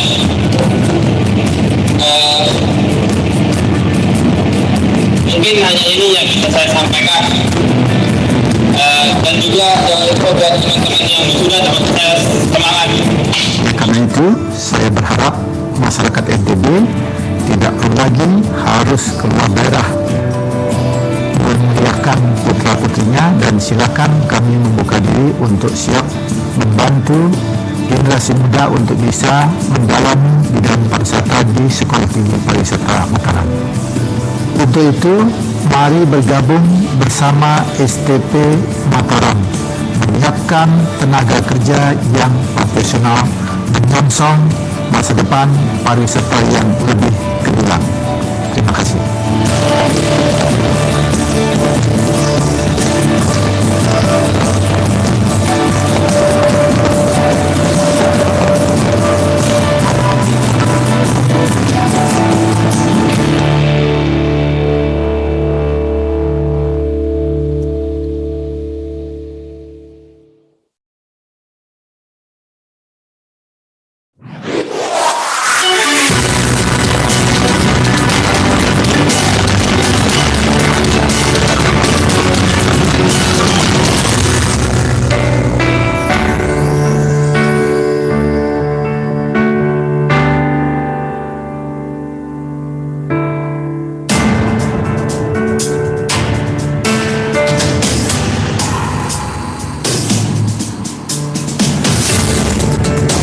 Tanggal 18 Agustus 1984, Universitas Islam Al-Azhar resmi mendapat SK Kemendikbud RI untuk menjalankan Fakultas Ekonomi.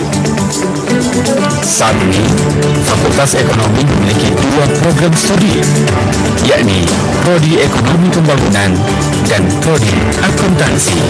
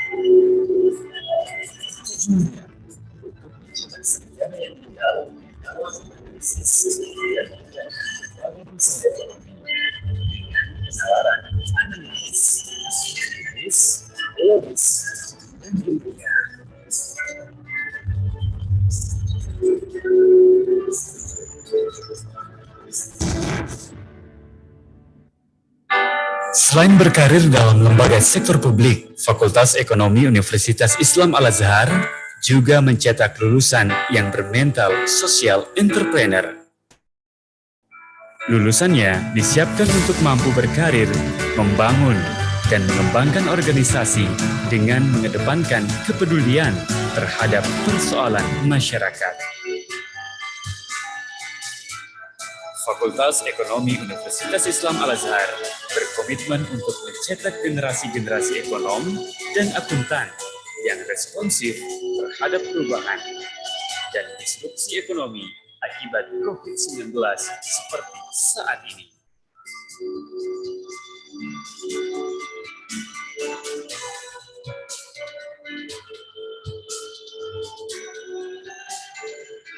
Bagi kami, sukses adalah ketika kami bisa mengimplementasikan ilmu yang kami dapatkan ke dalam praktik nyata.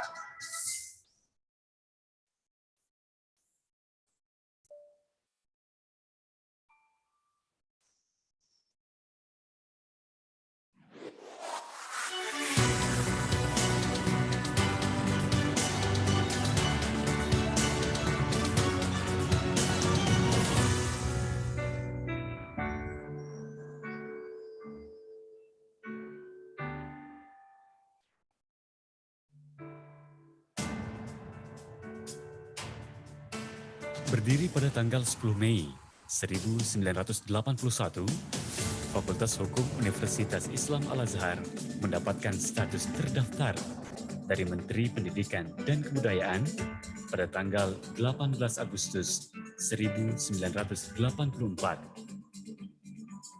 Pada masa itu, Fakultas Hukum Universitas Islam Al-Azhar membuka jurusan Hukum Pidana dan jurusan Perdata. Pada perkembangannya kini, pemakaian jurusan tidak lagi digunakan, sehingga diganti dengan program studi ilmu hukum. Fakultas Hukum Universitas Islam Al-Azhar dikelola oleh seorang dekan, wakil dekan bidang akademik, wakil dekan bidang administrasi umum, dan wakil dekan bidang kemahasiswaan. Fakultas ini juga didukung oleh Kepala Tata Usaha, Kepala Penjamin Mutu, dan staf fakultas.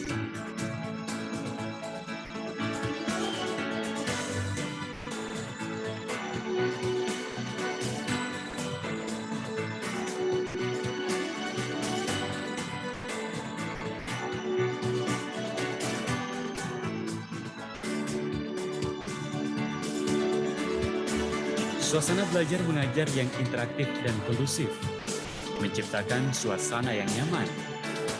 Selain itu, mahasiswa dituntut untuk aktif dan kreatif. Mahasiswa tidak hanya menerima materi dari dosen, tetapi ditunjang dengan praktik untuk dapat menunjang teori yang diberikan oleh dosen. Terdapat beragam fasilitas pendukung perkuliahan di Fakultas Hukum Universitas Islam Al-Azhar. Di antaranya, 4 buah ruang perkuliahan, ruang sidang praktik peradilan, dan perpustakaan. Fakultas Hukum Universitas Islam Al-Azhar telah terakreditasi B oleh Badan Akreditasi Nasional Perguruan Tinggi. Sehingga lulusannya banyak direkrut oleh kantor hukum atau advokat ternama. Tenaga pengajar yang kompeten diharapkan menciptakan dan menghasilkan lulusan yang berkualitas. I am Dr. Ainuddin, the Dean of Law Faculty, Al-Azhar Islamic University. I wish everybody welcome to our university. Thank you.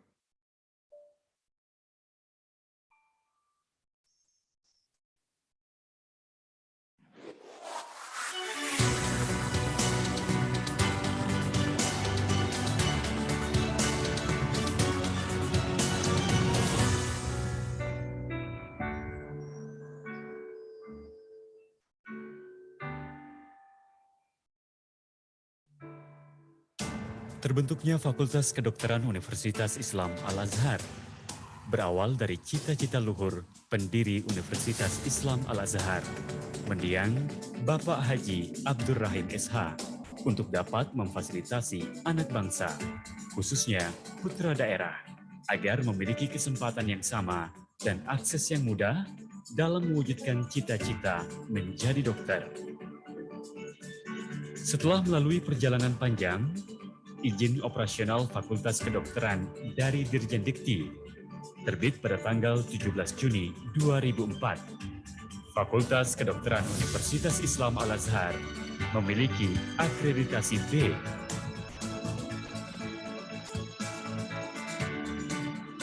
Adapun pejabat yang menjalankan Fakultas Kedokteran Universitas Islam Al-Azhar, yaitu Dekan, Wakil Dekan 1, Wakil Dekan 2, Wakil Dekan 3, Manajer Kemahasiswaan, Manajer Pusat Pendidikan Kedokteran, Manajer Bioetik, Manajer Keuangan, Manajer Sumber Daya, Manajer Riset, serta Manajer Pengabdian kepada Masyarakat dan Humaniora.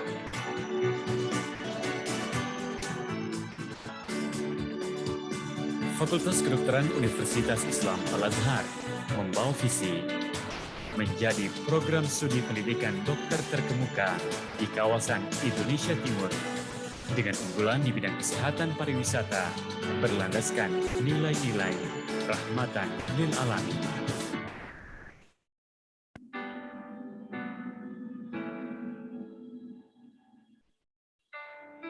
Dilengkapi dengan fasilitas belajar mengajar yang lengkap dan ditunjang dengan tenaga pendidik yang profesional, terciptalah suasana belajar interaktif yang baik.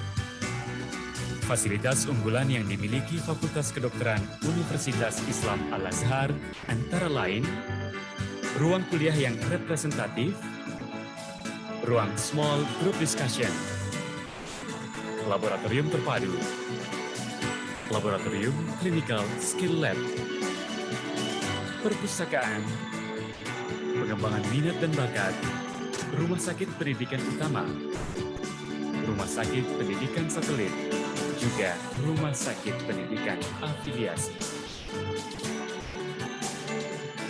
Fakultas Kedokteran Universitas Islam Al-Azhar mencetak lulusan dokter yang profesional, berkarakter, kreatif, dan inovatif.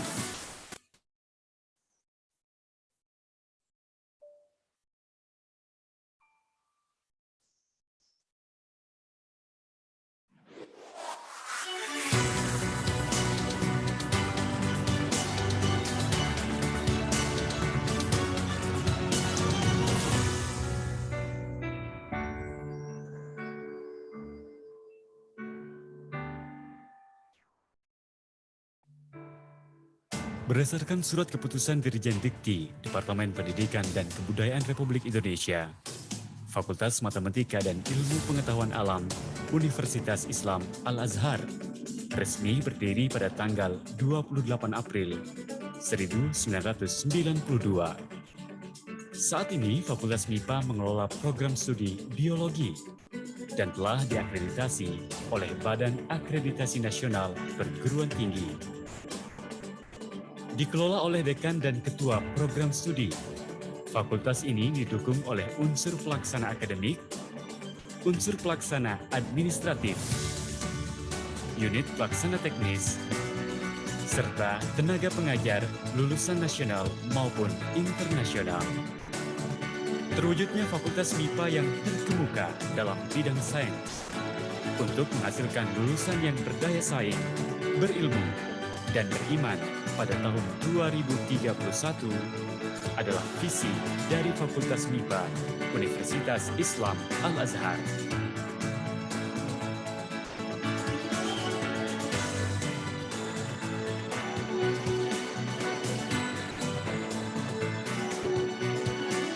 Fakultas MIPA Universitas Islam Al-Azhar bertujuan menghasilkan lulusan yang berdaya saing, berilmu, dan beriman.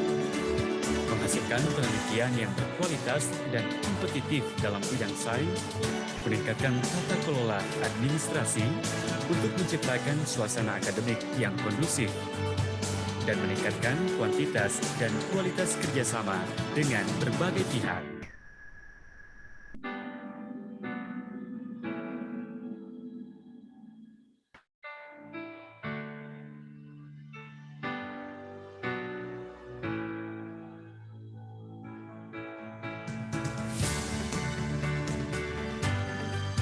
Keberadaan sarana dan prasarana pendukung yang memadai berguna untuk menjamin kelancaran proses belajar mengajar yang kini menggunakan sistem akademik berbasis e-learning.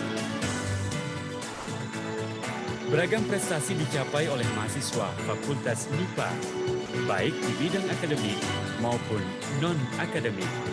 Salah satunya sebagai delegasi terpilih dalam Olimpiade Nasional MIPA bidang biologi. Fakultas MIPA Universitas Islam Al-Azhar membentuk mahasiswa yang berilmu dan beriman.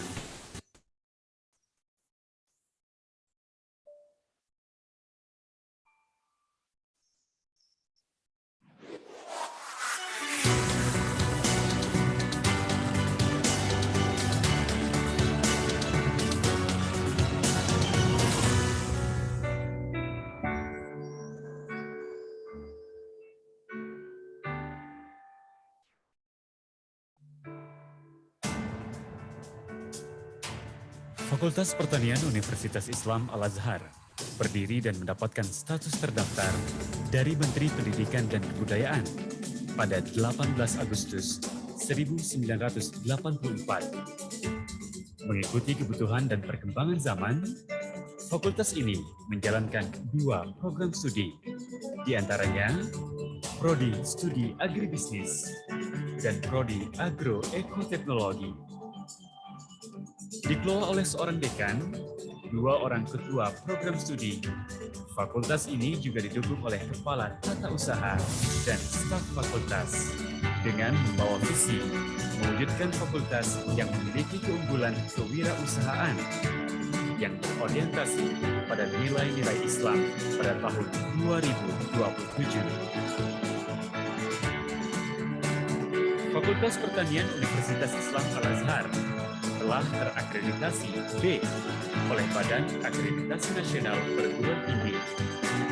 Suasana belajar mengajar yang interaktif dan inklusif menciptakan suasana yang nyaman untuk proses belajar mengajar. Mahasiswa tidak hanya menerima materi dari dosen, tetapi ditunjang dengan praktik yang berkaitan dengan bidang ilmu pertanian untuk mengoptimalkan teori yang diberikan oleh dosen. Bergabung di Fakultas Pertanian Universitas Islam Al-Azhar bertujuan untuk mendalami bidang ilmu pertanian yang berorientasi pada nilai-nilai Islam untuk menghasilkan lulusan yang profesional, mandiri, serta berdaya saing.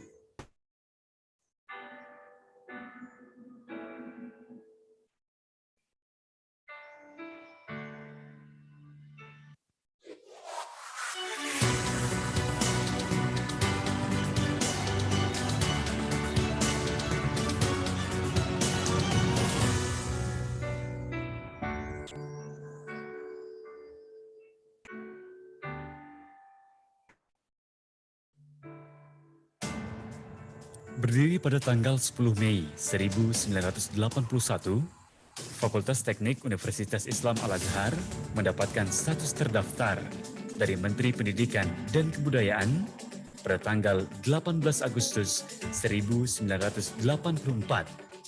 Hingga kini, Fakultas Teknik Universitas Islam Al-Azhar menjalankan program studi teknik sipil. Dikelola oleh seorang dekan, wakil dekan bidang akademik, dan wakil dekan bidang administrasi umum. Fakultas ini juga didukung oleh kepala program studi, kepala tata usaha, kepala laboratorium, dan staf fakultas.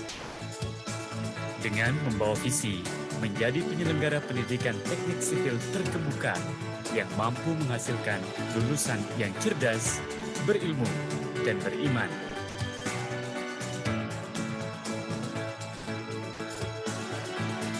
Suasana belajar mengajar yang interaktif dan kondusif menciptakan suasana yang nyaman. Selain itu, Mahasiswa dituntut untuk aktif dan kreatif. Mahasiswa tidak hanya menerima materi dari dosen, tetapi ditunjang dengan praktik baik di laboratorium maupun di lapangan. Dengan harapan, lulusan Fakultas Teknik Universitas Islam Al-Azhar mampu mengikuti kebutuhan industri saat ini. Terdapat beragam fasilitas pendukung perkuliahan di Fakultas Teknik Universitas Islam Al-Azhar. Di antaranya, Laboratorium Terpadu Prodi Teknik Sipil yang mencakup Laboratorium Hidrolika, Laboratorium Teknologi Bahan, Laboratorium Perkerasan Jalan, Laboratorium Mekanika Tanah. Alat laboratorium tersebut telah terkalibrasi Komite Akreditasi Nasional. Fakultas Teknik Universitas Islam Al-Azhar telah terakreditasi B oleh Badan Akreditasi Nasional Perguruan Tinggi.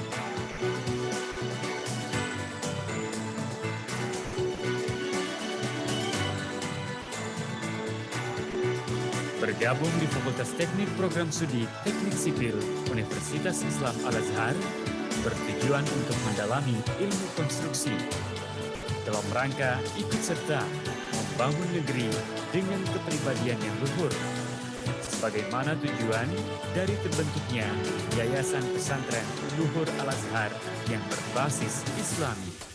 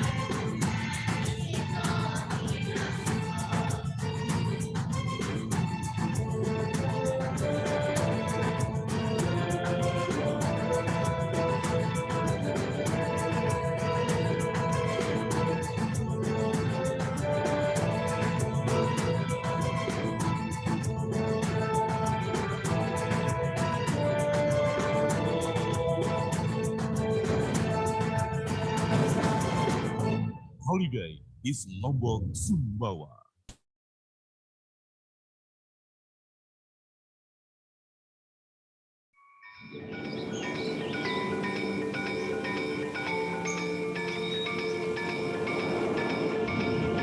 Every cloud has a silver lining.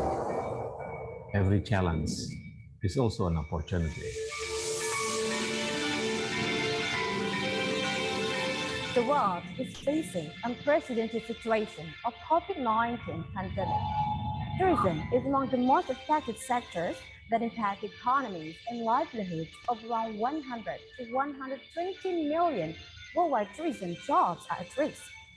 Tourism revenues fall by $910 billion to $1.2 trillion, will reduce GDP by 1.5% to 2.8%.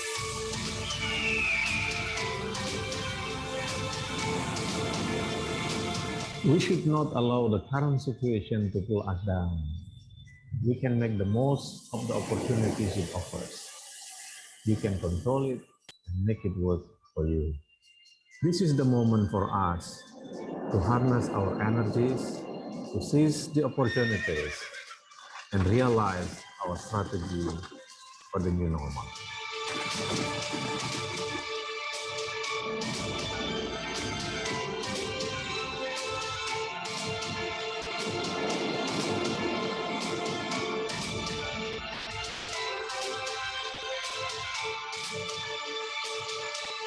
So, what else to wait for? Let's start traveling again, exploring the beauty of the world.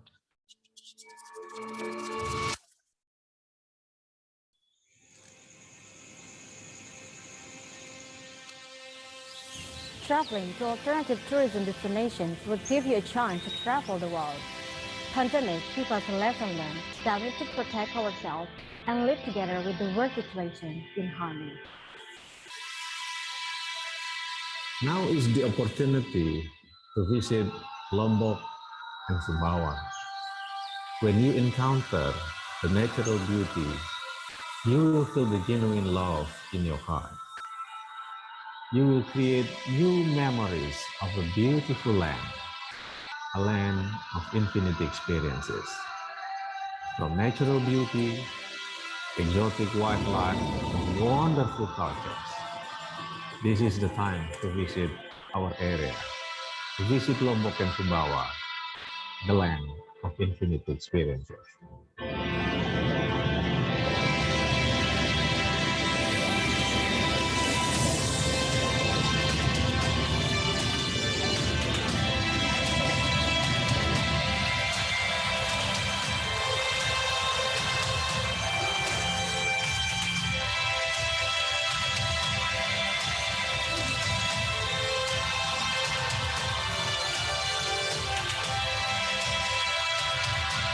Lombok Sumbawa, with you to visit.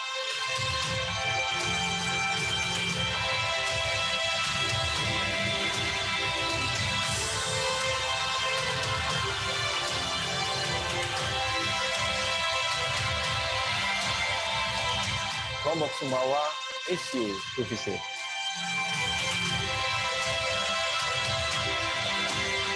I miss Lombok Sumbawa. We miss Lombok Sumbawa. Miss Lombok Sumbawa.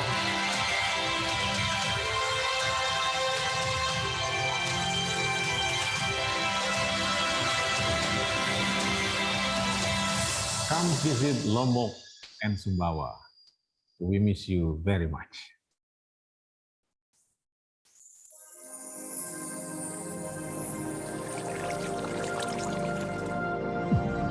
Lombok Sumbawa, infinite experiences.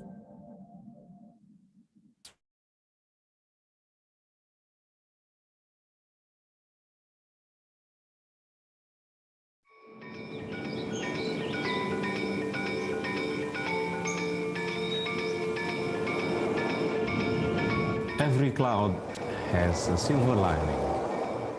Every challenge is also an opportunity. The world is facing unprecedented situation of COVID-19 pandemic. Tourism is among the most affected sectors that impact economies and livelihoods of around 100 to 120 million worldwide. Tourism jobs are at risk. Tourism revenues fall by $910 billion to $1.2 trillion, will reduce GDP by 1.5% to 2.8%.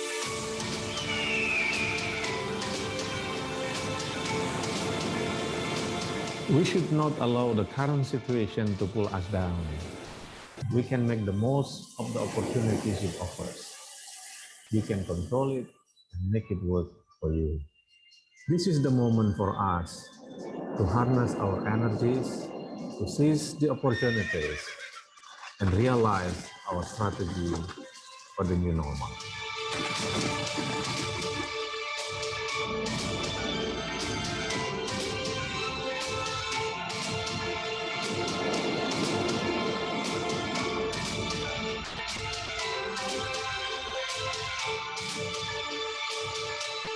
So, what else to wait for? Let's start traveling again, exploring the beauty of the world.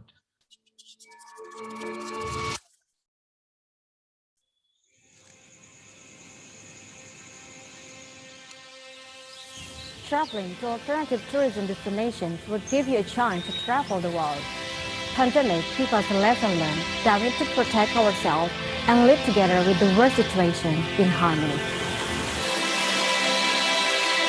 Now is the opportunity to visit Lombok and Sumbawa. When you encounter the natural beauty, you will feel the genuine love in your heart. You will create new memories of a beautiful land, a land of infinite experiences. From natural beauty, exotic wildlife, and wonderful cultures. This is the time to visit our area, to visit Lombok and Sumbawa, the land of infinite experiences.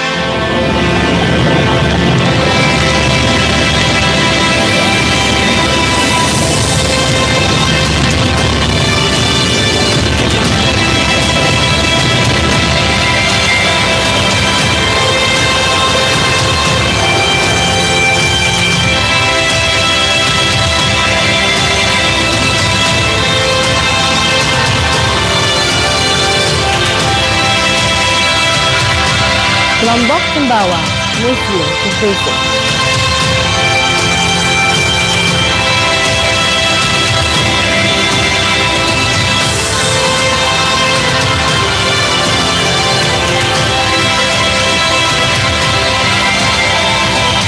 Lombok Sumbawa, miss you to visit.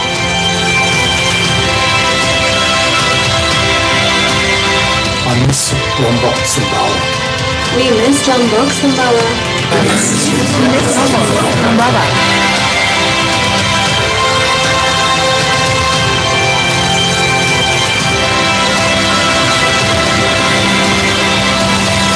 Come visit Lombok and Sumbawa. We miss you very much.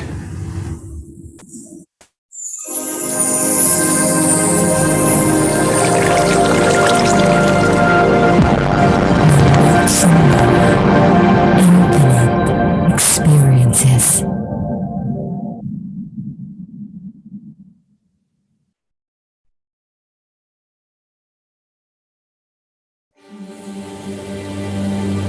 Sasaksi is Perahu. Samawasi is Vishnu. Rojo is Kafuku.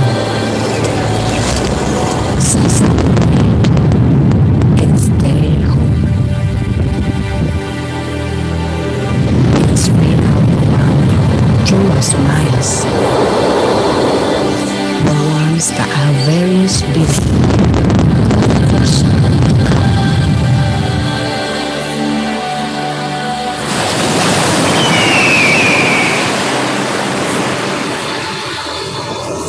The charm of natural beauty and preserve ancestral heritage is on this island.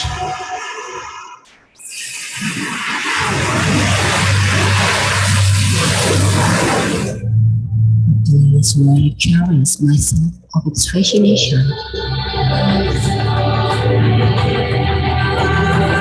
Feeling the peace in each stroke of water. Creating freely to hundreds, combined with warm sand and white sand where I put my feet.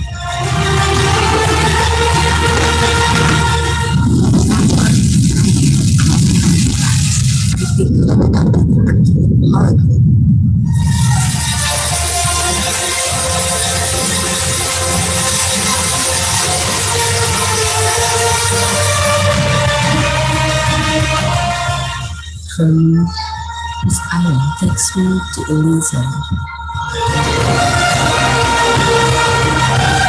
I learned to love, and I know we have to learn to keep the love of our hometown and never single familiar.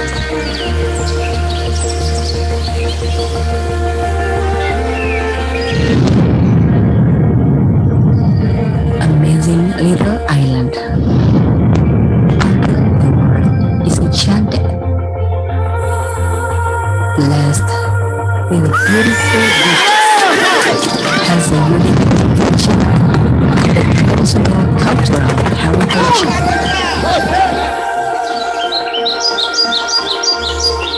Is named West Nusa Tenggara.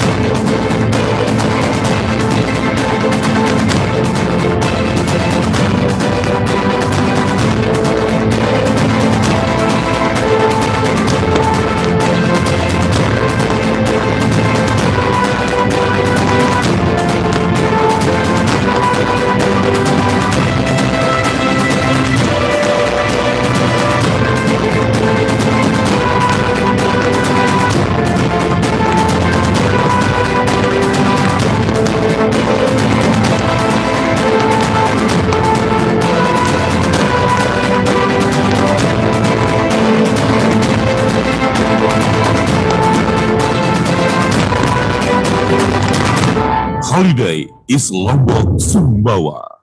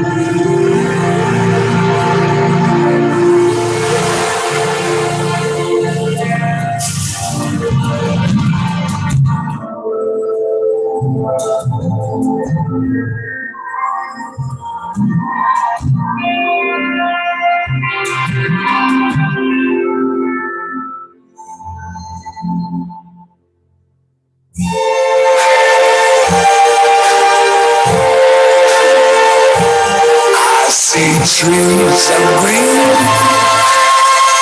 red roses too. I see them blue for me and you. And I think to myself, what a wonderful world.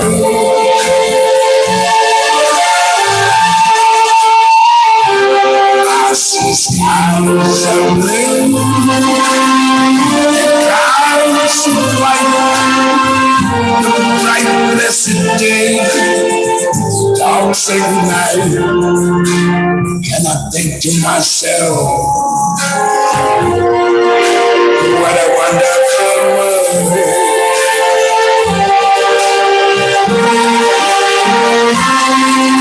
The colors of the rainbow, so pretty in the sky, are also on the faces of people going by. I see friends shaking hands, saying how do you do. They're really saying I love you. I hear babies cry, I watch them grow. They're like much more than I ever knew. And I think to myself, well,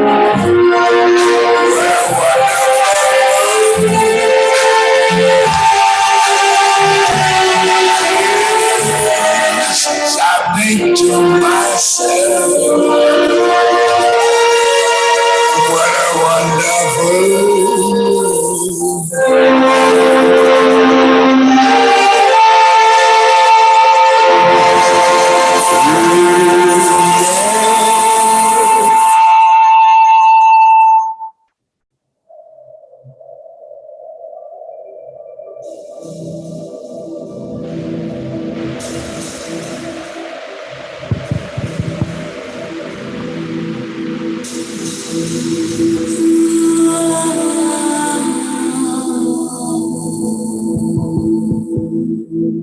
Cek.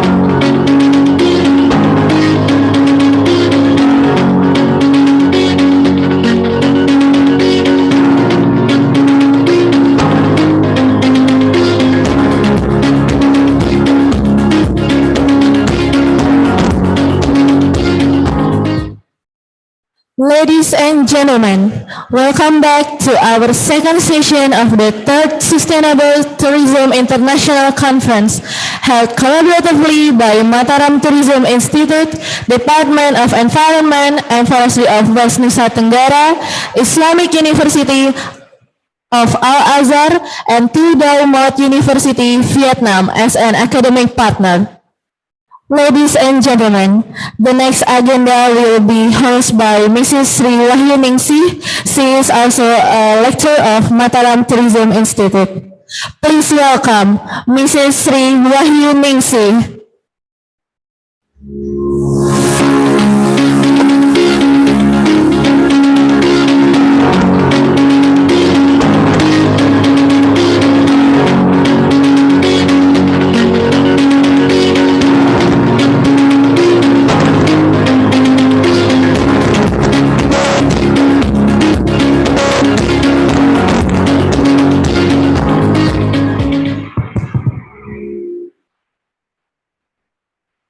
Good afternoon, ladies and gentlemen. Welcome to the third Sustainable Tourism International Conference held collaboratively by Mataram Tourism Institute, Department of Environment and Forestry of Nusa Tenggara, and Al-Azhar Islamic University of Mataram.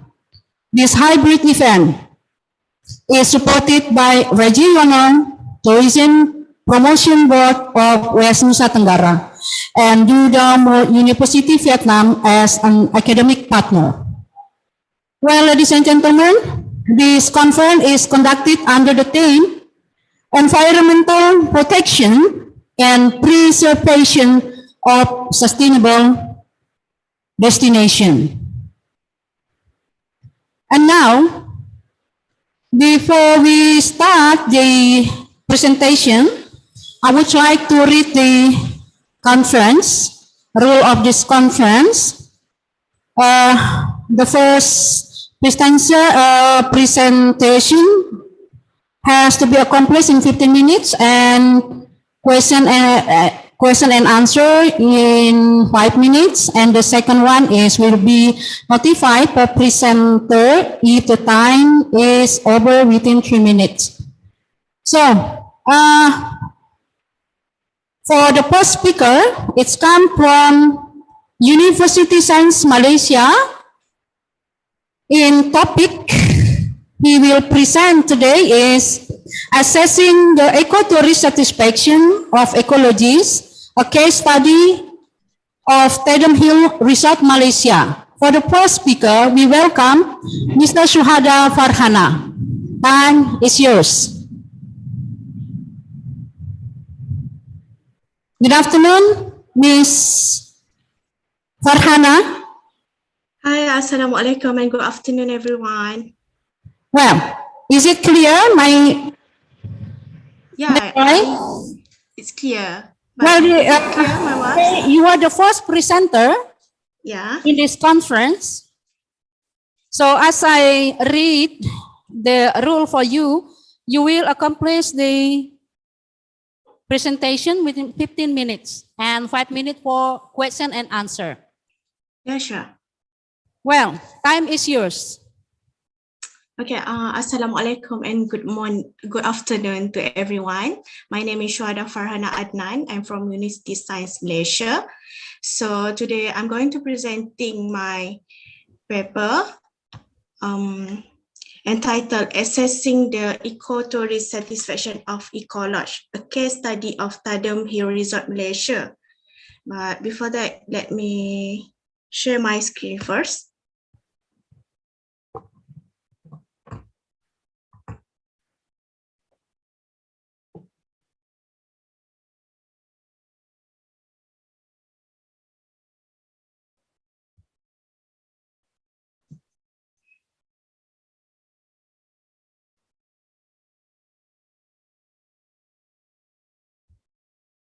Do the slide appear? Yes, it's clear. It's clear, okay.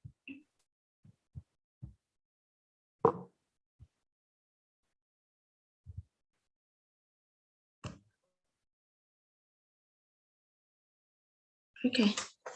So the demand for ecolodge in Malaysia increasing due to the rapid growth and interest in ecotourism products and services.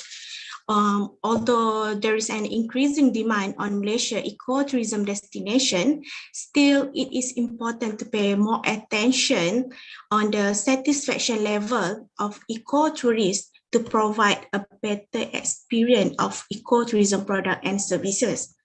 Besides that, most of the previous studies that focuses on the ecotourist satisfaction towards eco-lodge was limited. So we need further study, especially in regard of the expectation and satisfaction topic. Not only that, previous studies regarding to this topic tended to use common user-generated content, UGC, as an approach to obtain the data based on the feedback extracted from the tourism apps such as Agoda, TripAdvisor, Airbnb, and others. Therefore, further study need to be undertaken to gain a better understanding of ecotourism, especially in the context of ecotourist typologies, ecotourist characteristic, their expectation level and satisfaction level of ecotourists towards eco-lodge experience. So in this study, we aim to measure the satisfaction level of ecotourists on the attribute associated with an eco-lodge. With this, it could help to develop and grow this market segment by improving the product and services for ecotourists in the future. So basically, in this paper, we focus on ecotourists, expectation and satisfaction. So who is ecotourist? So the ecotourist, also known as green tourist, which is a person who has distinct appreciation to the nature, and we can divide it into two main typologies. The first one is ecotourist traveler typology, and the second one is nature-based traveler typologies. So for the ecotourist traveler typology, we have hardcore traveler and dedicated traveler. So for the hardcore traveler, it was defined as a person who are focused travel to tourism destination, usually for education or environment restoration, such as scientific researcher. Meanwhile, for the dedicated traveler, it was defined as a person who take a trip, which is specifically they want to see the protected area, or they want to learn about the natural and cultural history during the trip. So for the nature-based traveler typology, the second one, we also have two categories. First is mainstream traveler, and then the casual nature-based traveler. So for the mainstream traveler, it was defined as a person who visit the destination primarily to experience the nature, like visiting the national park. Meanwhile, for the casual nature-based traveler, it was defined as a person who incidentally take part into the nature, like the tourists, they went through a day trip, during a broader vacation. So next is expectation. So the expectation was defined as a person's initial prediction towards the product or services before they consume the product and services. Meanwhile, for the satisfaction, it was defined as a person's feelings, a perception towards the actual product and services after they experience the product or services. So next slide is about the theory. So to achieve the aim of this study, the holiday satisfaction model, HOSAC, was used to determine the gaps between the expectation of ecotourists and experience on 21 ecological attributes. And these attributes have been categorized into 7 main groups, known as ecological setting, room, nature, services, value for money, food, and last one is location. Besides that, in this study, we also adapted expectancy disconfirmation theory by Oliver 1980 for our theoretical framework. And this is the theoretical framework for this study, which is I adapted from the expectancy disconfirmation theory by Oliver. And in this study, the results were drawn from a questionnaire survey of 280 respondents who visited the Tadom Hill Resort, and descriptive analysis was employed to analyze ecotourist expectation, experience, and satisfaction.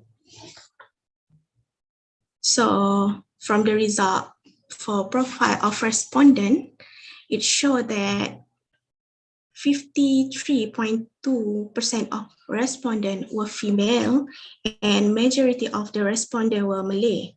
Other than that, results also show that the majority of the respondents were young generation with a range of ages 18 to 35 years old. So next is co-tourist trip characteristic to ecology. Since most of the respondents were young generation, so internet and social media became the main sources for them to gain information about the ecology. Next is the result of whole site. So I show in the slide, the data derived from the analysis was converted and plotted into a two-dimensional graph showing the mean score for expectation in y-axis plotted against the mean score of experience in x-axis. And the findings indicated that only 9 attributes prove satisfaction from total of 21 ecological attributes. So these attributes were plotted in wind area, and from these 9 attributes, only 3 attributes gave the most satisfaction to ecotourists with a significance level at 0.001 level. So these attributes were known as attribute number 13, transportation services available for tourists. Attribute number 6, room have nice decoration and quality furnishing. And last one is attribute number 4, facilities in the room function properly. So meanwhile, 12 attributes prove dissatisfaction and were plotted in the loose area. And the most dissatisfied attribute was known as attribute number 19, which is ecology is easy accessibility by the public. Therefore, ecology attribute whichever fail to satisfy ecotourists need further concern by tourism provider. So as a conclusion, based on this study, it positively showed that ecotourist expectation towards the ecology during post-purchase relate with the perceived performance of experience, and it influenced their satisfaction level. Besides that, it also showed that the expectancy disconfirmation theory by Oliver still can be used, and we need further research by using different instrument design or the area officers in order to get a better understanding about ecotourist expectation and satisfaction toward the ecology. So that's all for today, and thank you for your attention. Well, thank you very much, Ms. Farhana. It's really clear presentation today, and I'm very happy you delivered the presentation with a clear And thanks so much. Very brief. Thank you very much, Ms. Farhana. Yeah, And you're welcome. we will waiting for question. Well, there is a question for you. Yeah. The question is, which one is considered more satisfying, the environmental condition or the activities being carried out? As per the study, show that the activity that carry out in the ecology, because we know that young generation nowadays, they really love adventure activities, so they are focusing on the activity rather than nature. Okay. Thank you so much, Ms. Farhana, for your presentation today. And thank you very much. And see you next time. Okay, thank you.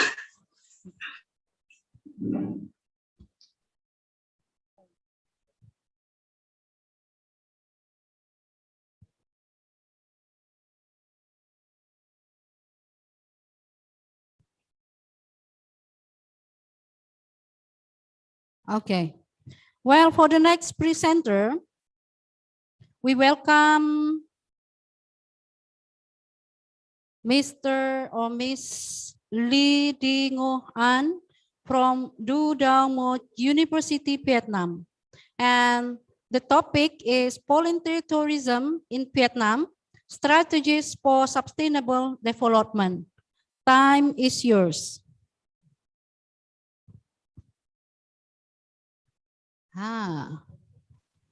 Hello, Miss Lee Đi Ngo. Time is yours to present your presentation today. You have 15 minutes to deliver. Thank you. Good afternoon. Can you hear me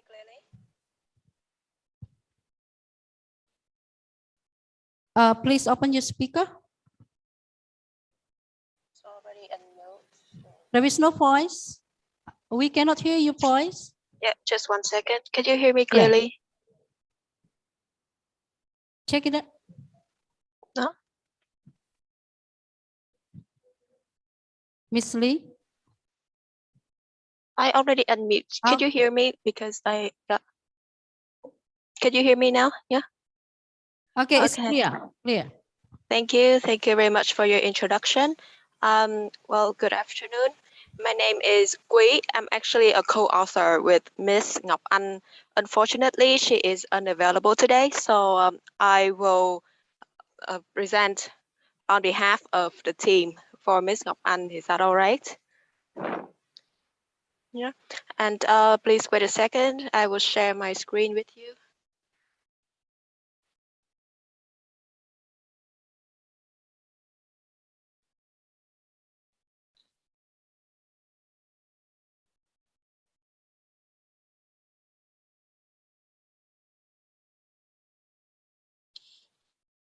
Okay, can you see the screen?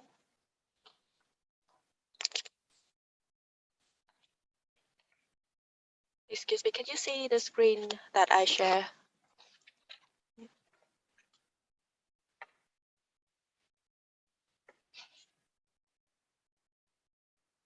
All right. So, hello, and thank you for letting us to have a chance to share our research with you today. Our topic is about volunteer tourism in Vietnam and the strategy for sustainable development. And our presentation will just summarize our data and information in the paper, which includes 6 parts. First, we will introduce about the emergence, the benefits and characteristics of volunteer tourism. And for the literature review, we have a look at the previous research about volunteer tourism, as well as the past analysis. And we also give you a background about Vietnam volunteer tourism. The fourth part is our methodology, continue with the findings and conclusions, and finally is findings and discussion, and finally is the conclusion and recommendation for sustainable development. Okay, so let's start with the introduction. As you can see that nowadays, tourists, especially the youngsters, they tend to avoid mass tourism. Instead, they seek for new and exciting experiences. Therefore, volunteer tourism is becoming a popular trend nowadays and is increasing rapidly. It brings a lot of benefits, not only to tourists, self-development, but also to the host community.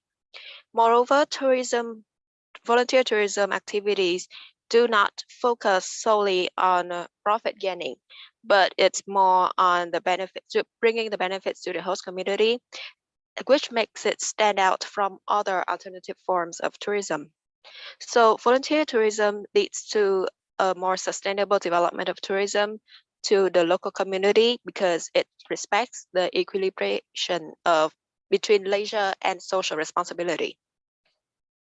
Okay, so for volunteer tourism, it has been introduced about 20 years ago after the event of September 11th and the Indonesian tsunami. And it started in Europe and England, and then it's expanded to other areas of Australia and the United States, and later on to Asia and Africa. Since people think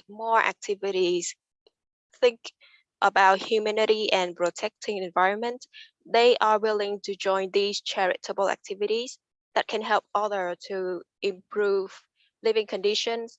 Volunteer tourism rapidly increase not only in developed countries, but also in developing countries as well.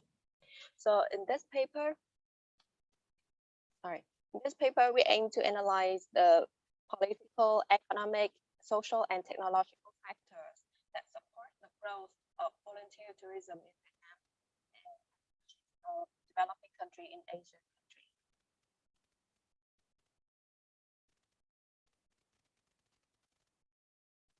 Miss Lee, we cannot hear your voice. Excuse me, can you hear us? Can you hear me? Yeah. Now it's clear. Yeah. So that's all for the introduction. Let's move on to the literature review. So for the previous authors, they mentioned about the concept of volunteer tourism with the basic feature that incorporates volunteer activities and leisure activities. So many types of charitable projects are proposed, including healthcare, research, construction, education, and environmental conservation. So while the tourists participate in these projects, they have time to live with the local communities and have a chance to exchange different cultures. Therefore, volunteer tourism brings more positive impacts on both tourists and local communities than other forms of tourism. And however, apart from the benefits that I just mentioned, volunteer tourism received quite a lot of criticisms as well. And the critics are surrounded by the issues comprising harming to the traditional culture of the local community. In the context of Vietnam, there is very limited research that investigates in this new trend of tourism. So far we found only 2 papers that discussed volunteer tourism in Vietnam, which are by Tan et al. In 2020 and Coren and Gray in 2012. And they talked about domestic tourists in Sapa, Lào Cai, and the volunteer tourism projects between Vietnam and Thailand. So this paper, we aim to analyze the overview of volunteer tourism in Vietnam under the context of political, economic, social, and technological context, which is... Miss Lee? Miss yes? Lee, move closer the... Yeah, okay, sorry. Maybe there's some problem with my microphone. I'm sorry about that.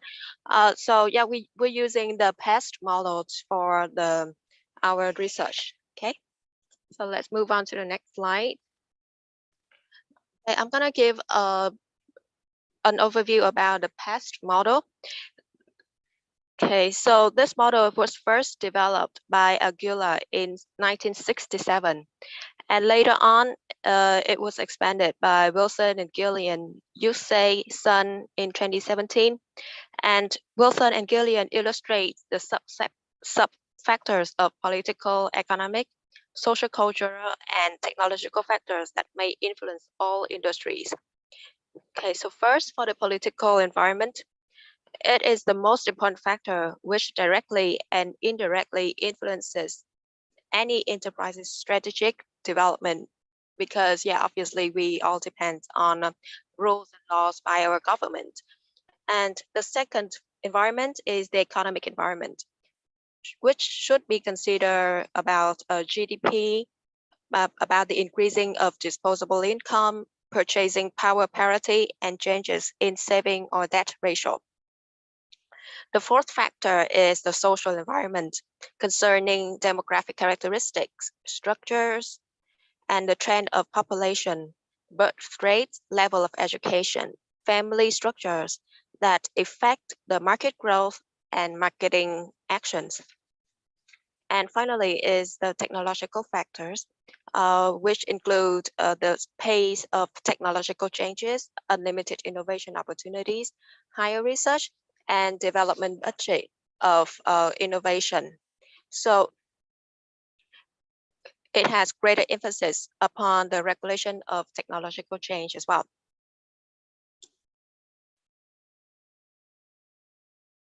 Okay, now I would like to give you an overview about volunteer tourism in Vietnam. Okay, so in our country, volunteer tourism has been started under several projects, including organizing tours to mountainous regions.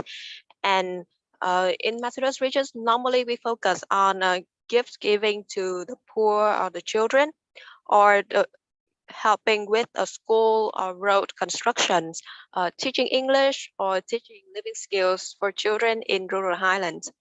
While in the coastal areas like Hạ Long Bay or Cham Islands, we focus on the marine protected or environmental conservation. There are several popular volunteerism projects in Vietnam. Overall, these projects focus on elevating poverty in the highlands of the north and conserving the environment. So during their travel, volunteer tourists stay with the host community and have a chance to experience the local lifestyle. There are many international organizations in charge of volunteerism projects in Vietnam. Thanks to the positive effects of the project, volunteer tourism attracts attention from Vietnamese organizations and a lot of travel agencies as well. So one of the most significant organizations we can name is VEO, or Volunteer for Education Organization, which is operated at social society that is the most popular and successful in organizing volunteer tourism projects in Vietnam. Okay, so our methodology, our paper reviewed the secondary data retrieved from multiple sources. The descriptive approach is used to analyze the four factors of political, economic, social, culture, and the technological factors that are relevant to the market development. The information is acquired during the period of 2010 to 2020 from official sources.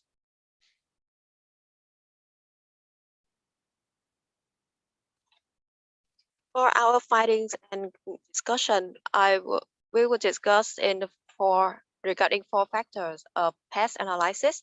The first one is political factors.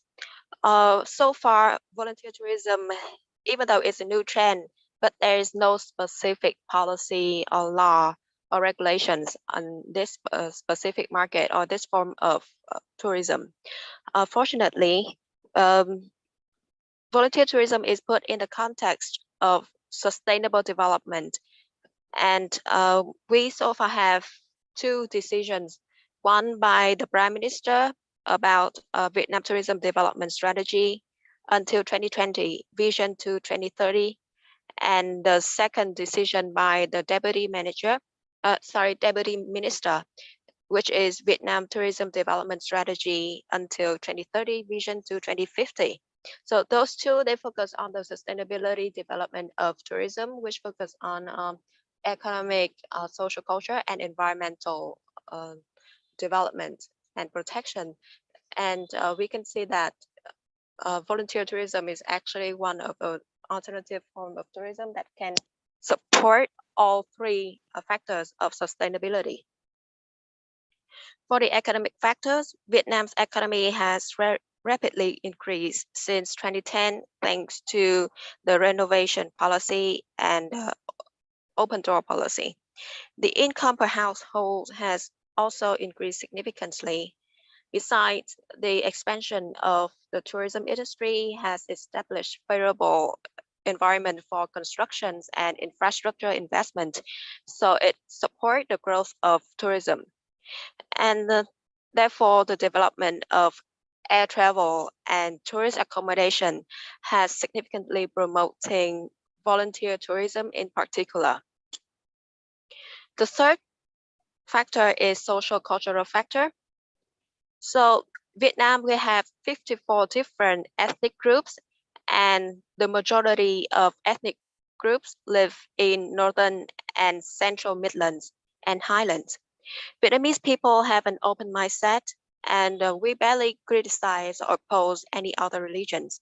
And because of this culture, the social cultural characteristics ensure the harmonization of diversified culture, which enhance the experience of tourists during their stay.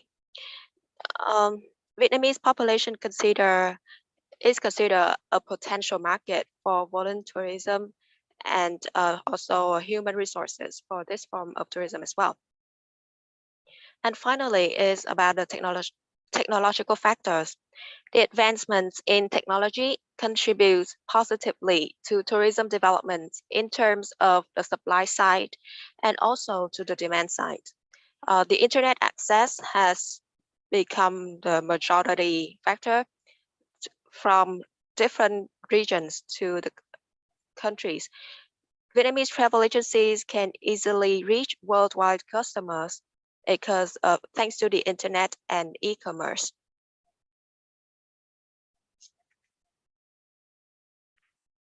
Okay, so after our findings, we would like to give some recommendations for the sustainable development. Okay, the contributions and benefits of this alternative form of tourism are remarkable and undeniable. Volunteerism is a meaningful activity that should be expanded and should attract more and more participants in the future. Like any other tourism market, the growth of volunteerism market is influenced by many external factors. And using the PEST model, we analyze the political, economic, social, cultural, and technological factors that which are considered quite favorable for volunteer tourism in Vietnam. There are no specific factors in terms of national policies or strategies that can push and manage the expansion of volunteer tourism in Vietnam at the moment. So that to assure sustainable development of volunteer tourism in Vietnam, it is suggestible to build a strong political environment with specific governmental policy and strategies. Besides, creating a product that combines volunteer tourism and community-based tourism should be taken into account. And that is the end of our presentation. Thank you very much for your attention. And I would like to hear more questions from you as well. Thank you. Well, thank you very much, Miss Lee. Miss Lee Thi Ngo Han from the University of Vietnam. And you have a question actually, so I will read for you. Well, of the four aspects of PEST, P-E-S-T, which one has the most influence for creating a new product? Okay, thank you very much for your question. So because in our paper, we focus mostly on volunteer tourism. So we would just discuss about the 4 factors in volunteer tourism. Yeah, because if you ask about a product, it's pretty, it's a big market to analyze. But for volunteer tourism, according to our study, so far we focus more on the social cultural factors that is quite favorable for volunteer tourism in Vietnam, because in Vietnam, as I mentioned before, we have many different ethnic groups, and there are unequal opportunities for growth in the rural areas or in the highlands area. So volunteer tourism not only creates a chance for tourists to explore new culture from the minor ethnic groups, but also bring the opportunity for the host communities to have a better life as well, thanks to the tourists. So for volunteer tourism in Vietnam, we think the social cultural factor is the most important factor. Yeah. All right. Very clear explanation from the answer, Ms. Lee. Well, thank you very much to join us to this conference, and thank you and see you next time. Thank you very much. Thank you for the Well, opportunity. Okay. ladies and gentlemen, we welcome the third speaker. Will be deliver his or her presentation is still come from Du Dao Mo University, Vietnam, where his topic is resident perception toward tourism and environmental impact in Cham Island, Vietnam. We welcome Nguyen Ngo Châu Ngan. Okay, let me share my screen. Okay, can you hear me? Yes, yes.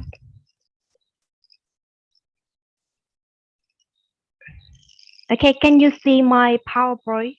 Okay. Yeah. Time is yours, Miss Nguyen. Yeah. Yeah, thank you. Good afternoon, everyone. Today I would like to present my paper, that the resident perception tower tourism environmental impact in Cham Island, Vietnam. There are some key definition. Firstly, the perception. This is a perception of resident that is a part of cognitive process of human and is affected by experience and about the environmental impact beyond the change in the environmental condition and surrounding. And in terms of perceived environmental benefit, would consider a positive environmental impact and perceived environmental cost, which is a negative environmental impact that can observe or recognized by the resident. Now, this is the introduction of Cham Island. Firstly, about the location. Cham Island in Hoi An City. As you know, Hoi An City is famous destination for tourists in Vietnam, and it's in the Central Park. Every year, Hoi An attracts more than 5 million tourists. So Cham Island is 20 kilometers from Hoi An City.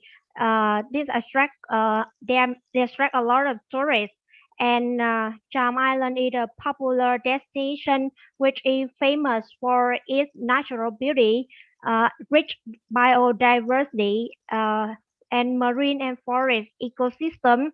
Cham Island, there a small islet in Cham Island. Cham Island used to recognized by UNESCO as a biosphere reserve. Therefore, in 2019, there are 400,000 tourists arrival in Cham Island. And as you know, tourists in conflict with reserve environment, which means that it's hard to balance between the economic benefit and protect the environment, especially in the small island. This destination is faced with a fragile ecosystem. And in Cham Island, the tourist bomb that on the ecosystem. In terms of environmental cost or the negative environmental impact, the marine degradation In Charm Island, 66% of seagrass and 33 hectares of seaweed were destroyed because of the large number of tourists. The speedboat or the other tourism activities like diving, anchoring, snorkeling. In addition, the overfishing is increased because the local people they catch the fish, the crab to meet the demand of seafood for tourists. And in terms of waste and pollution, there is a rise in waste and pollution due to the large number of tourists, and the waste treatment it cannot cover it. And the rise in number of tourists also cause the overcrowding in the public space. As you see in the picture, there are many tourists and lack of space for the local people. In terms of the forest, the plant like the leaf or vegetable which are collected by the resident to serve as a food for the tourists in the restaurant. And the forest is also clear for the construction of resort, hotel, and road. However, there are also environmental benefits in Charm Island. For example, when tourists visit Charm Island, they will pay $3 for the entrance fee, and this fee that contribute to reserve the natural resource by contribute to the management board of Charm Island Marine Protected Area. And in Charm Island, the local people say no to use plastic bag, and they also use the bamboo straw or handmade paper packaging instead of plastic bag. The residents also join in the community team to prevent the illegal activity like through the garbage in the island illegally or illegal fishing. And the residents also join to collect the garbage along the seashore to protect the environment for tourism development.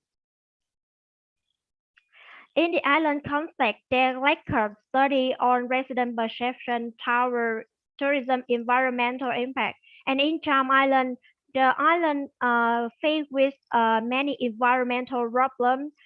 However, there no study that investigate the resident perception, tower, tourism, environmental impact. And this research, this paper aimed to identify the resident perception about the environmental benefit and cost, and also investigate the factor that influence resident perception. In terms of the resident perception, it divides into two aspects. Firstly, the perceived environmental benefit and the perceived environmental cost. And in terms of the factor influence, how resident perception tower environmental benefit and cost, there are two factors. The firstly, the community attachment. Community attachment is a social bond between an individual with the community. That may be the friendship or the community sentiment or the social participant. And the second factor is the state of local economy, which is considered as the economic system, the income or the employment for the local people in the destination. And this is a theoretical framework. There are two factors that can influence the environmental benefit and the environmental cost. And this study conducted in both on-site and online survey with the 300 residents. And the result here about the profile of respondents, most of residents age from 26 to 45, and their level of education in most they study in high school, and the length of residence, most of residents live more than 1 year in Charm Island. And the result and discussion after the data analysis, most of residents have a high agreement with on environmental benefit from tourism, such as tourism will generate more money to conserve the nature, and local residents can use the environmental friendly products like the straw, bamboo straw, and reduce the plastic. The tourism activity can remove residents to prevent the illegal activity to keep the clean environment to attract more tourists. And in terms of environmental costs, majority of residents also have high level of agreement with their own environmental costs, including damaged marine resources, overfishing, and reduce the number of plant species, increase waste pollution, overcrowding, and especially deforestation. And to factor community attachment and the state of local economy, both have the positive influence on the resident perception toward environmental benefit and environmental cost, which means that the residents pay attention to the cost and the benefit of tourism.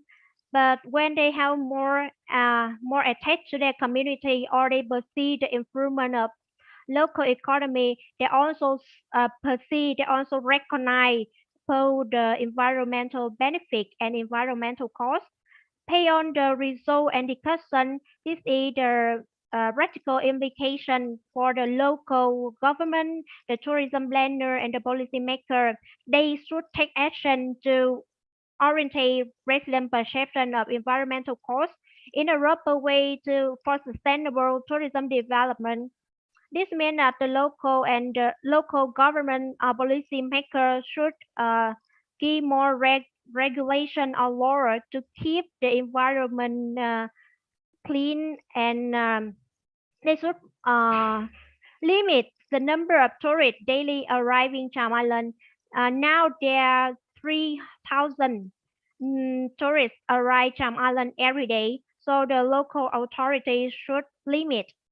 And finally, the residents should cooperate with the government, the policymaker, to take part in the initiative or program to reserve and exploit natural resources properly.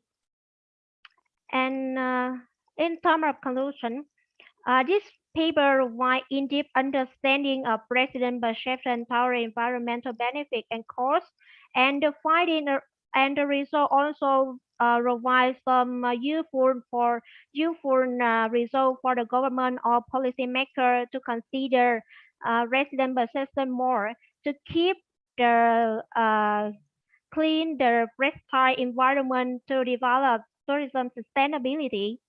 That's all for my presentation. Thanks for your attention.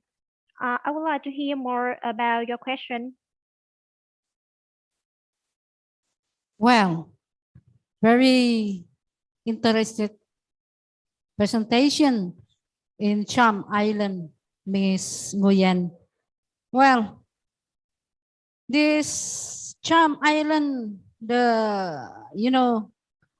as I see from the slide, it's really beautiful, just like in our island, Gili Island, Yeah. But even though you have a question Yeah.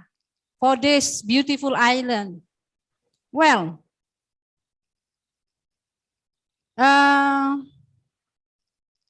now there is a biosphere reserve. Is there any difference in people attitude before and after the designation as a biosphere reserve?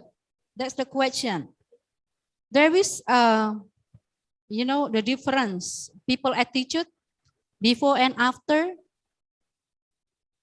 Before and after my research. Yeah. Yeah. Before and after designation as a biosphere reserve. Before and after my research, is this right? Yeah. Yeah.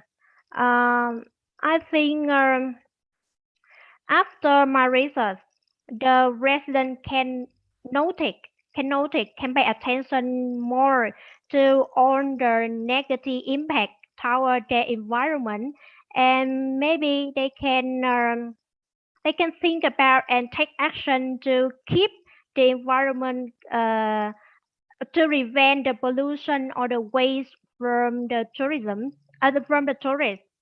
Yeah. And it also raised their awareness of the negative impact to our environment. Yeah. Well, that's a very good answer from Miss Nguyen. Well, Miss Nguyen Ngoan from Dudao Mo University, thank you very much for your explanation. Yeah. And when after you present this Charm Island, I would like to visit it. Yeah, thank you. How beautiful is it? Yeah, yeah. Well, thank you for joining us. Ya, terima For this kasih. conference. Ya. Terima kasih kembali. Sampai jumpa. Yeah. See you Thank next you. time. Yeah, thank you. See you. Bye-bye. Well, after Miss Nguyen Ngo Cho Ang from Du Dao Mo University, Vietnam, and the fourth speaker,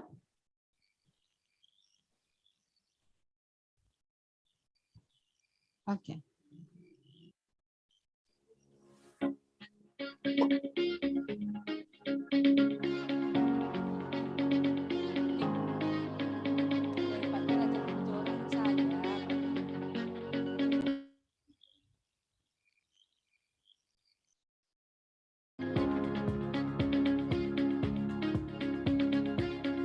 Siapa?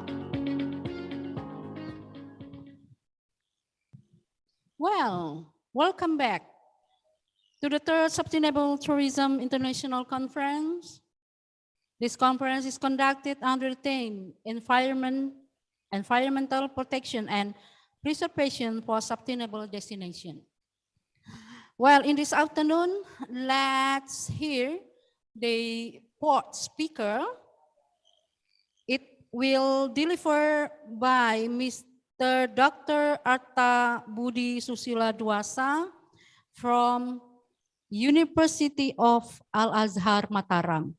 In his topic, Empower Local Guide and Tourists to Implement Health Protocol during COVID-19 pandemic in Gili Trawangan Island. And we welcome Dr. Arta Budi Susila Dwasa. Time is yours. Okay, thank you. Assalamualaikum warahmatullahi wabarakatuh. I'm sorry, can you hear my voice clear? Yes. Yeah. Can you make it closer so we can, yeah. Okay. Yep. Hi everyone, good afternoon. My name is Ayu Anurus. It was an honor for me, and I'm so grateful to be able to represent our research in the third Sustainable Tourism International Conference. First, I would like to say about, unfortunately, our first author, Dr. Arta, is not available today, so we are so sorry about that. Okay. Our research entitled Empower Local Guides and Tourists to Implement Health Protocol during COVID-19 pandemic in Gili Trawangan Island. Can you please share my PowerPoint, please?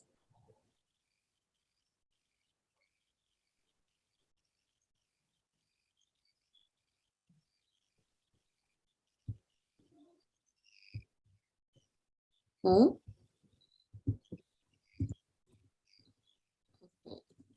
Let me share my PowerPoint. Okay. Thank you. So, let me introduce our team member. The first author is Arta Budi Susila Dwarsa, and the second author is Imade Adi Wirawan from Department of Public Health and Preventive Medicine, Faculty of Medicine, University Udayana Bali, Indonesia. And then Ayana Mardia, Dasi Andi Tiarina, Afen Mahajer, Dewi Utari, and Ayu Anulis. Okay, let's start this. So, why we do this research? As we know, Gili Island is known for its beautiful natural charm, a wealth of seaweed coral reefs and coastal waters that are suitable for snorkeling, diving, swimming, and canoeing. And well, the location is quite close to Gili Air Island and Gili Mina Island. However, compared to the two islands, Gili Trawangan has the most complete facilities as a tourist spot, starting from lodging, culinary, tourist attraction, and others. Since the COVID-19 pandemic broke out around the world, tourism in Gili Trawangan has plummeted. The COVID-19 health protocol is the only way to ensure safety in the tourism industry. It is necessary for guides and tourists to understand and follow standard protocols in order to save tourism activities on Gili Trawangan Island. And how to make sure that they obey the health protocol, we need someone who can communicate, encourage, and empower the tourists regularly, and the most important is mostly stay on the island. So we choose to hire local guide in Gili Trawangan. Next slide, please. Okay, so what is the purpose of the study? The study aims to describe the effect of local guide intervention on the implementation on health COVID-19 protocol among the tourists in Gili Trawangan Island. Next slide, please.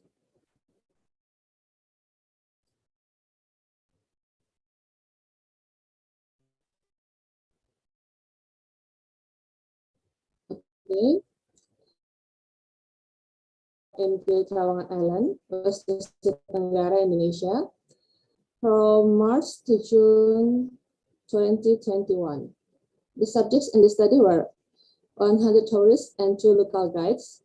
The variables we observed in the study were vaccinated, wearing masks, washing hands sanitized, keeping a distance less than 1 meter, having a spare mask, and knowing the place of health facilities. The study was a part of community service by the Faculty of Medicine, Al-Azhar Islamic University, and we provide COVID-19 health protocol posters made by our medical students. Next slide, please. Okay. Posters, hand sanitizers, masks, and wet tissues were distributed to tourists with the help of 2 local guides. They were empowered and educated by the lecturer of the Faculty of Medicine, Al-Azhar Islamic University, to be a role model to prevent COVID-19. The local guides observe the behavior of the tourists, then ask for permission and explain our purpose. Educate the importance on implementing the COVID-19 health protocol, fill out the checklist, and share the kit with the tourists. The COVID-19 health protocol implementation data of before and after observation were analyzed descriptively. Next slide, please. Okay. So the results of the study, it was reported that a total of 100 tourists who visited Gili Trawangan in June 2021 were reported 95% had COVID-19 patient. Next. Okay. At the first observation, some tourists reported that they were not wear masks around 50%, and 37% reported did not keep distance less than 1 meter. 63% reported that they did not know where the, I'm sorry, okay, 37% reported did not keep distance less than 1 meter. 43% tourists did not usually clean their hands, and 31% tourists did not have spare masks. 91% tourists reported,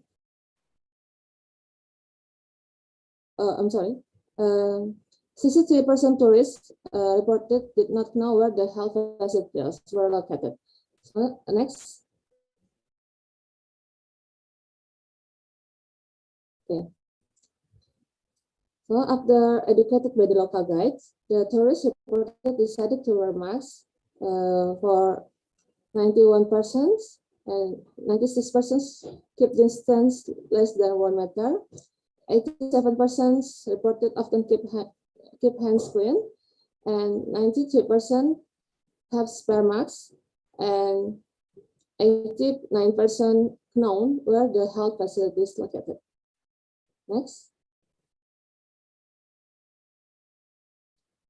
So the conclusion in this study is the empowerment of local guides helps to increase the implementation of COVID-19 health protocols among tourists in Gili Trawangan Island, West Nusa Tenggara, Indonesia. And the keywords for this study are COVID-19 health protocols, local guide, tourists, Gili Trawangan. Okay. Next slide, please.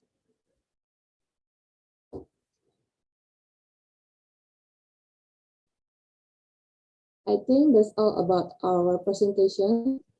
Thank you so much for your attention, and feel free to ask for questions.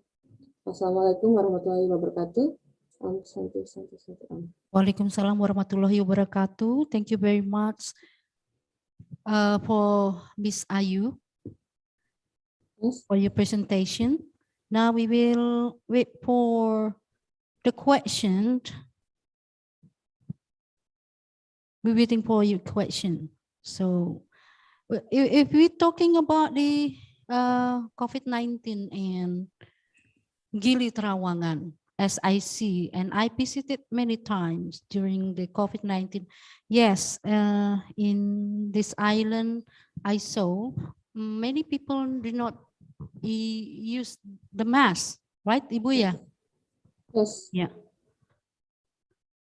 So what is impact for that? Well, because this was a cross-sectional study, and we are not always there to keep evaluating their implementation of health protocols on preventing COVID-19.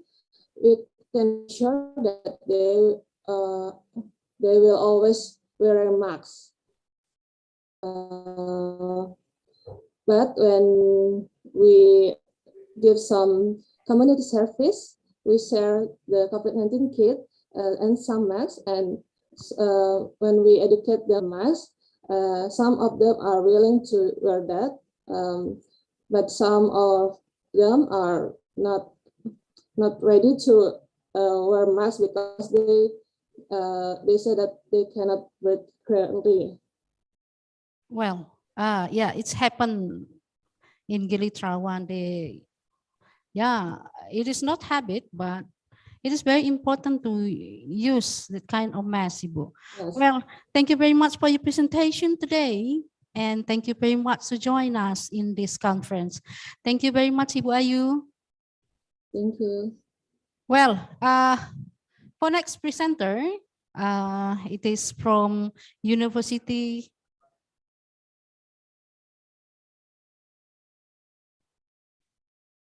Yeah, University Khairun. It will talk or present the topic about local community belief in ancient Tom and its influence on sustainable tourism in West Halmahera ecotourism destination.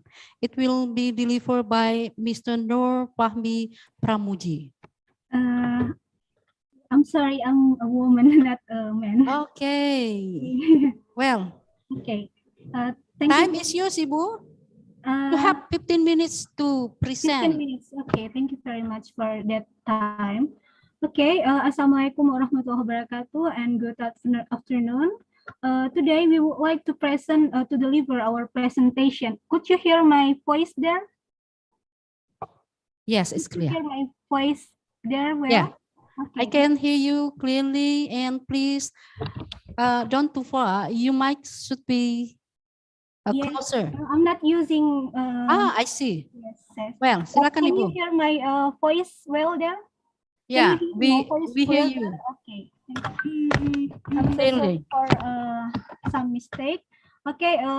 Thank you very much. We would like to deliver our presentation today entitled "Local Community Belief in Ancient Times and in how its influence on sustainable tourism in West Halmahera ecotourism destination." Our research aims to determine the main role of the community on preservation of ecotourism objects in order to supporting sustainable tourism in tourist destination of West Halmahera region. Okay. Ibu, Okay, sorry. hello. Can you switch off the screen? Screen? No, because we cannot see you clearly here. Okay, wait. I'm going to using virtual background. Virtual. Yes, I'm going to download the virtual background. Wait. Can you see my face there? Is it okay? Yeah. Okay, thank you very Is it much. okay, Bu? Okay, I'm going to continue our presentation.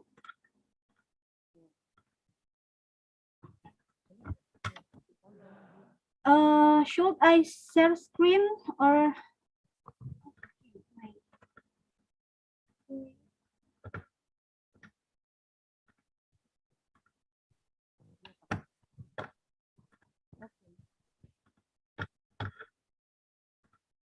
Could you see my presentation clear there? I'm sorry. Okay. We would like to deliver our presentation entitled "Local Community Belief in Ancient Times and its Influence on Sustainable Tourism in West Halmahera Ecotourism Destination." Our research, what the primary problem question within our research is, we would like to know how is about the main roles of local community on preservation of ecotourism object in order to support sustainable tourism in several tourist destinations in West Halmahera Regency. Our research conduct in several tourism objects that are first Gamtala Mangrove Forest, second one is Bubane Sai Cico, the third one is Lapasi Beach, the fourth one Rapa Pelangi, the fifth one is Babua Island, the sixth is Damrotu Island, and the last one is Akesahu. Our research, how about the method of our research? The data, our research is descriptive qualitative research, where our data collected by observation, interview, documentation, and literature study. I'm going to explain about several ecotourism objects and how is the local community roles in order to preservation that tourism object attraction. The first one is Gamtala Mangrove Forest. This tourist attraction located in the eastern of Jailolo, where there is there is a place that is sacred of people named Pulo. In Pulo, it is a bridge that has mystical sense by the surrounding community. They believe that everyone who will pass through that bridge should not wear the red clothes. If it is violet, they will disappear in metaphysically. So it's based on the community belief. The second one is Bubane Sai Cico. Bubane Sai Cico located in Lako Ediri village, where Lako Ediri village located in the eastern of Jailolo district. Bubane Sai Cico comes from the Sahu language, where the Sahu is one of district in West Halmahera.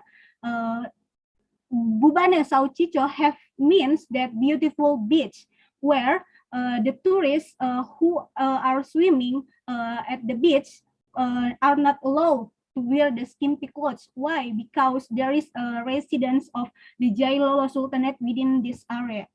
There are also could be found a scare place, namely Kubu Bodo, where Indonesia, Kubu Bodo means that short grave. We could find that short grave around the Bubane Saichicho. At certain moment, such as at cultural performance ritual, they will perform such tahlilan, join pilgrimage, and serving like a sesajen. We call that sesajen at around of Kubu Bodo. The third one is Lapasi Beach. Lapasi Beach also located in Laku Akalamo village at West Halmahera Regency. Around the beach, we could found a tomb that is also secured by local community. That its name is Tete Bibi Tomb, where according to the community belief that the existence of tomb provides goodness for the local community, so that they perform ritual such as tahlilan, pilgrims, serve and like serving sesajen and sowing potpourri in the sea.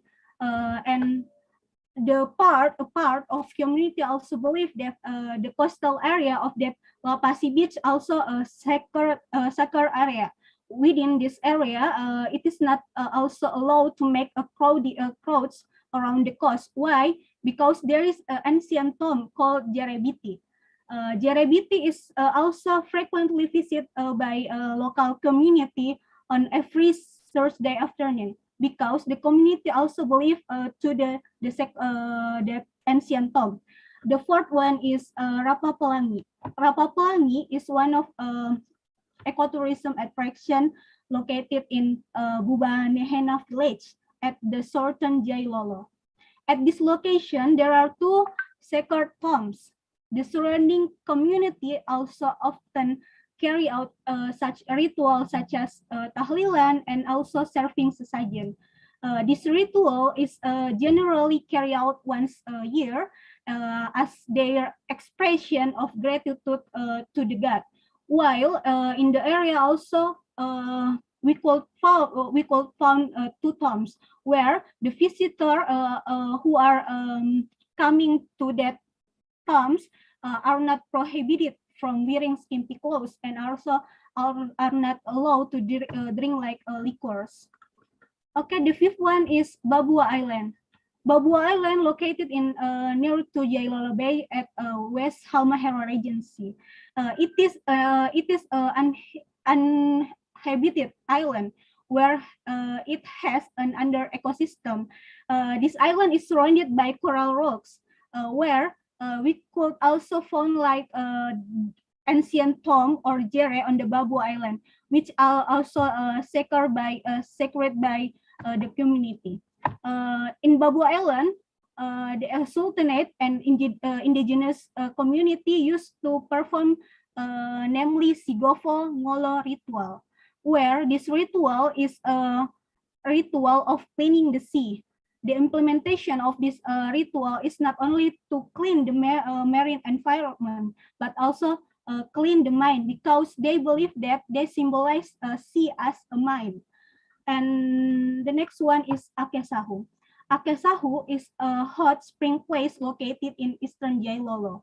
Not far from Akesahu, there are two ancient tombs where these two tombs are still preserved because the local community visit and perform tahlilan around that tombs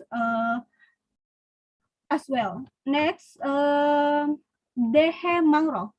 Dehe Mangrove is also a coastal area on a long line of mangroves located in Sidangoli Dehe village at South Jailolo district. What is the uniqueness of belong of this Dehe Mangrove? Dehe Mangrove has mangrove growing on the water, elongates, forming a mangrove island. This mangrove area has not been managed well because the area of the sea, around the area of the sea, we could find the crocodile habitat, but local community believe that the crocodile is not a threat for their daily life. Why? Because they believe that crocodile has play role as a guard of the area, and several community has been still serving like sesajen for that crocodiles. The last one is Domrotu Island. This island is adjacent to the mangrove island, where this island has white sand beach. On this island, we could also found ancient tombs, such as 2 small tombs and 1 large tomb, where this tomb also sacred by surroundings community, so that every visitor who are coming to that island should maintain their attitudes during they are within that area. So our conclusion in our paper, first, the participation of local community has important roles in preserving sustainability of tourist destination in West Halmahera region. The second one is the existence of value order built and sourced from the community belief, especially in particular the belief in ancient tombs have a direct impact on the sustainability of tourist attraction. What is the way of local community in order to convert their environment or their tourist destination in that area? The way of local community to conserve their environment by the mythos, where the mythos develop and regenerate through the word of mouth. And the fourth one, our conclusion, we conclude that the sustainability of tourist destination are still maintained due to the existence of the belief value system in local community. And the last one, we conclude that local government has playing role as a stakeholder where their role is limited, as they only play role as a facilitator and budget provider.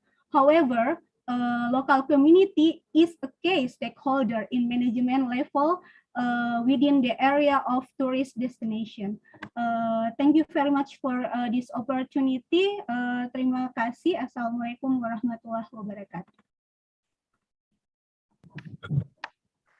Okay, thank you very much, Ibu Nur Wahmi Pramuji. It's really interesting presentation.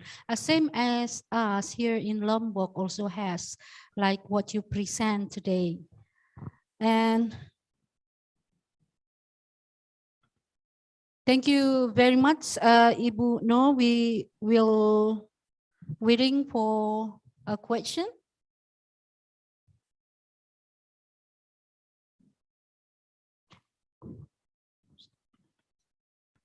Well, okay. Because of your clear presentation, Ibu, okay, and very interesting, really. Yes. I'm very happy to see you in this conference. We also thank you, Ibu Nur, and terima kasih to join us this afternoon. We also thank to this. See you next time. Thank you.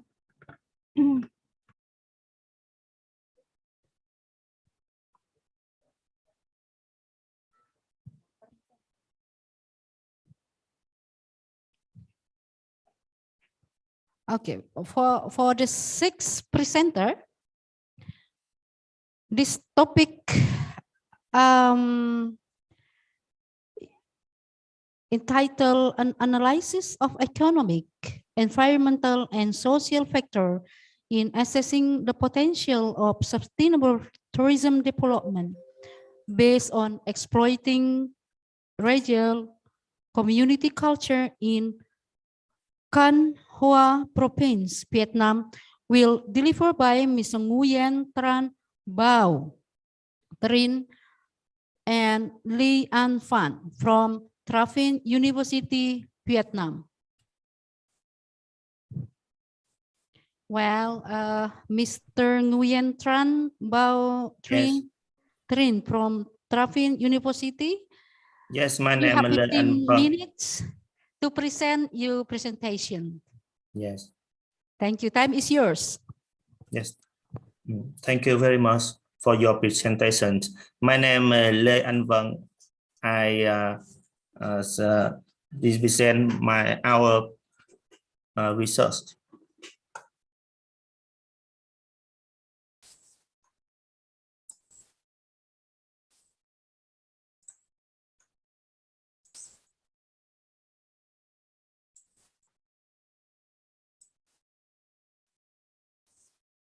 Yes, you see my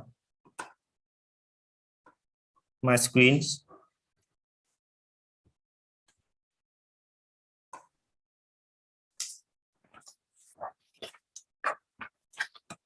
Yes.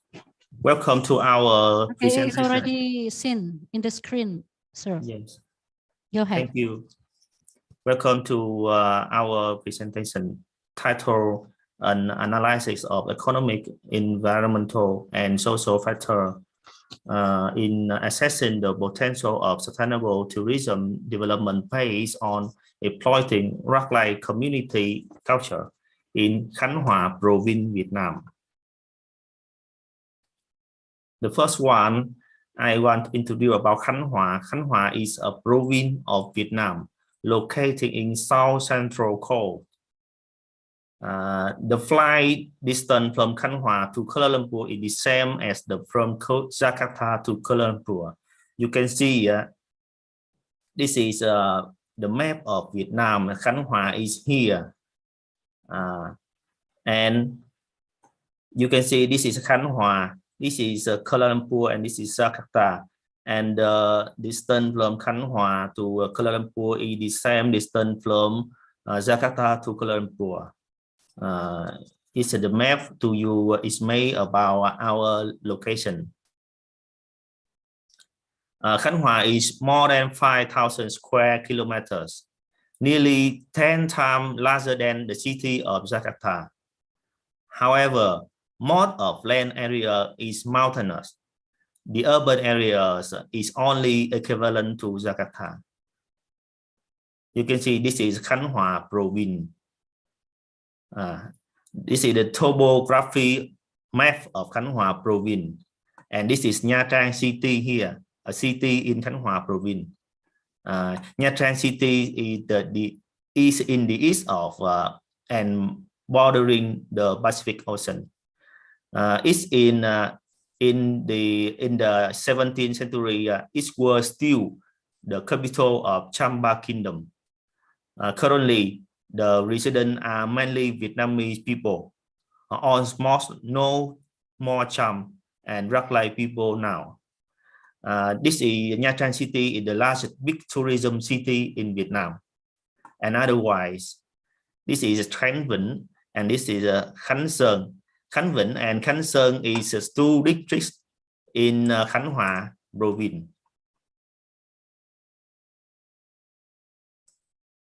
Yes, it's in the west and belong to the highland region.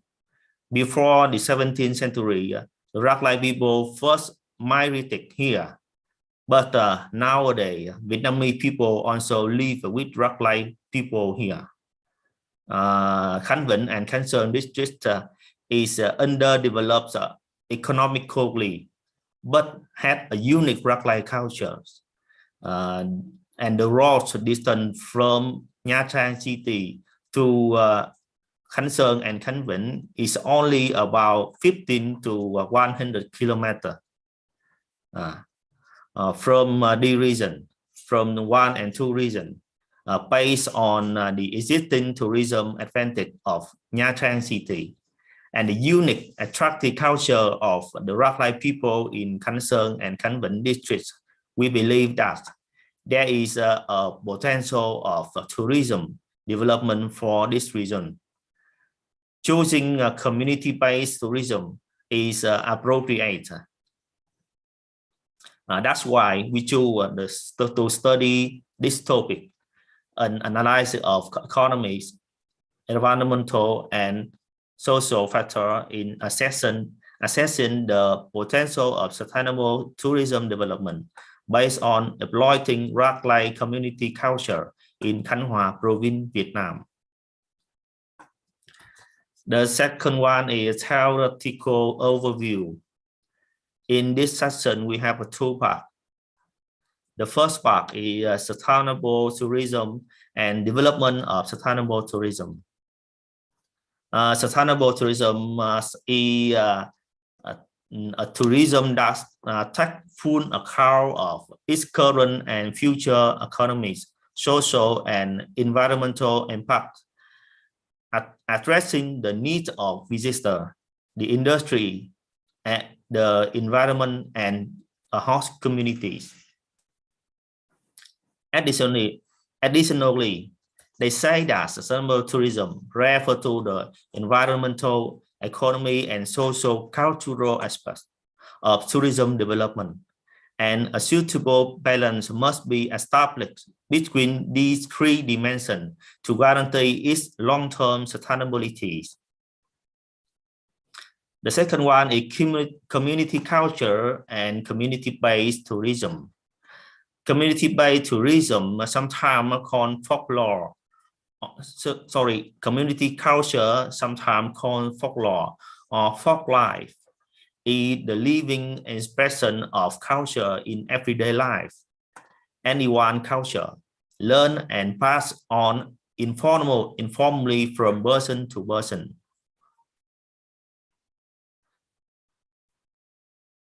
And community-based tourism is a type of tourism where local communities invite tourists into their communities, giving them insight into their culture and daily life. It is a form of sustainable tourism that allows travelers to connect closely to the local community they visit. And the third one is the research method. We have the method for data collection, and the second one is method for processing and analyzing data. We move further to result and discussion. In this block, we have two items also. The first one is community culture of Rắc Lai people in Khánh Hòa province, Vietnam. In Khánh Hòa province, Vietnam, the Rắc Lai ethnic group mainly concentrated in Khánh Sơn and Khánh Vĩnh district. Two districts I say in the beginning of this presentation. The Rắc Lai accounting for 3.4% of province population. Rắc Lai people in Khánh Hòa make up nearly half of all Rắc Lai people in Vietnam. Sakaya state that the Rắc Lai people belong to the Malayo-Polynesian language family. They were originally Iceland resident from Southeast Asia. You can see about the map of Malayo-Polynesian language in Southeast Asia here, and Vietnam is here. This is the area for where Rắc Lai live in Vietnam. And to examining a few common words in Rắc Lai language compared with the Malay language, you can see the relationship between them. This is because of the origin of the Malayo-Polynesian of Rắc Lai people.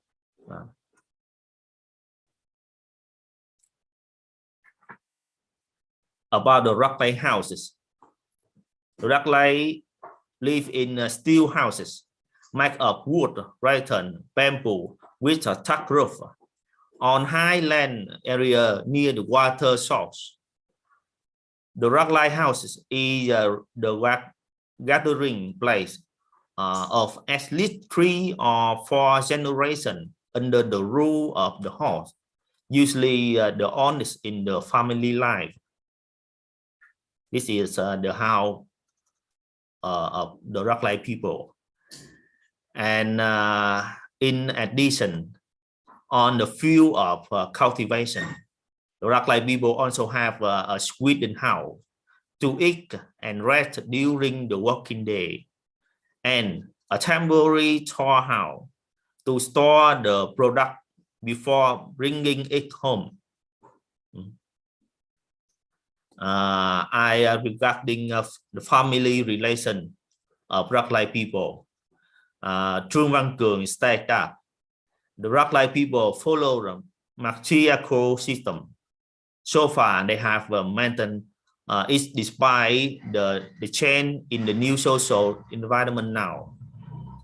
The daughter married her husband to her house with the concept of cutting down the forest tree to build a house, forcing guy to come back and be a family members.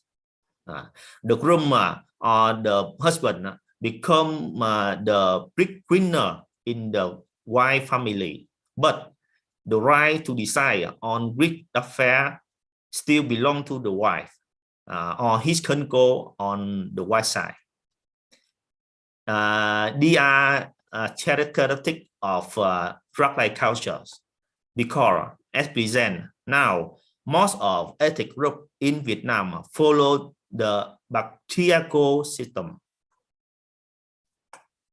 And another one about folklore and musical instrument. Tô Tuấn stated that the Rackline people have a rich cultural and folklore life, such as fairy tale, proverb, folk song, etc. Regarding the musical instrument, the Rackline people have a full set of 12 gongs.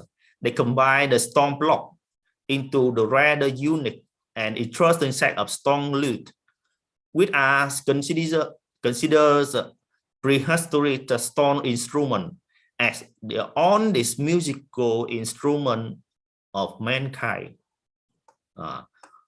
For this part, I have a sub-conclusion with a population of less than 0.17% of the population of Vietnam.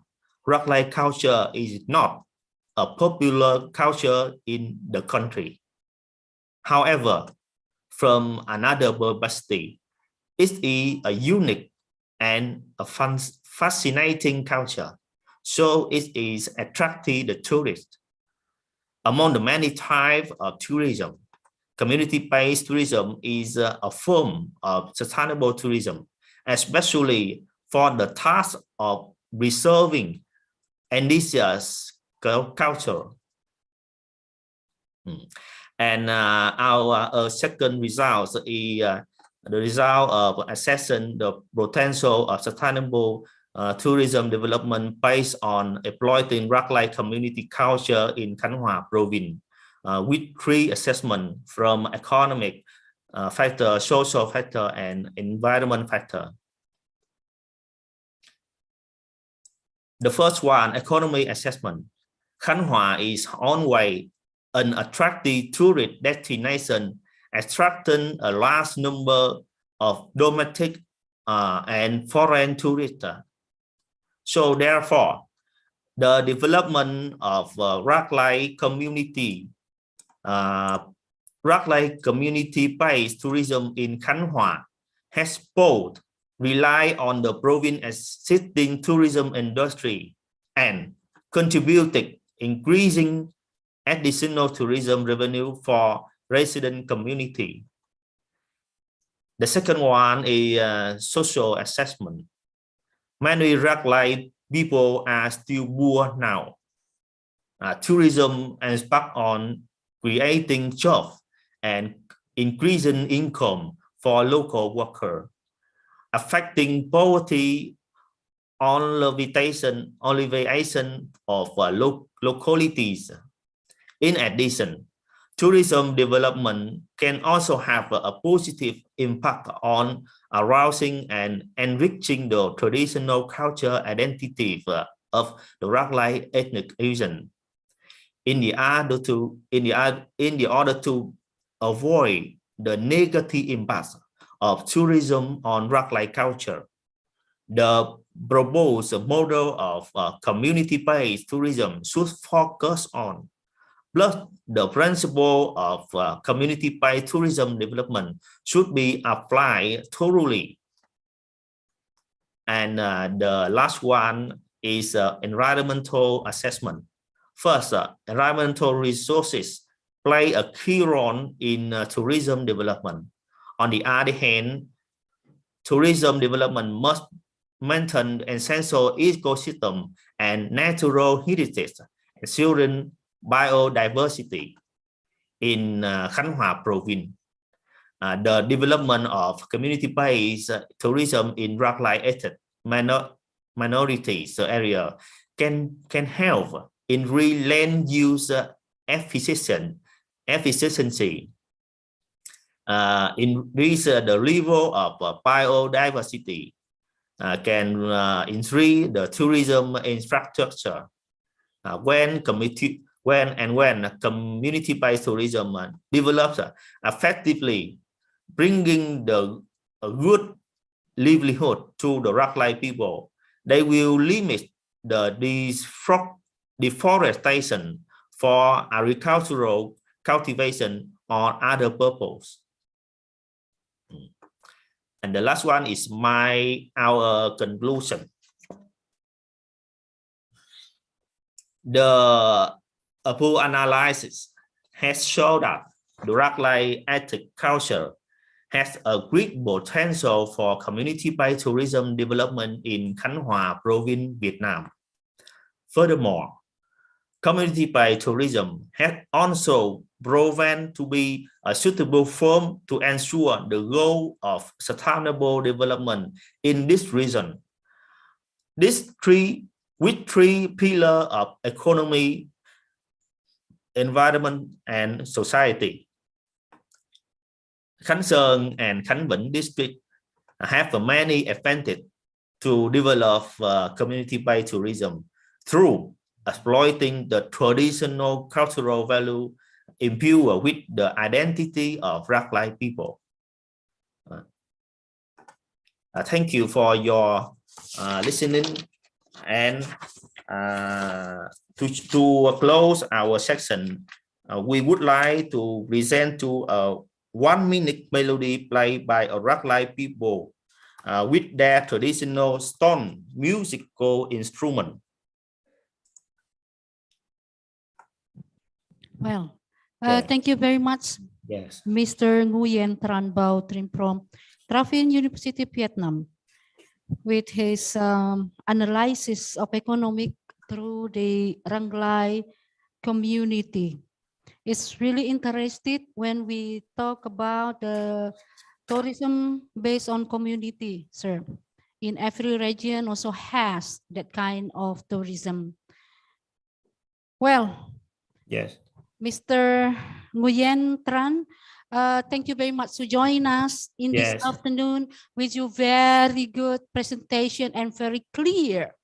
Yes, and also we get knowledge from the presentation about the community-based tourism. yes, Thank you very much, sir. And hopefully you will join us in the next Sustainable Tourism Conference. Yes, Thank you and good afternoon. Yes, Bye-bye. Bye-bye.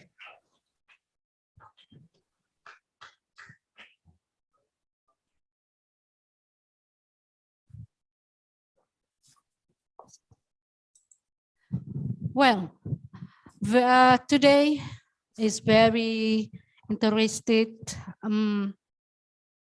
paper that present by presenter.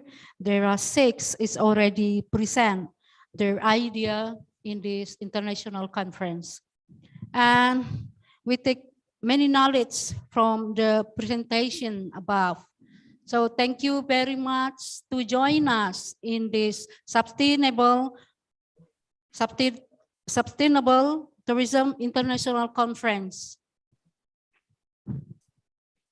Well, from Mataram Tourism Institute, I'm Sri Wahyuningsih.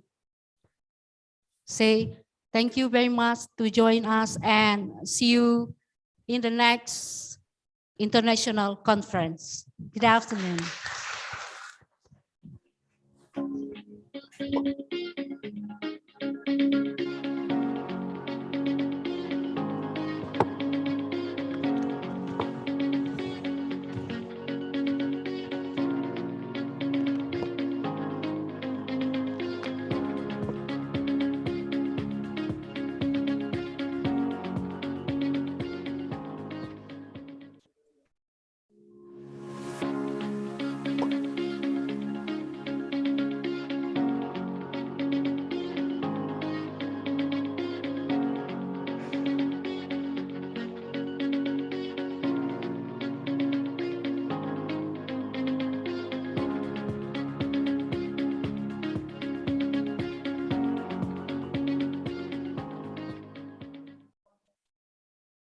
Ladies and gentlemen, our next agenda will be closing statement from our head committee, Mr. Firmansyah S. Hood, MSE.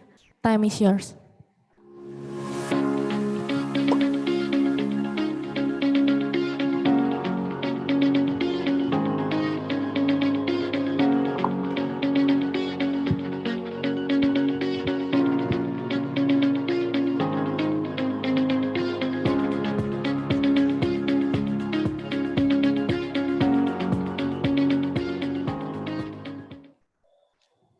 Bismillahirrahmanirrahim. Assalamualaikum warahmatullahi wabarakatuh. All of the audiences, participant, all of speaker has spoke today. Alhamdulillah, for this today's 14 and 15 December 2021.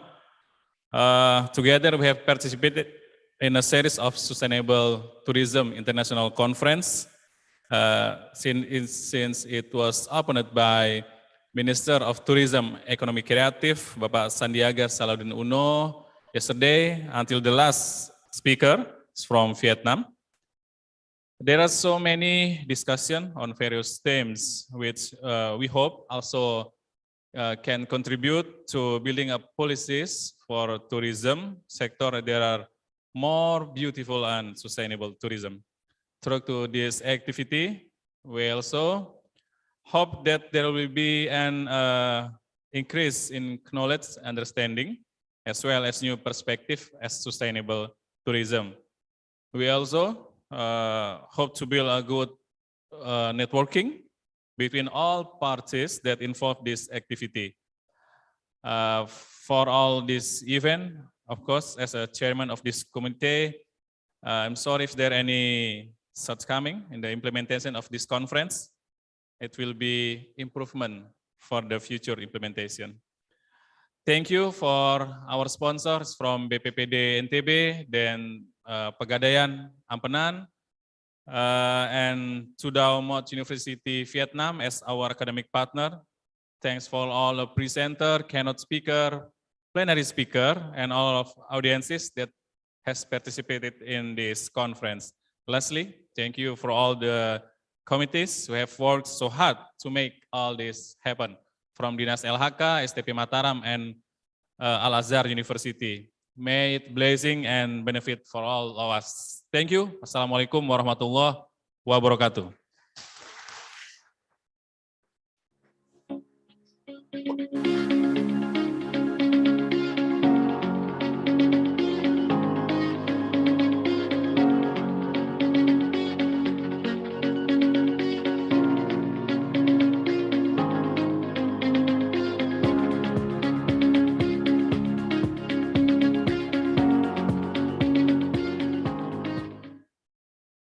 Ladies and gentlemen, finally we come to the end of this event.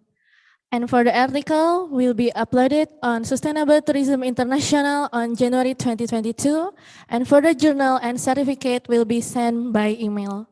I am Esterina Karen Salisa Effendi as the Master of Ceremony today. On behalf of the 3rd Sustainable Tourism International Conference, want to say thank you for making time to join us here today. And I do apologize if there are any mistakes during this event. We look forward to seeing you at the next event. And last but not least, this event is supported by Regional Tourism Promotion Board and State-owned pawn shop Pegadaian. And see you in the next event. To close this event, let's reciting Hamdalah. Alhamdulillahirrahmanirrahim.